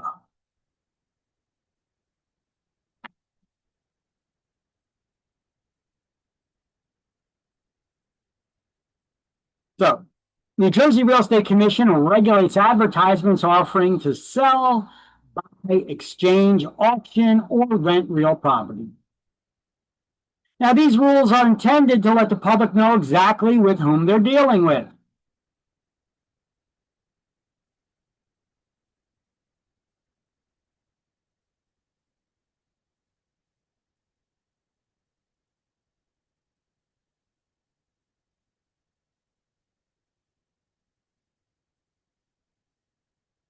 All advertising must comply with state and federal regulations, no matter what form of media you use to advertise, whether it's print ads, magazines, newspapers, or mailings, television, radio, social media, internet, like websites, the MLS, etc., and billboards.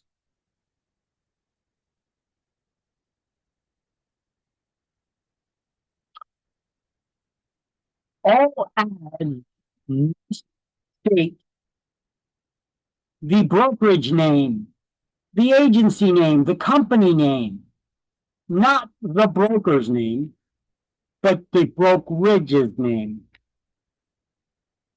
The brokerage. As well as the term, they need to use the term realtor, realtist, real estate broker, real estate agency, or have one of these realtor logos used in the ad. There's also a version of this in red for commercial real estate. You guys ever see the R like this punched out of a block? That's the realtor logo. Now, what is a realtist, you may ask? They're a member of NAREB, the National Association of Real Estate Brokers, which is an African American association of realtors. They call their members realtists or realtist associate. The brokerage's name must be in larger type and more prominently displayed than your name in the ad. But don't worry, don't fret. You could still have your big cheesy realtor pose and have your picture there in your ads, okay? However, then your name must be smaller. Your brokerage's name must be in larger type and more prominently displayed than yours, so that the public knows exactly with whom they're dealing with, who the company is. This is especially important when we're talking about teams. Sometimes we have real estate agents, they team up with each other and they work together, and they even come up with their own logos and they come up with a name for their team, you know. Now this starts to get difficult for the public to figure out, you know, who's the broker here? Who's the company? All right, so licensee, that's you guys, your real first name and last name must be included in all your advertisements. You don't have to use a middle name or initial if you have one. You can substitute it with a nickname, especially if you have a hard to pronounce name or a foreign name that a lot of Americans have trouble pronouncing. That's fine. You could, or a preferred name, you got a nickname that you prefer to go by. Okay, that's fine. That's allowed, but you still need to use your real first name and your real last name, and then you could use your nickname. You know, like I think to be called Shorty. You know, so you got, you know, Shorty up there in quotes, and where the middle name would go. You know, that's acceptable as long as you got your real first and last name in the ad, as it is on your real estate license. Salesperson's websites or pages must have a link back to the brokerage's website if they have a website, and they should, including the brokerage's phone number as well. One thing that I always like to do is put the brokerage's phone number with my extension right next to it, unless I had an individual phone number.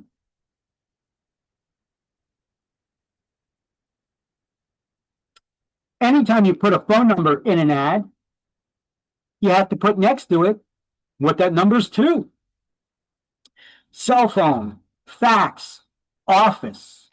You can never, ever, ever, ever, ever use the term home office, and tell me why. How come you can't use the term home office in your ads?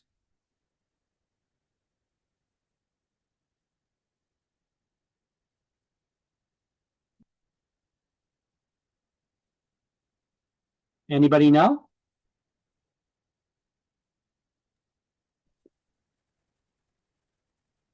You're not allowed to have a home office. Only a broker can have an office in their home where they're meeting with clients and such, right? Now, you could have your own home office and administrative office, but not an office where you're meeting with clients, okay? Some people, they do it as a tax write-off. They own a house. You could get one room in your house that you use only for setting up appointments and doing your paperwork and business. You're not meeting with clients in it. You have an internet connection and all that stuff there, and you're writing off that square footage of the cost of that house for that room, that section of your property. You could write it off on your taxes. It could be a significant gain, you know, deduction. Consult with your tax professional before doing this. Also, keep in mind that when people do write off home offices, they get audited, I think, 3 times more. Just be aware of that. All right. Now, the Real Estate Commission has this a business card guide that they put in place, and this is it. All right. You could have access to this on their slide. This is actually a little PDF document. This is the way your business card should look like. You got your company's logo and name up there, up in lights, larger, more prominently displayed. You could still have your cheesy photo there. See the guy with the big smile. And you got to have your real first name and last name. You could use that optional nickname there. Now, as far as your title, you could put their salesperson, or you could put licensed real estate salesperson, or LICRE salesperson. You could put their realtor associate if you're a salesperson, or broker salesperson. If you're a broker, you could put realtor. If you're a member of the African American Association of Realtors, you could put realtist associate, right? Have the address to the brokerage, the phone number to the office, your cell phone number, fax number, or even an email address. Oh, I'm sorry, email address or a website. Just don't make it too busy putting too many phone numbers and contacts and stuff. I've seen people have their business cards that have office fax, cell phone, direct, company website, personal website. They had all kinds of different things, contacts on there, and it was just too busy. Remember, you guys are getting into the business of sales. Your title is going to be salesperson. Learn how to sell. If you ever take some of these seminars or things that teach just general sales, forget about real estate for a minute. One thing is to keep it simple. And that's a motto I like to go by, the KISS concept. You guys ever hear that, the KISS concept? It stands for keep it simple, stupid. Don't make things overly complicated. Keep it simple. If you make things overly complicated, the public out there will look at it. They may stare at it. They may have a bewildered look, and they just move on. Often, though, they won't call any of those. You put so much contact information and so much resources in that ad, you overwhelm them and they walked away. You got to keep it simple. Look, even with company logos, you get companies that do that too. I got a book on just company logos and branding, Look, if I say Coca-Cola or Budweiser or Tide, you guys can see their logos, their colors in your head, or the logos for Coke, for Tide, the detergent. Instantly, it's name recognition, because it was simple. If you overly complicate things, people are not going to remember it, and they may not pay attention to it. Remember, you're in sales. Okay, now here's the business card for brokers, same concept. It's just going over different titles that they could put there for themselves as a broker. Okay, now, property ads must specify the municipal location. What's a municipality?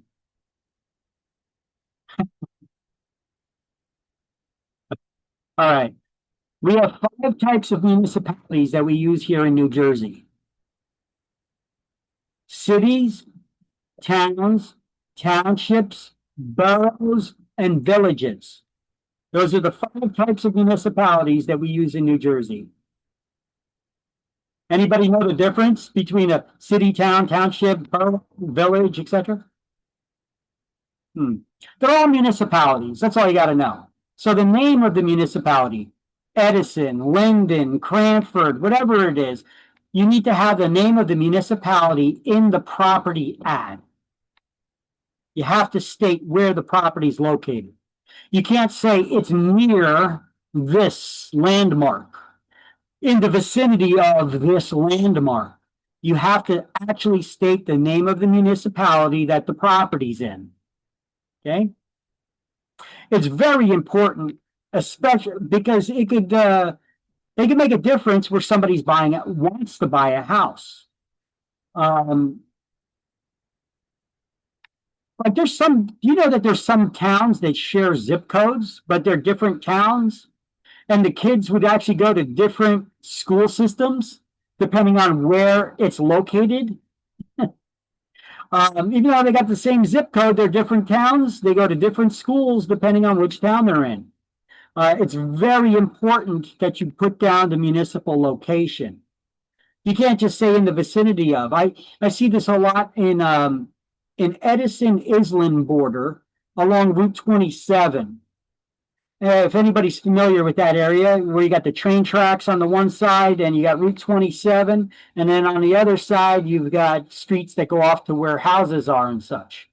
There's a place over there on one of those side streets that if you turn off and you go through it, it looks like you're going up a hill. It looks like it's woods on both sides, and then you start to see houses on both sides. And then it opens up to a big clearing, and there's this big monument there. It's actually one of Thomas Edison's old laboratories, one of his many laboratories he had in New Jersey.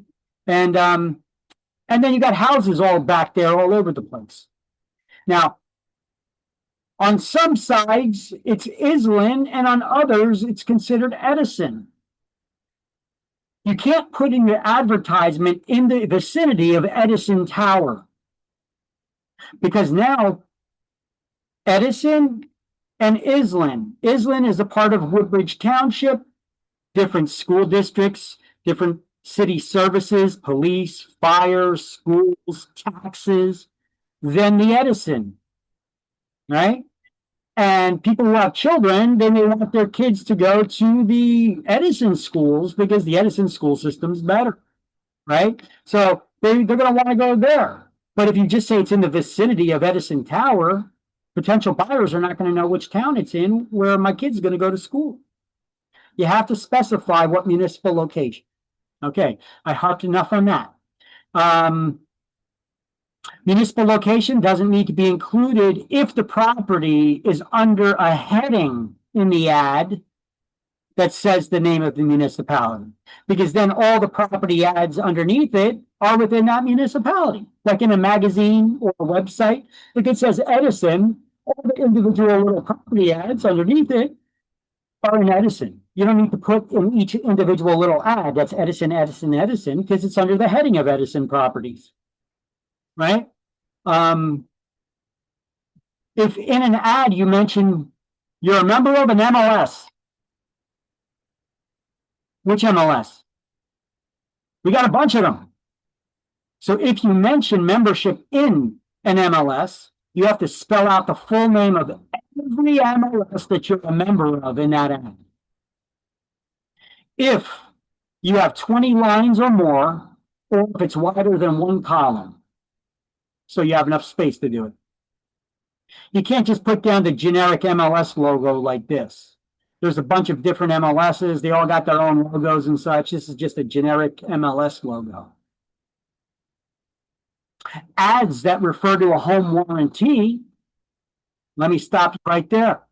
If I say home warranty, I put a sign that says home warranty on a sign rider for a for sale sign that's on somebody's front lawn. You guys, as a consumer, do you have any additional questions? I put up a sign that says home warranty. You have any questions? As a buyer? You have no questions as a buyer.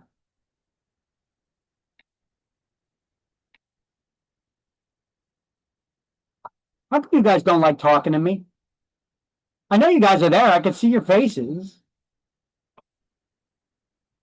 Are you guys playing video games or something? Doing something else there on the side? Doing your chat messages or something? You know, if you're buying a house, you're a consumer. I put up a sign rider. I put up a sign on the for sale sign that says home warranty. Would you have any additional questions for me? Yes, I would. What would some of those questions be? Like what's covered, or what is it? Or how much does it cost? Where is it? Who pays for it? Paying for it? Yeah. Is an inspection required? Who's the warranty company? What does it cover? Yeah, you'd have additional questions, right? So anytime, here's a rule of thumb for you. Anytime you put anything in an ad, forget about the home warranty for a second. I'm just using that as an example. Anytime you put something additional in an ad that would lead the consumer to want to have more questions about it, full disclosure is required. Okay? So you got to fully disclose all the details. So in this example, that offers a home warranty, you got to state if the warranty is mandatory, if an inspection is required, who's responsible for paying the fees, what does it cover, who's the warranty company, yada, yada, yada. So that basic rule of thumb is full disclosure is required anytime you're offering something extra in an ad. Now, when it comes to buyer's rebates, if you mention a buyer rebate in an ad, you must disclose the buyer is responsible for paying any applicable taxes in regards of receiving that rebate, and that they should consult a tax professional about receiving that rebate, because you're not a tax professional. You don't know how it's going to affect their taxes. You don't know what their tax bracket is or what their situation is, but you just know that it may affect their taxes. So you should always advise them to consult with a tax professional about paying taxes on that rebate that you're offering. So let's do some highlights here for what we've gone over so far. Page 20.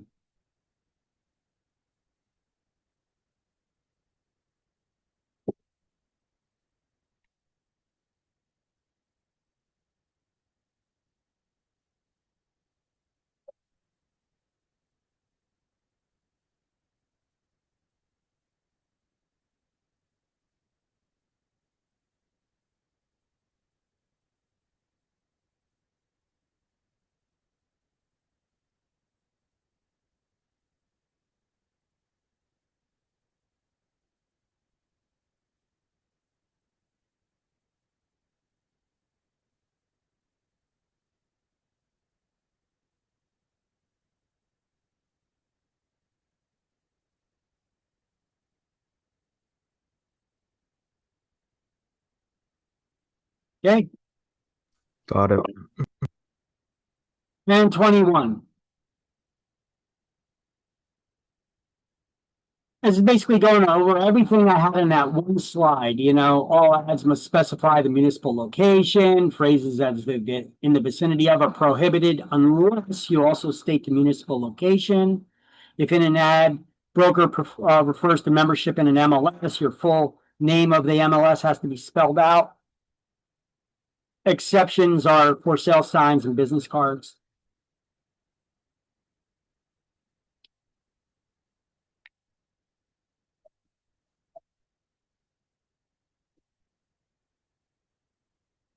All right, check this out. We have 7 different MLSs here in New Jersey.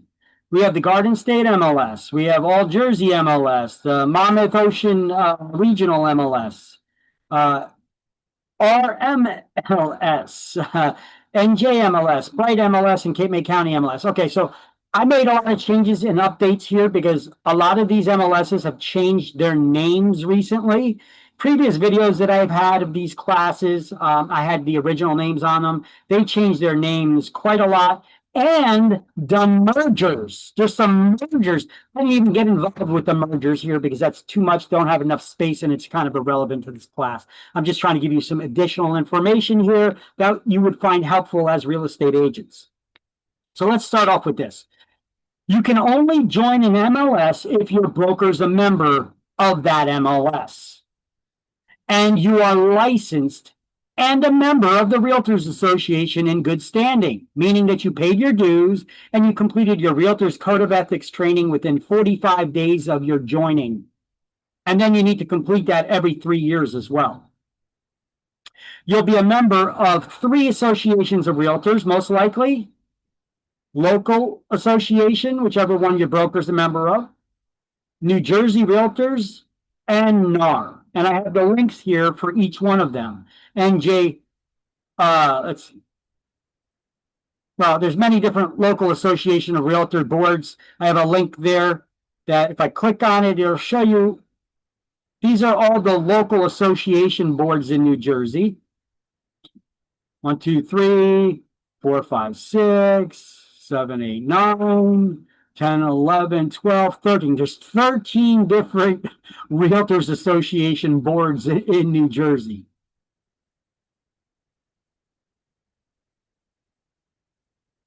And even some of them have merged. All right. And then we have you guys will become a member of the State Association of Realtors, now just referred to as NJ Realtors. And this is their website, NJ Realtor. Now, they got a lot of useful stuff here, like their legal library. Oh, you got questions about stuff? You could reference their legal library, and most likely other agents have already asked questions and they'll get into it. But if you get specific about certain transaction issues you're having, they'll tell you to consult your own attorney. But you could ask questions to the State Association of Realtors, and they'll have their attorneys answer the questions here in their legal library. It's an excellent resource for you guys. Here, let me click on it. I'll show you some of the examples. Let me log in. Yes, you do need a login for this one once you become a member. Okay, so you could type in here and search for certain topics, or you could just go here and look and see some of the top questions recently, or the latest questions asked, or by category. Do you guys know, can rent be prepaid in New Jersey by a tenant? Anybody know?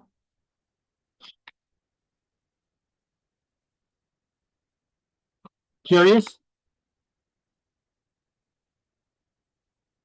So you can get your answers here. View the response.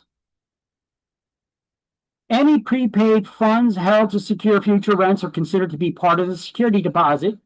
This includes the last month's rent. It does not matter how the prepaid funds are labeled. The courts have determined that advanced rents in excess of 1.5 times the monthly rental figure violate the security deposit law. The landlord may only require 1.5 times the tenant's monthly rent as security and the first month's rent at the inception of the lease. So the landlord may not require more than 2.5 times the monthly rent at the inception of the lease. This includes the security deposit and the first month's rent.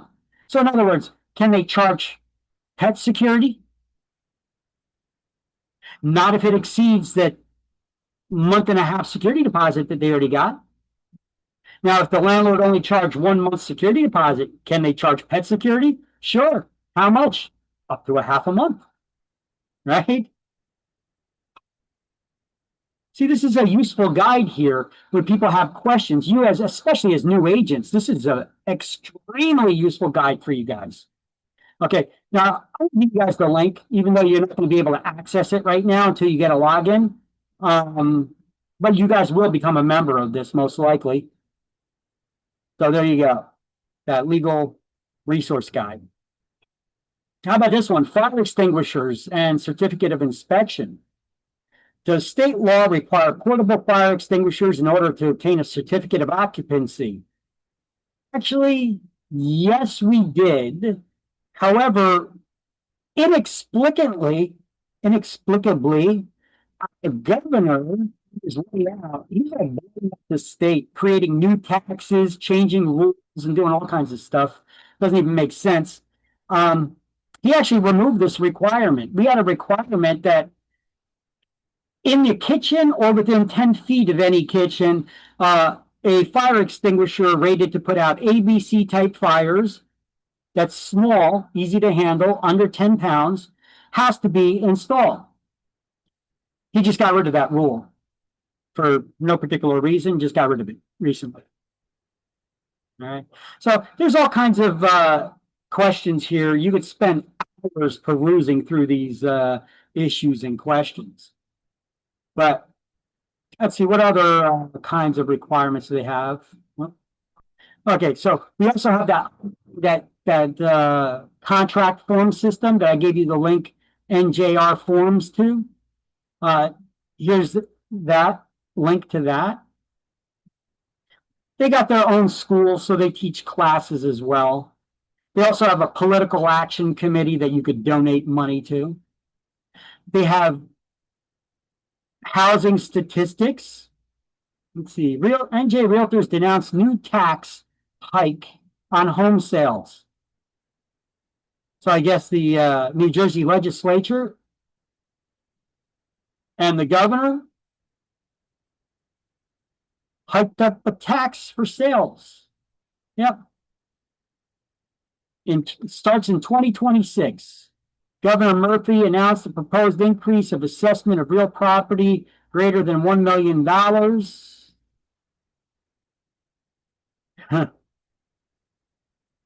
Would increase to 3%. Wow. So he's raising it from 1% to 3%. Previously, we also have something. Let me see. Is that for buyers or for the seller?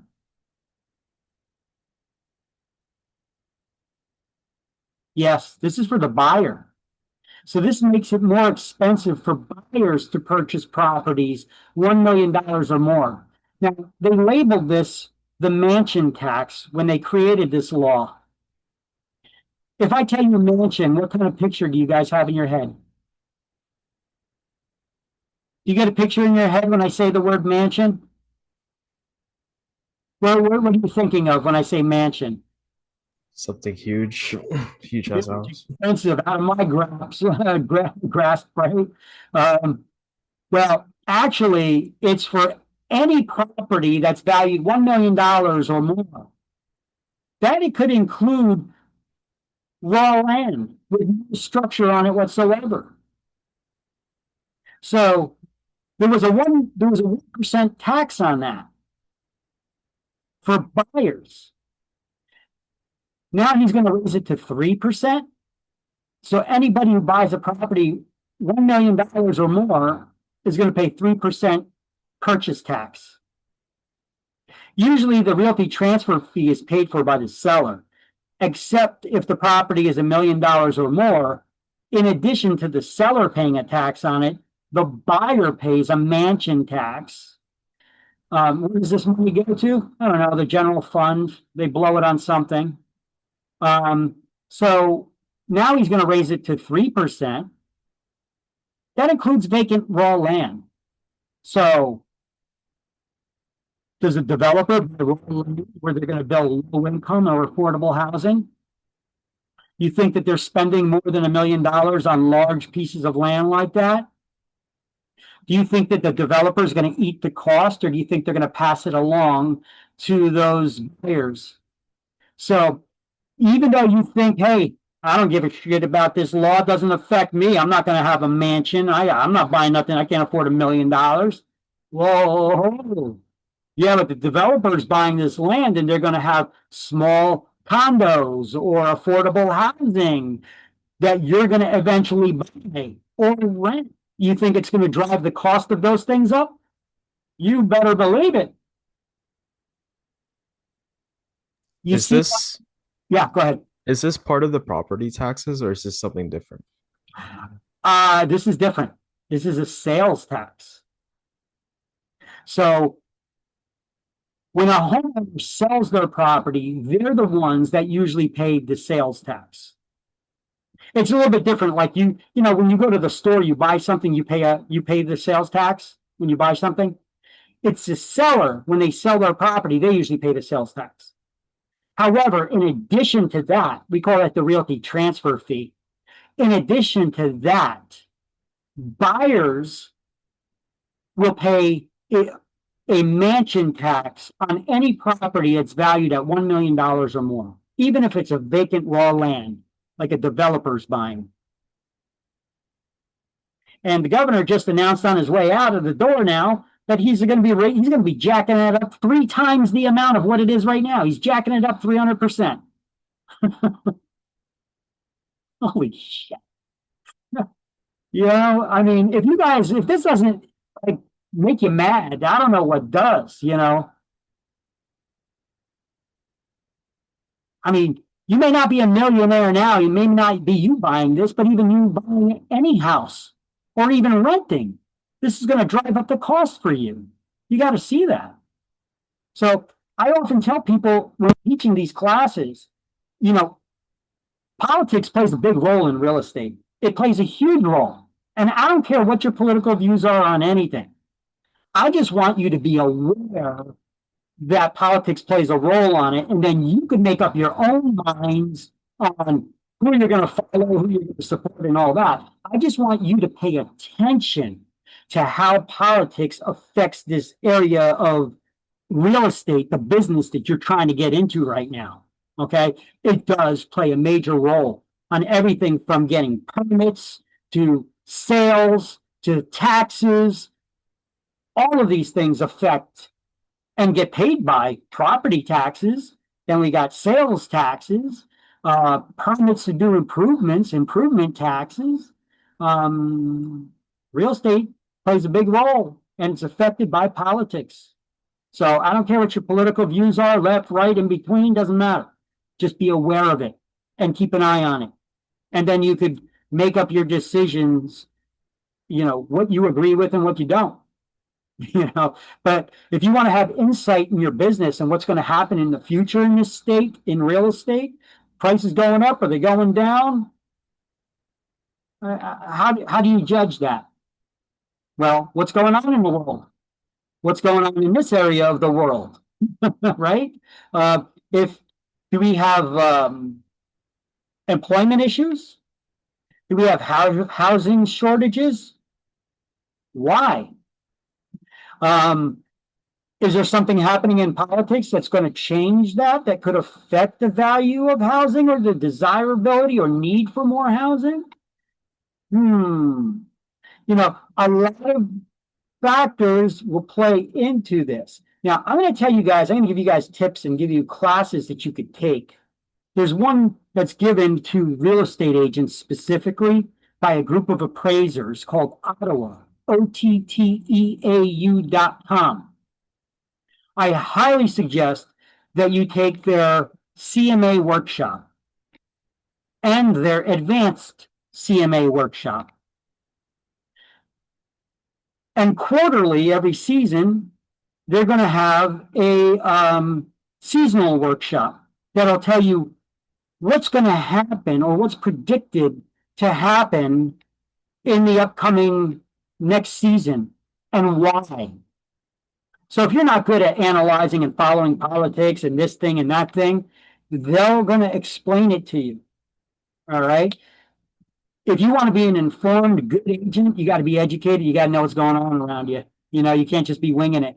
A lot of agents do that, and then they say eventually drop out of the business. They're like, "Oh, real estate, that's bullshit. It's hard. You know, there's too many agents. You know, the deals they used to fall in your lap, they don't fall in your lap no more." Well, adapt. Okay. Anyway, enough harping on that. See, I give you guys information that has nothing to do with getting your real estate license that could be helpful in your business. And I give you these resources. You're also going to become a member of NAR, the National Association of Realtors. Now, NAR, Realtor.com. Everybody heard of that, right? Realtor.com? That's the public's website where home buyers and sellers can go. We have Realtor.org, Realtor.org. The Realtors Association now also has their own top-level domain that points to Realtor.org. It's nar.realtor. Okay? And this is our website where you will have a login. Once you become a member for the Realtors Association, you could use your member ID to create a login and get their magazine that they send to the members. But you could also go there. They got all kinds of information for education, for statistics, for specializing in different areas of real estate, for affinity programs where you could go buy a car or cell phone service at a discounted rate through the organization, you know. So that's another resource for you. It's realtor.org or nar.realtor. Okay. I think they all point to nar.realtor now. So if I were to click on that, it takes you here. Now, they're talking about a CCIM Global Summit. That's for commercial real estate. But they got everything here about residential, commercial, all kinds of stuff. Yeah. So this is our website, our resource as licensees. Sharing with you there. And I also got it in the class links Word document, all of these links. We also have the NJ Realtor. That's the state association. Look, they got housing markets forecast. Here's one that just came out in April. Housing statistics, training calendars, that news about the tax hikes that are coming thanks to our governor, which, you know what, I'm probably going to post that online. So let me click that. Free agency course just added. Brand new. Continuing education. Hey, there you go. Maybe I'll take that and get some CE credits myself. Call free. All right.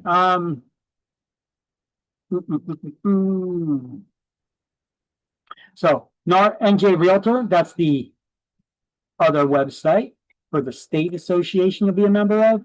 And remember, you guys are going to become members of a local board, whichever one your brokers are a member of. And that you can get right there. You can see all the different boards. Which one is your broker a member of? I have no idea. Now, there's local boards like this, but there's also specialty boards, like the African American Association of Realtors, the Hispanic Association of Realtors, Women's Council, Asian American Association of Realtors, AREA. There's a lot of different association of realtors. Okay. So each MLS has their own membership fees. Every MLS in New Jersey will have a listing of all 21 counties. We have 21 counties in New Jersey. And we have 564 municipalities. We used to have 565, but Princeton and Princeton Junction merged. So it's 564 now. The majority of the agents will determine which MLS is the primary one for a specific area. So what does that mean? Whichever MLS that most of the agents use in a specific geographic area, that'll be the primary MLS for that area. Even though every MLS has a listing of all the municipalities and all the counties. Would you take a listing that's in Rahway, which is Union County, and put it in the Cape May County MLS down here? You think the agents working up here are going to be a member of this MLS down here? Probably not. Would they probably be searching this MLS for a property that's located up there, even though this MLS has a listing of all 21 counties and all 564 municipalities? Probably not. Would you be in compliance with with the Real Estate Commission's rules of putting a listing in an MLS within 48 hours? Yes. Are you serving your client's best interest by putting it in the Cape May County MLS for a property that's located in Union County? No. Be aware of that. I guess that's a way you could get a secret pocket listing without telling anybody, but are you operating in your client's best interest or acting ethically? I would say not.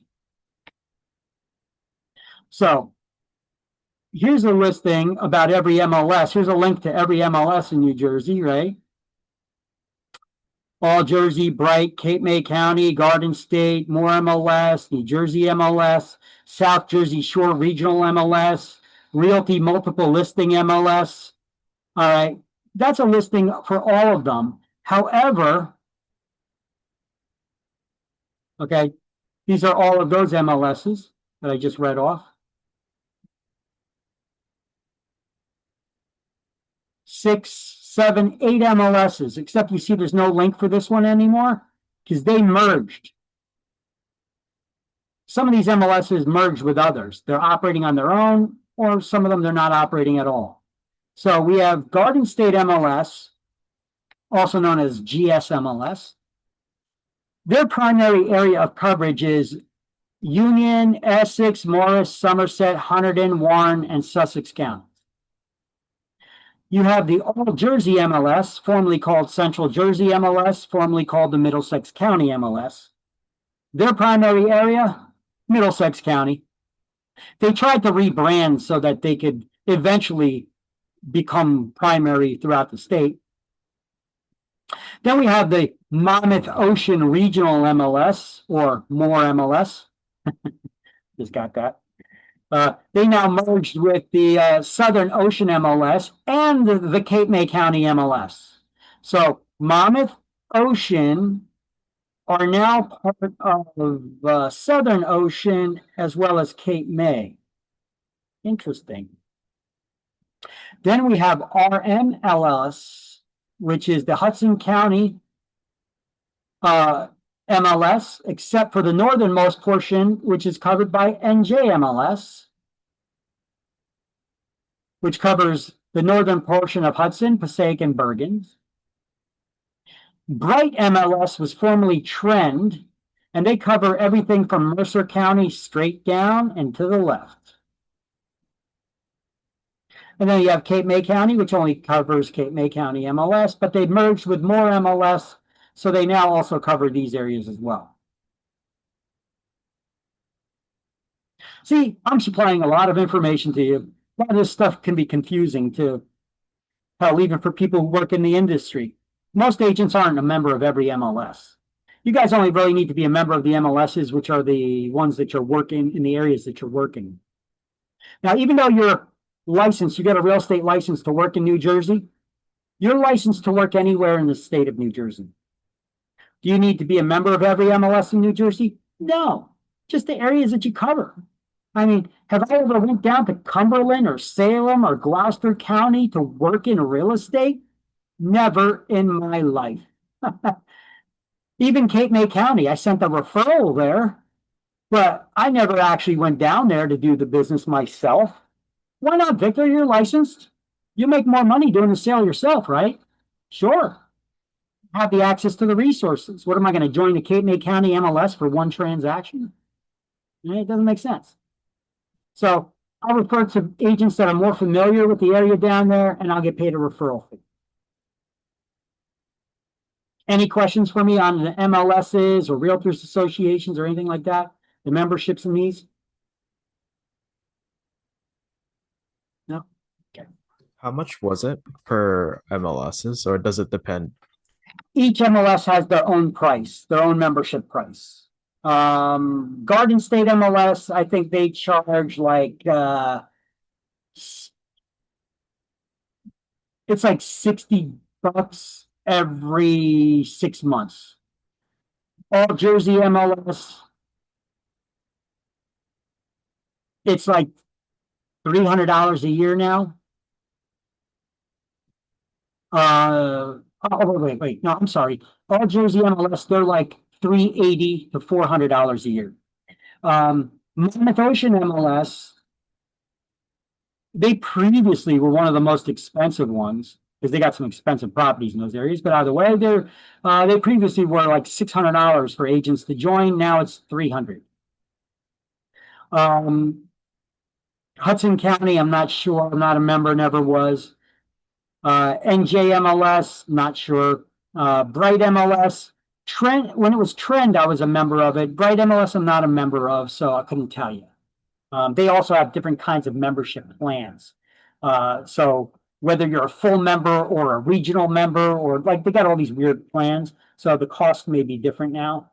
And Cape May County MLS, couldn't tell you, never joined, never had a reason to. I just give referrals down there. Okay. That's it. Now, your broker's membership is going to be costing more than what you pay, but your broker needs to be a member of these MLSs in order for you to join. And you need to be a realtor in good standing, a member of the Realtors Association to join any of these, except for, I think, Garden State MLS. I don't think they require membership any longer in a Realtors Association, which is pretty good. If you're going to be specifically working in commercial real estate only, you don't need to be a member of any realtors organization. in most scenarios. Now, these MLSs are primarily residential, but you could also put businesses for sale and commercial properties for sale in them as well. But if you're going to be hardcore commercial, I'm working industrial properties, warehouses, things of that nature, you want to be a member of CoStar, LoopNet, CIMLS, this one, 10X. Well, that's an auction site owned by LoopNet, or Crexi, which is a commercial real estate marketplace. They're not technically an MLS. It's just like a marketing tool for them. But here's some good resources for you in commercial. CoStar is very expensive. You better be hardcore, all-in commercial real estate. Because last I checked, your cheapest membership plan was like $325 a month. LoopNet you could get into for a lot cheaper. I know that they had plans for like as cheap as $75 a month to get started in them. CIMLS couldn't tell you. Yeah. Okay, so you don't even need to be licensed to be a member of any of these, except for the CIMLS, because it's owned by a realtors organization. So therefore, you need to be a member of a realtors organization in order to be a member. That's their requirement, their rules. But all the other ones, CoStar, LoopNet, you don't even need to be licensed. Some property owners just pay for the membership in that. Now, what's the difference between these commercial MLSs and these primarily residential ones that also have commercial? Well, you get a lot more information in the commercial MLSs. You're paying for information, you're paying for data. Whereas the residential MLSs, you're just paying for access. Anybody here watch Bar Rescue on TV? You ever see that show, Bar Rescue, with John Taffer? He goes in there, sees failing bars, tries to figure out why they're failing and turn them around. Usually he comes out with this blueprint or diagram of the building, but then he also shows you a map of the area and shows you everything within 1 mile, 3 miles, and 5 miles of this location. And then he's like, yeah, you got primarily singles or married couples, or these are white collar workers or blue collar workers with average incomes of this. These are mostly married people here or whatever. How do they get that information? Well, they get it from CoStar. CoStar, LoopNet, they have access to information. That's why they're so damn expensive. You're paying for that information. That information, if it was in the residential MLSs, would be discriminatory. It's illegal. Because what are you going to do? Shop for somebody's home based on if the people in the area are married or single, or what their age is, or if they have children, or what their religion is, or any of that stuff? In the commercial MLSs, it's important to know. Why is that important to know? Well, let me give you some examples.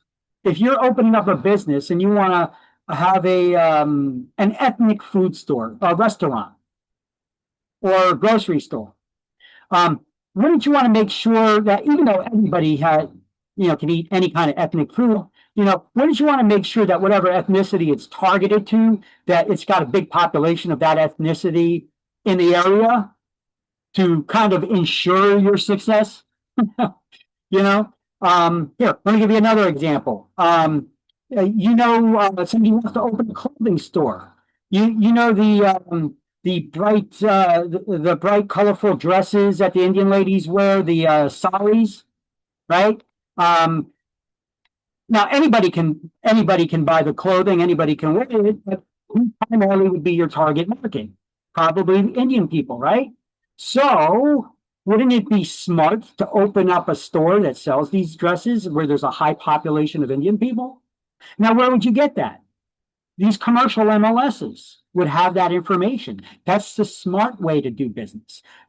Identify who your target audience is, and then put a store in the area where they're already located, So that's why these services are so valuable. You could draw shapes or circles on these maps, and then put in your search criteria, and you could search by their income, their demographic data, like relationship status, income, ethnicity, religion, whether they're owner occupants or renters. You can even get street count, traffic count of how many vehicles pass by it every day. That data is not available in the residential MLSs. That's why the commercial MLSs are so darn expensive. All right, so continuing. Let's just highlight this, page 21. Any advertisement that refers to a home warranty has to state if an inspection. Okay, we already discussed that a while ago. We're only getting to it now to highlight.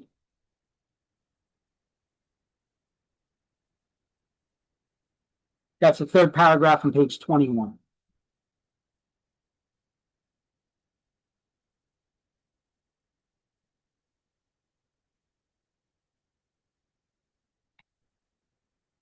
All right. Also on page 21, let's highlight an ad may not indiscriminately promise financing. That's the fourth paragraph. And I want you to write above that Regulation Z and then give a cross reference to the page numbers 291 to 293.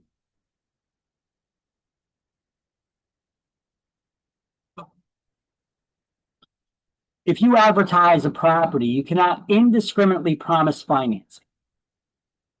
You must discriminate. Now, when I say the word discrimination, a lot of people think of something negative. The word discrimination is not negative. There's a negative form of discrimination, but discrimination simply means selective. Okay? Now, there are negative forms of discrimination like racial discrimination, things of that nature. We're talking about here, ads may not indiscriminately promise financing to anybody who sees the ad, guaranteeing that you could get the financing to buy this property. So therefore, in an ad, you have to, if you talk about financing, full disclosure is required.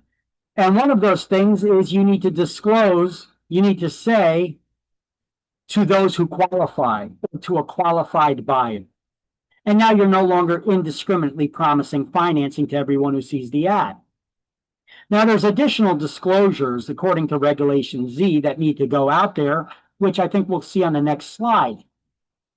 So Regulation Z is part of the Truth in Lending Act. It implements the Truth in Lending Act.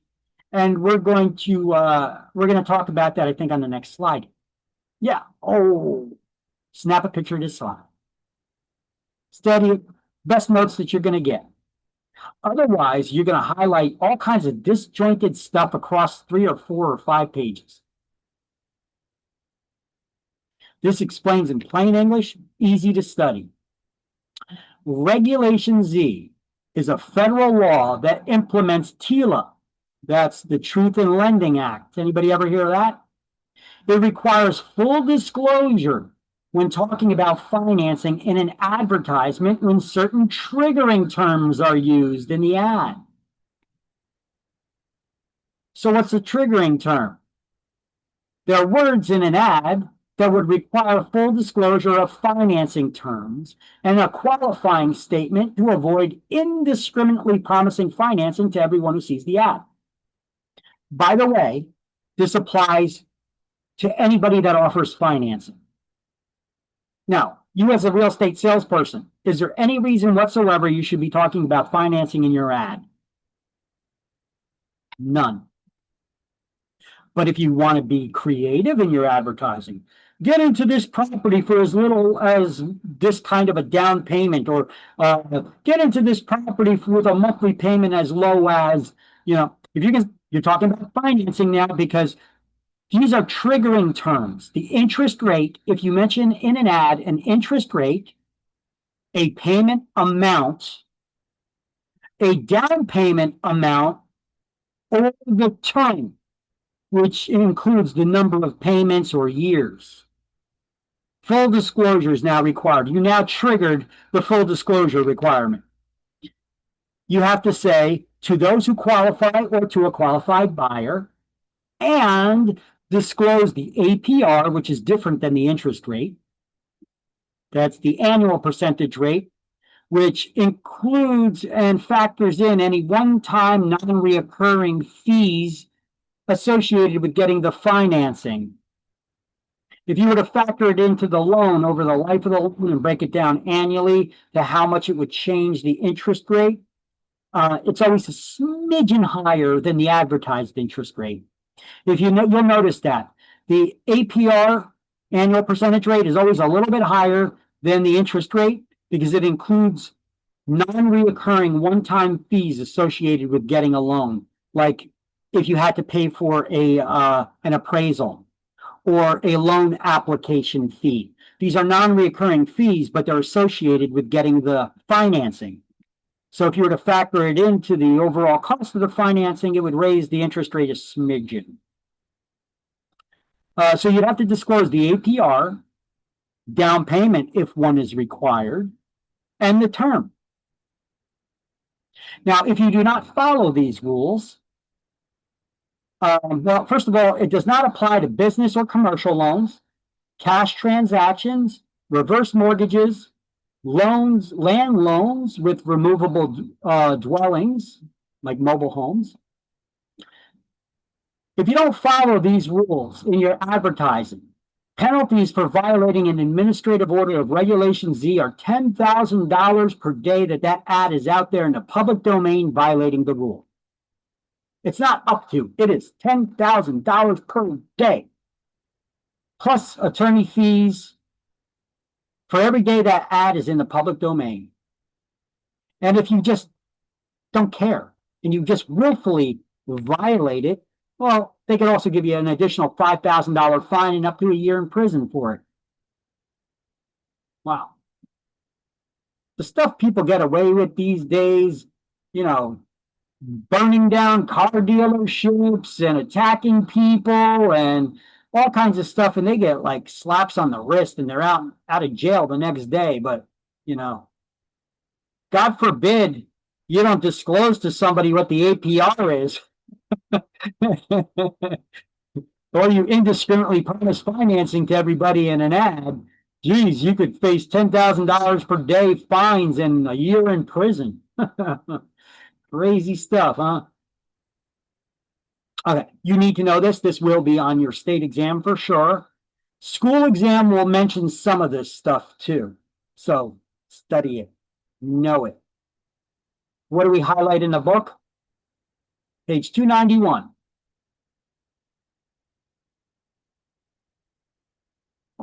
Now this over here, you can highlight this now, but this has nothing to do with that Regulation Z part. This just has to do with a booklet that needs to be given to borrowers by the lender. But let's highlight this stuff. Truth in Lending Act, implemented by Regulation Z, does not apply to these transactions, da-da-da, da-da-da, da-da-da. Page 291. Now, when you're done highlighting this, do not go back yet. We still got like 3 more pages of stuff to highlight. So just tell me when you're done with this and I'll turn to the next page.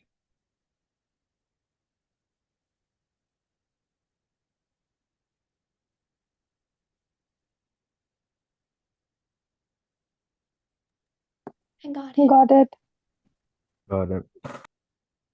Got it. All right, everybody good? Next page, 292.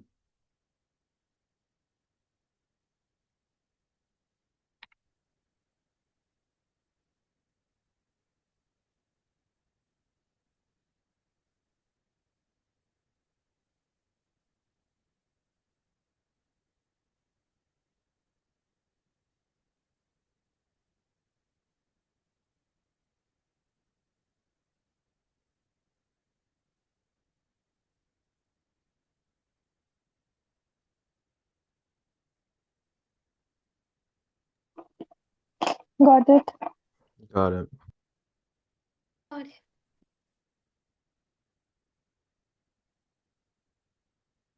Nick, same page.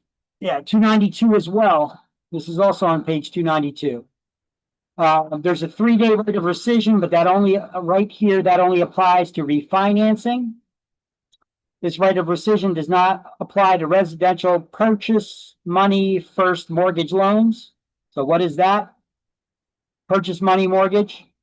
Read it backwards, mortgage money to purchase, right? So it's purchase money mortgage is any loan, including seller financing used to buy real estate. So that's a little note that I wrote in there as well.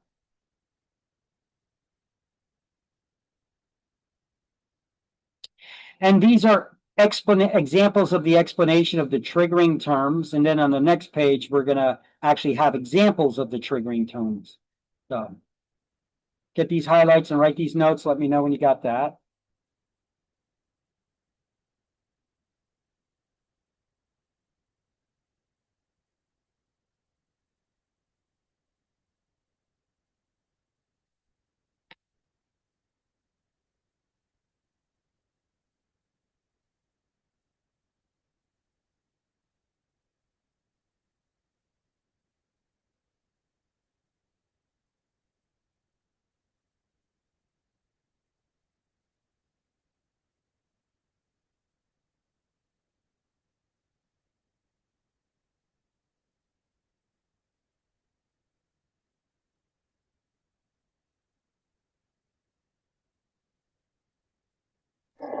Got it.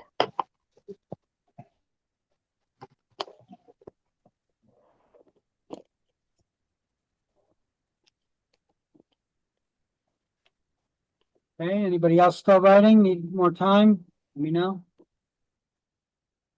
Got it. Gia, you good? I just need like 2 more seconds. Okay, take your time. Just let me know so I don't rush you. I don't want to rush anybody. Okay. Just let me know when you're done.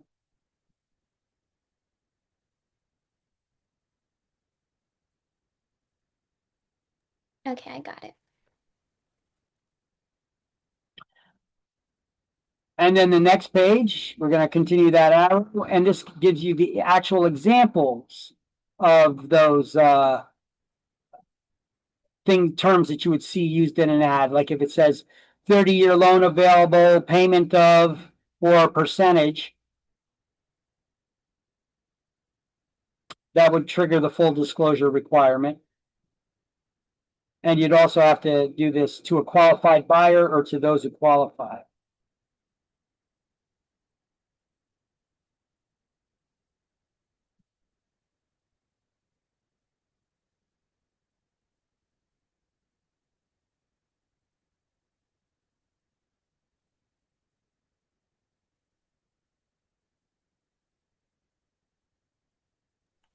I got it.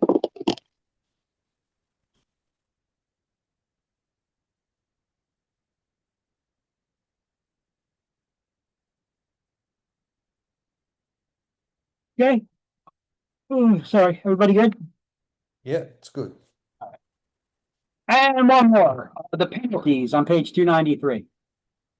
I told you, it's spread out across a bunch of pages and it doesn't explain it very well, even though I'll have you highlighted in your book. I told you to snap a picture of that one slide I have, which I'll show you again. So if you didn't, we'll give you another opportunity to do so, because it's probably better to study from that.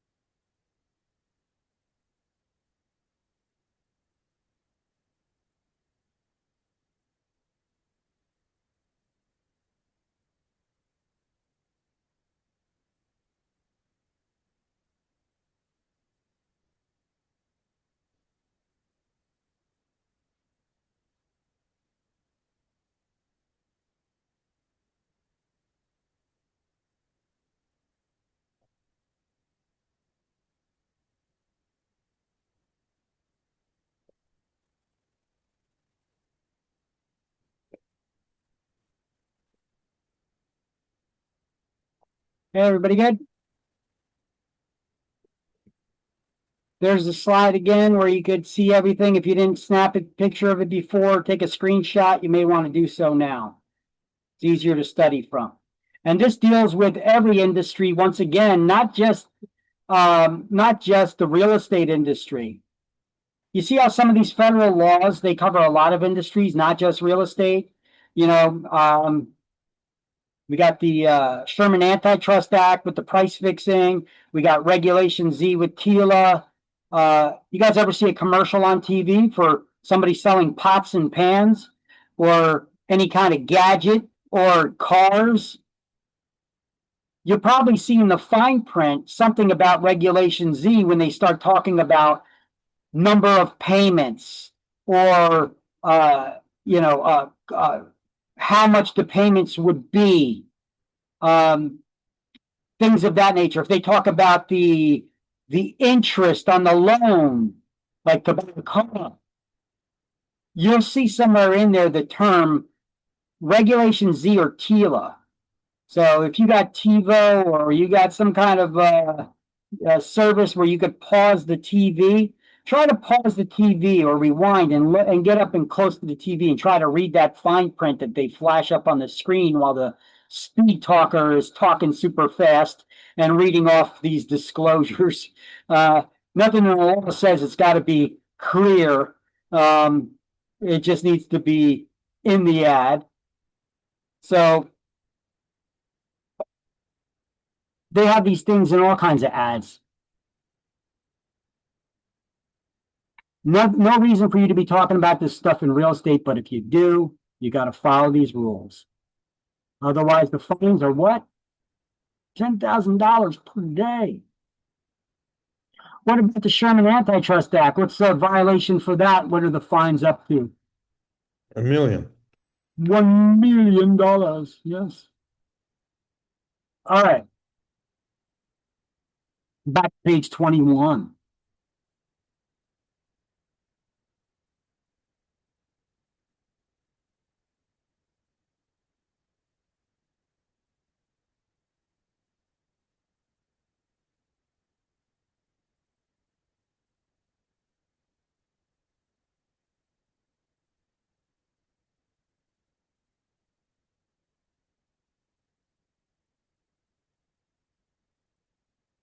All right, so no advertising or sign may indicate that a property is sold. Anybody ever see a sold sign writer on a real estate sign? So no advertising or sign may indicate that a property is sold until the title has passed to the buyer by delivery and acceptance of the deed. What is title? I said it in passing the other day.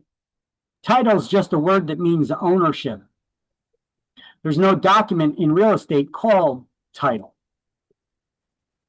Okay. So no advertising. Yeah, go ahead. So title is like a deed. So if having a deed is like what? Nope.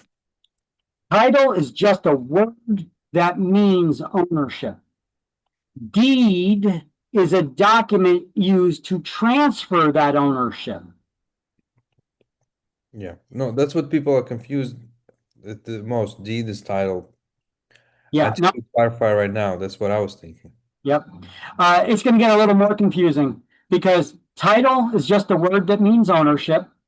Deed is a document used to transfer title, but is not proof or evidence of title ownership.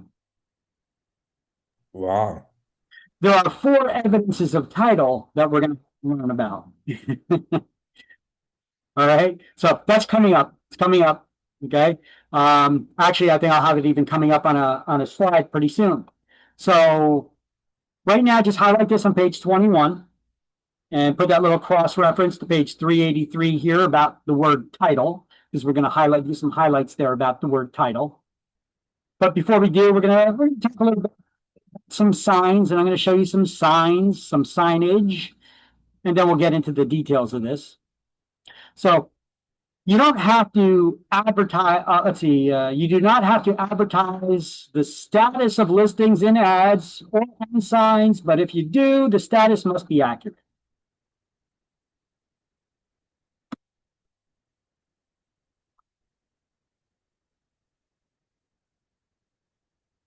Try to find the slide that we're on here. Yes, you do not have to advertise the status of listings in ads or on signs, but if you do, the status must be accurate. Right? So if you're going to put a sold sign rider on there, the property better have been sold. What does that mean? Doesn't mean that an offer just came in that got accepted, that went into attorney review, or even that got out of attorney review. It's still not sold. The buyer's still not the owner yet. There's still plenty of opportunity for that deal to fall apart. It's not until the closing table where the buyer signs all the documents, the money's transferred to the seller, the buyer gets the keys and the deed and the title work and all that stuff, where they then become the owner. Okay. So if you ever see a real estate agent, also, you do see this quite often. They violate the law all the time. It doesn't mean that you should do it and follow their lead. But they send out postcards, listed and sold in one day. Bold. Didn't happen. You're not going to have somebody sell a property in one day. You could get an property in one day, but that property is definitely not sold in one day. You guys follow where I'm coming from here, right? Details matter. That agent could get in trouble with the real estate commission if they decided that they want to start collecting some fines now.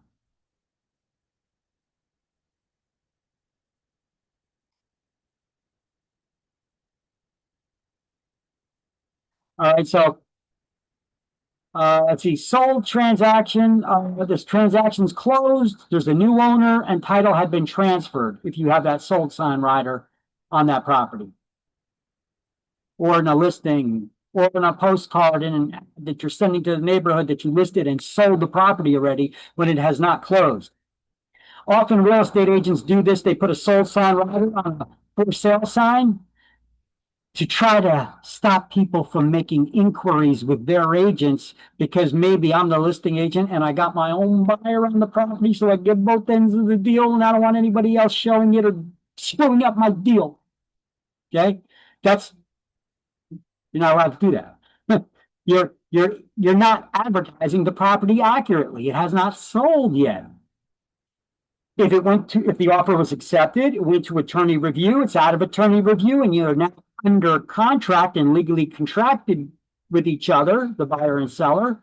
Well, now you could put a under contract sign rider on there. So now, me personally, I wouldn't do either. I wouldn't put a sold sign rider. I wouldn't put an under contract sign rider. You know why? Chases people away who would normally reach out to you and contact you. Right? I look at these things as negative. Some agents look at it as positive. Oh, look how quickly I sold the property. Oh, look how many people are going to be calling you wanting to buy it. You can just keep that for sale sign up there. People are going to call you. When they call you, you can get their info, what they're looking for, how long they've been looking, if they've been pre-qualified for a loan, get their contact information and all that goodies. And then you could be like, yeah, that property's already under contract. We could make an offer on it, but it'd be held as a secondary offer, because they're already under legally binding contract, But I could help you find another home. And now you can start working with those people. See, it's about sales. The license is sales. Salesperson, learn how to sell. Don't chase potential buyers away. Get them in the door. And you don't do that by putting a sold sign rider up there. They're going to be like, oh, they ain't available no more. Why am I going to call them? You guys see where I'm coming from right here? All right. Now, under contract, the parties in a legally binding contract, or they're out of attorney review, don't use sale pending. It's too subjective. The Real Estate Commission actually sent out a letter years ago on this. Throw away those signs. You tell your broker to throw them away. If they got pending sale or sale pending signs, we're not allowed to use them. What does that mean? I could get a listing and a sale's pending. Pending, we get a buy. So it's acceptable to the seller. Sale is pending, you know? And what exactly does that mean?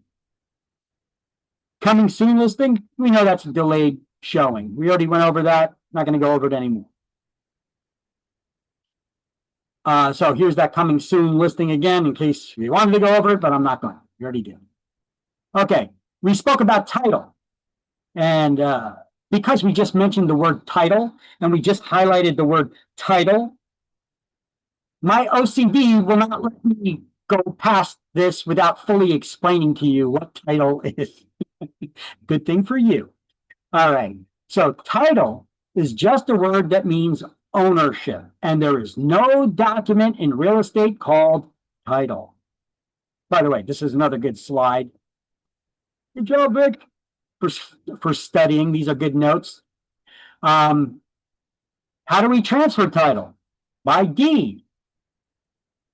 There are two ways to define what a deed is, but says the same exact thing. Okay, so basically we got two bullet points here. There are two different explanations of what a deed is. Let's go with the first simple, dumbed down version. A deed is a document used to transfer ownership, but is not proof of ownership. We could all understand that statement, right? A deed is a document used to transfer ownership, but is not proof of ownership. Now, the second statement says the same exact thing, but in a more learned way. It makes you sound more educated and like you're in the biz with these fancy words. A deed is an instrument used to convey title, but is not evidence of title. Ooh, I sound like I'm a real estate pro now, right?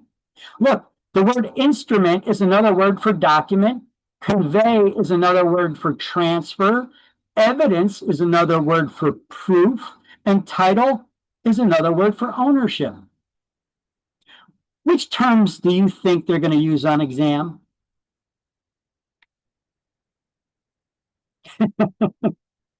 You see why I'm throwing it out like this, why I'm writing it both ways? I want you guys to be able to see it, understand it, read it, study it.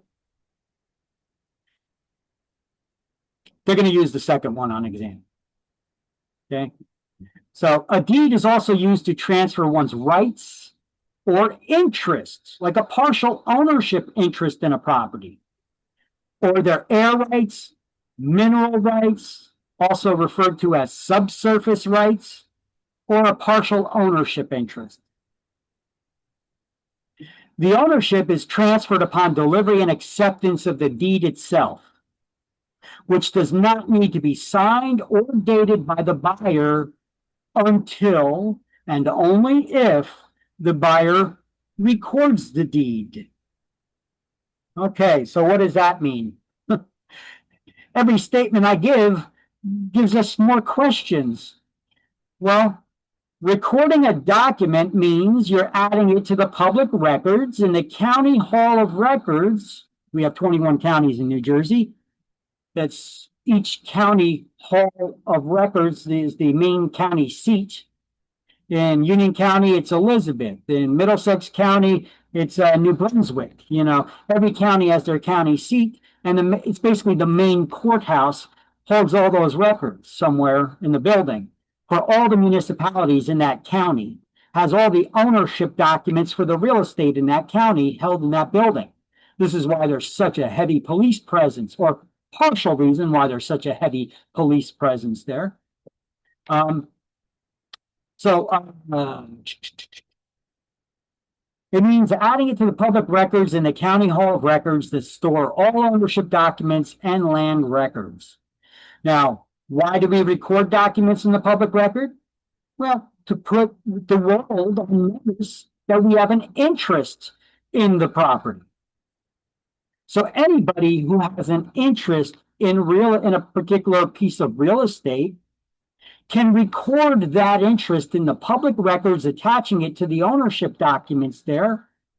Like if you owe me money, I'm a contractor. I remodeled your kitchen. You didn't pay me. I could create a lien on your property, and I could record it in the public records to put the world on notice that there's a lien on this property that needs to be paid. And if you're interested in buying it, you're going to have to pay this lien if the seller doesn't pay it first. Wouldn't you like to know those things if you're a buyer? So is it in your best interest to do a search of the public records? We call that a title search, to see if there's any liens or other encumbrances on a property? Yes. So we record our ownership, showing the world that we're not the property.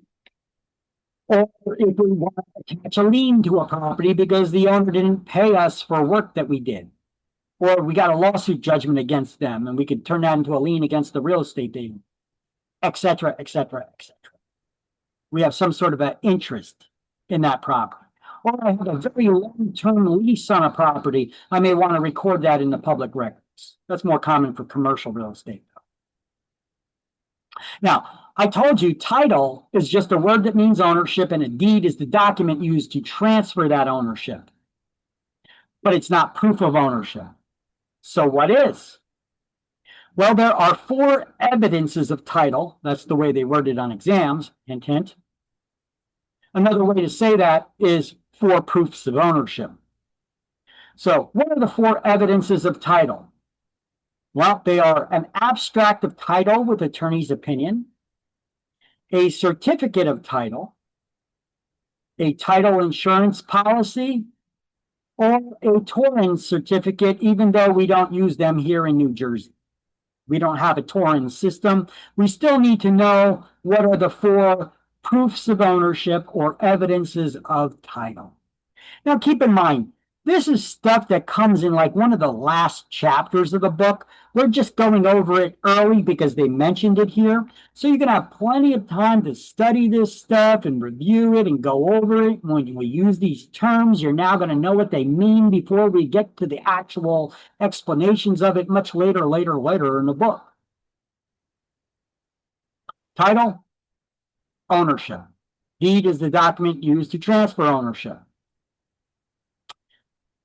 When is ownership transferred? Upon delivery and acceptance of the deed itself. This is why deeds do not need to be dated or signed by the buyer. Doesn't matter what the date is or if they signed it or not.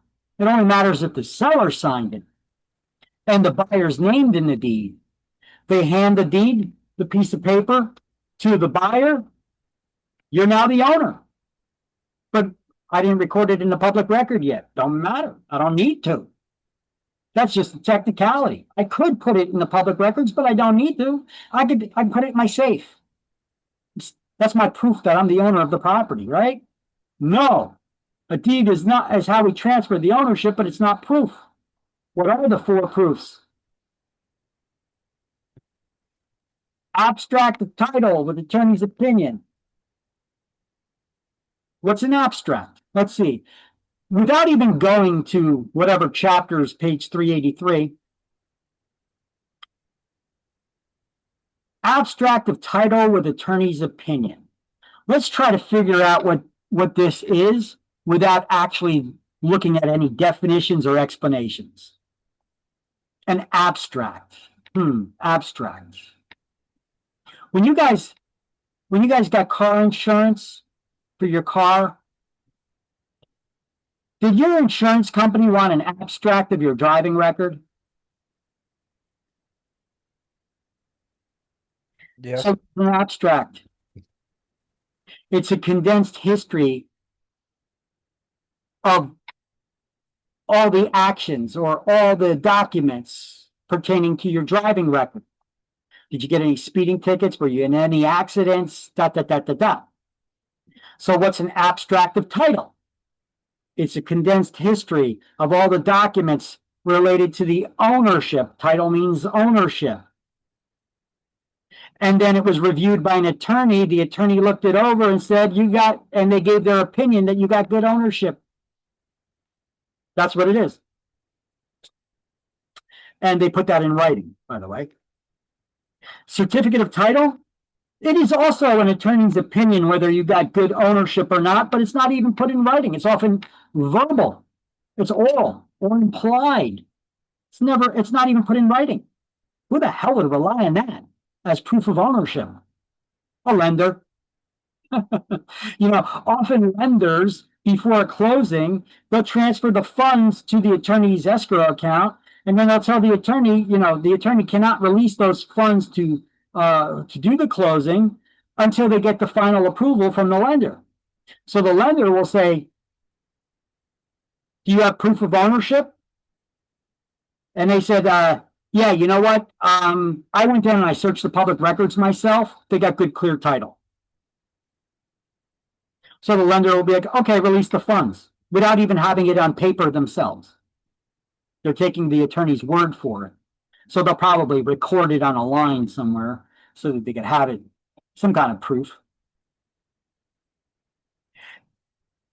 A title insurance policy is probably the most commonly used proof of ownership of real estate, where you order a title search of the public records to make sure there's no liens or encumbrances on the property that you have not been made aware of. And then the insurance company issues title insurance. There are two types of title insurance policies. There's a lender's policy and there's a buyer's policy. So what is that? Well, if I bought a property, I'm now the owner. If somebody ever steps forward and claims that they're the rightful owner because their grandpappy's grandpappy was swindled out of the property or something happened, whatever the hell, if they could prove that they're the rightful owner of the property because there was an improper transfer of ownership in the past, do I get to keep the property that I bought? It's like buying a stolen car or a stolen TV. Even though I paid for it, I bought it from someone else who stole it. They didn't have the right to sell it to me legally. So do I get to keep it? No. So what, I'm screwed out of my money? Well, if you had a title insurance policy, the buyer's policy would reimburse the buyer any money they have in that property. And the lender's policy will pay off the balance for any mortgage loan that's outstanding. That's what that's for. Okay? So this is the most common proof of ownership that's out there. That insurance company is going to do a very thorough search of the public records before they're going to issue you insurance and insure you against any kind of loss if that should ever happen. Now, a torrent certificate, well, they're not used in New Jersey. Some states have a three-party system where anytime there's a transfer of ownership, it must be recorded in the public records. In New Jersey, we got 21 halls of records, and it's optional if you record that ownership in the public records. It's in your best interest to, but it's optional. In a state that has a torrent system, it must be recorded in the public records, and this independent third party will hold on to that torrent certificate, that ownership document, and if you default in making your mortgage payments, they could give that certificate back to the lender, or if you pay it off, they could give it to the purchaser, the owner, that they'll now be the owner of that property once it's paid off. So that's what a torrent certificate system is. It's a third party involved. So foreclosure is a lot swifter in these states. It's a non-judicial foreclosure, where in New Jersey, we have a judicial foreclosure process if somebody starts defaulting on their loans and such. But let's not get into loans and stuff like that right now. This is enough for now. So Title, just a word that means ownership. We transfer that title, the ownership, by a document called a deed. But a deed is not proof of ownership. So what is? There are 4 evidences of title, but we only use one of the 3 in New Jersey. Abstract of title with attorney's opinion. Well, the abstractor that we hire to search the public records, if they make a mistake, they carry errors and omissions insurance and they would be covered. But if the attorney makes a mistake in rendering their opinion, if you got good ownership or not, good luck with that. You'd have to sue the attorney. If you're relying just on the attorney's verbal representation that you got good, clear ownership because they searched the public records, once again, good luck with that. You got to sue the attorney. And you're not even going to have it in writing that what their opinion was because they just verbally told you. Instead, the best policy would be an insurance policy, right? Isn't it good to have insurance? So a title insurance policy is the more common proof of ownership that we use here in New Jersey. And there's 2 types of policies. Attorneys should explain that to the buyers that there are 2 policies and that they should purchase both of them. Many attorneys sometimes don't explain it. They just sell them both policies. And hopefully they actually bought the policies. I've had a situation with a girl. She had a house that she wanted to sell. And she found out I was a real estate agent after already listing the property for sale. And she found a buyer, and she told me, "Oh yeah, I already got it listed. Otherwise, I would have listed it with you." Blah, blah, blah. I was like, okay. And now she tells me that we're having an issue. We're having a problem. I got a buyer that wants to buy the property. We're getting near closing, and now we have an issue because it's showing up. The guy who I bought the property from, his mortgage loan is still showing outstanding in the public records. It was never shown that it was paid off with the loan that I got. Now, easy problem to solve, right? Just go back to that lender and get them to file the proper paperwork that it was paid off, right? What happened if that lender went out of business? Which they did. Do you have paperwork showing that you bought it and paid it off? Maybe you could go back. Do you know who the seller is? Do you know where they're at? I don't know. We don't know anything about it. All right. Well, this shouldn't be your problem. You got title insurance, right? Well, yeah, I paid my attorney for title insurance when I bought the property. Okay. Do you have that paperwork? She couldn't find the paperwork in her paperwork for the title insurance. So I said, well, just reach out to your attorney. He should keep it, he should have it in his records somewhere in his archives. She called up her attorney, and the attorney said, don't bother me with this. That's your problem now. I was like, well, you need to sue your attorney now. So she went and tried to get an attorney to sue her attorney, but she had a problem with that. Her attorney is now a New Jersey Superior Court Justice, and now no attorney wanted to sue a Superior Court Justice from New Jersey. They're afraid that one day they may have a case that has to go before this judge, and they don't want to get on his bad side. Oh my God, what a tangled web we weave. Turns out he never bought the title insurance policy. He charged her for it, he pocketed the money, and he never did it. And now he's a New Jersey Superior Court judge. And that no attorney wants to sue.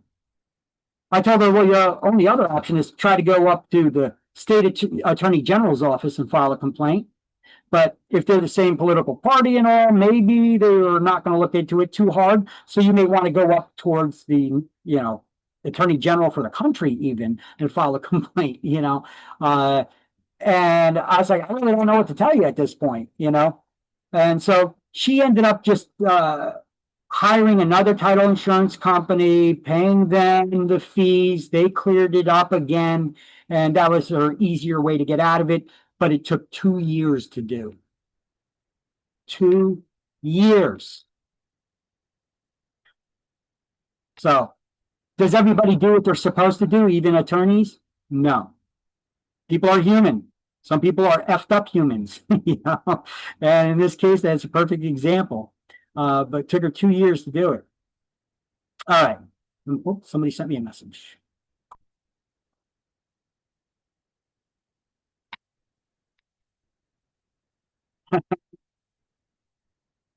Okay. If a certificate of title is oral and not written, then how can it be a certificate? They just call it that. I don't know. They call it a certificate of title. I would assume that it would have been in writing, but it's not. Look, if we go to page 357. Well, I'll show you. This is in a much later chapter. I don't know if we're going to actually have it here in these slides, and we're going to get to that.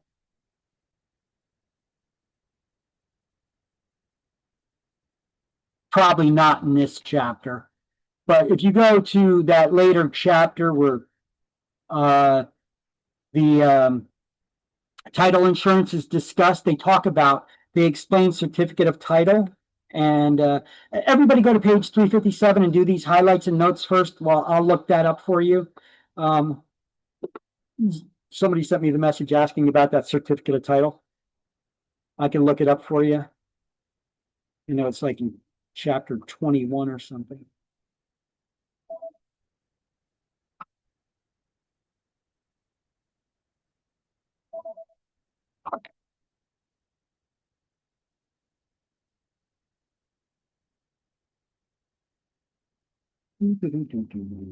Where do we go to the title?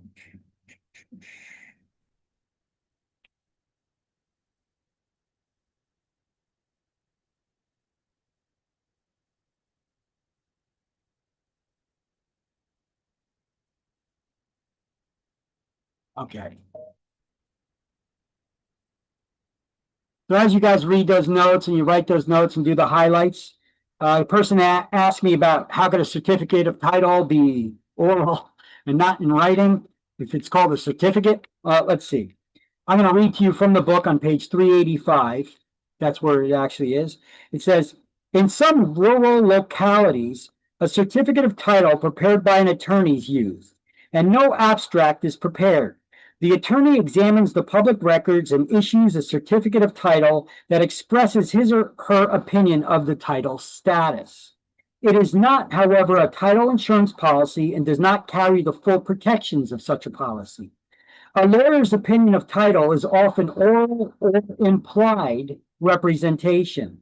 The person who sustains damages by relying on it may look to the lawyer for satisfaction. Okay, it doesn't give you much information, I guess, there. It just tells you the same thing. It's often verbal or implied, and if you relied on that, you're pretty much screwed if it does not pan out to be what they said it was. You'd have to look to the lawyer for satisfaction. Translation, you got to sue them. Good luck with that.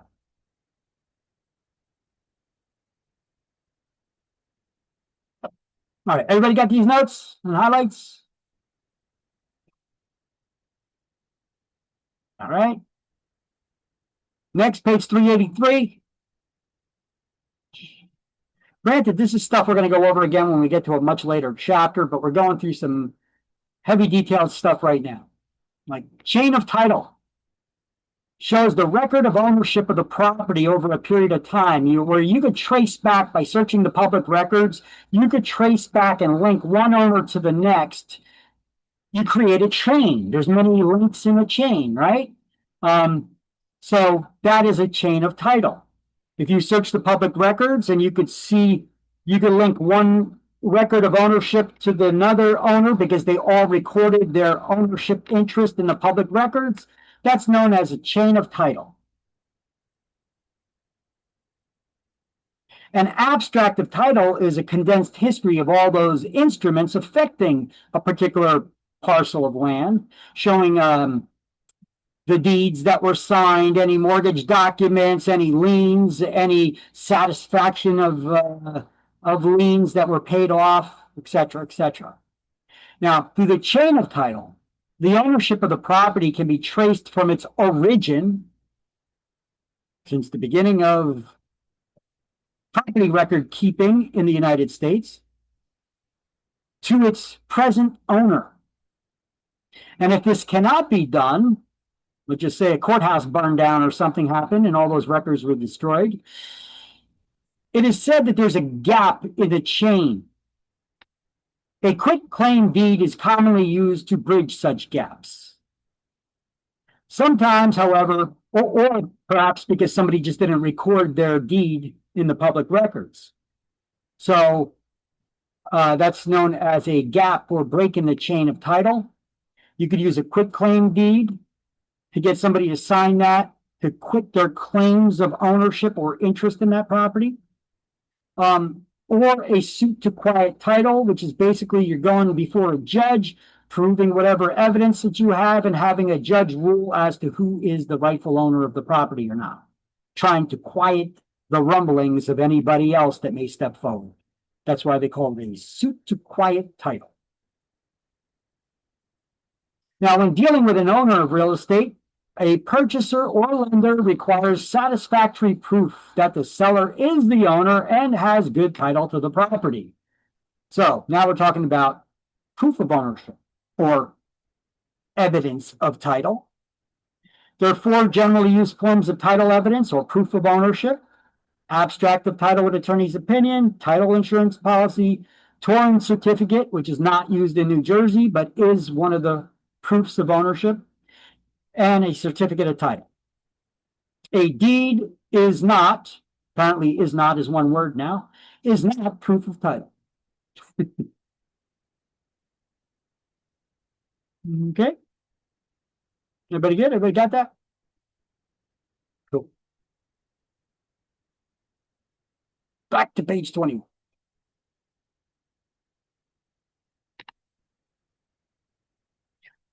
Don't worry, guys. Time is ticking away.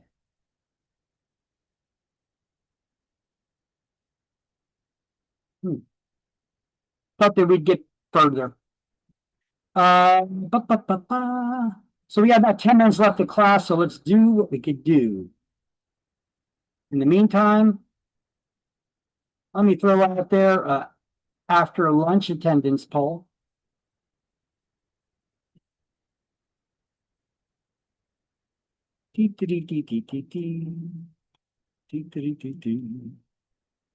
Uh-oh, where is everybody? Attendance poll, attendance poll.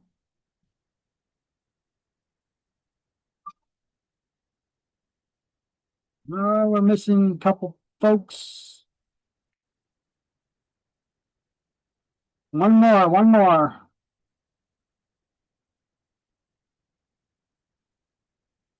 Thank you. All right, so page 21. An offer of a free item or gift must be genuinely free with no strings attached. So if you ever offer anything free to the public, can you ever offer anything free to the public? Yes, but you got to offer it to everyone. No strings attached, not contingent on them doing business with you.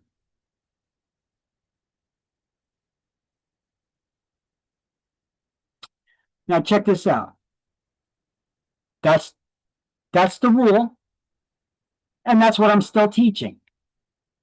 However, this law had changed and had been passed to change back in 2021. Also said that this rule is not going to go into effect, that you can offer stuff for free to people with strings attached, contingent upon them doing business with you. The law changed that it's going to be so that you can actually do that. However, you can't do it until the Real Estate Commission puts in rules on how they're going to implement that. And we're in 2025 right now, and they still have not. So I'm going to teach you the old rule that you can offer stuff for free to the public as long as you offer it free to everybody, no strings attached. I'm not going to teach you the new rule that was passed way back in 2021 because It's not in effect yet because the Real Estate Commission did not put together the rules on how they were going to implement it. Are they going to? I don't know. I sent them an email asking them about it, and I still never got a response. So, yeah, I guess they're busy doing other stuff. So, that's what this just talks about here. So, we cannot offer free appraisals to the public. Why can't we offer free appraisals? We're not licensed appraisers. We don't do appraisals, so therefore we can't offer free ones, but we can offer them a free CMA. We actually do that. I take postcards and I make them look like fancy certificates, and I send them to people, and I even put expiration dates on them that they're only good for 1 year from the date on this card or whatever, to try to light a fire under their butt to contact me. I've had people actually hold on to them certificates and reach out to me just before the expiration. They're like, we've been meaning to, but we had to get some work done, and this happened and that happened. Will you still honor that certificate for the free CMA? I was like, what was the date on it? Oh, yeah, sure, I'll do that for you. That's how we get our foot in the door, offering people a free valuation of their property. Sure, we do that. We do that all the time.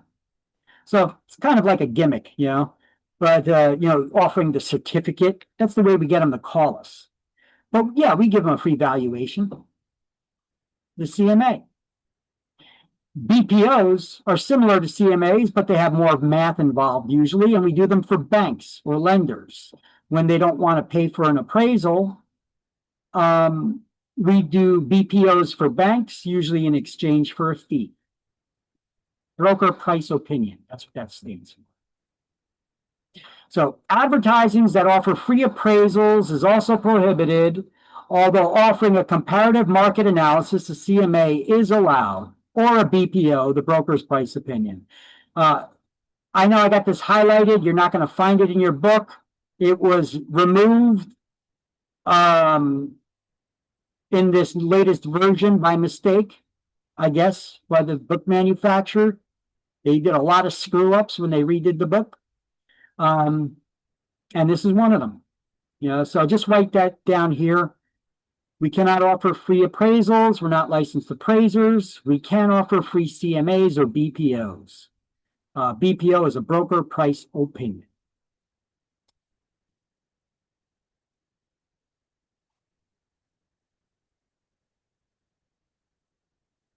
Here, I got a better slide for you on that.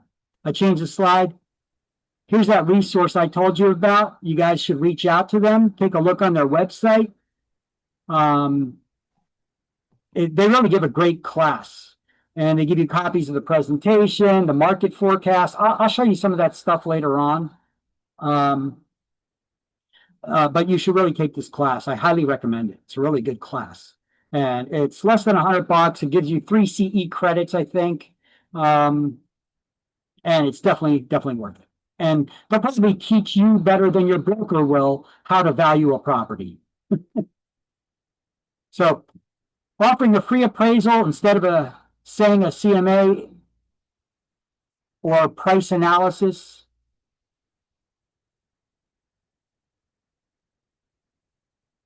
is not allowed. We are not licensed appraisers, so cannot offer free appraisals. We can offer free CMAs or BPOs, but they should never be called appraisals and should never be considered as such. CMA is a comparative market analysis. We give that to the buyers, the sellers. We help them determine the value of the properties. We do it for buyers as well so that they can be more informed when making an offer.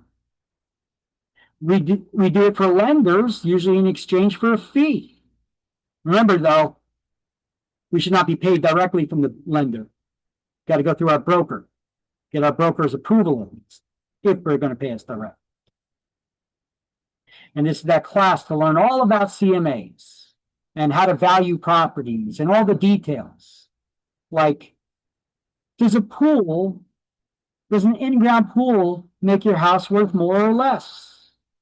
What about solar panels? Do they make your house worth more or less?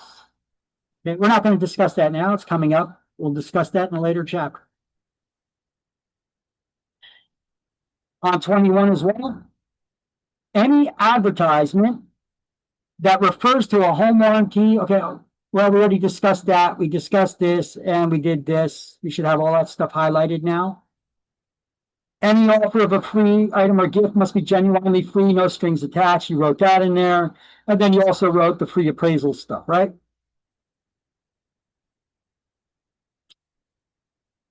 Here's some more recent changes to the Licensing Act.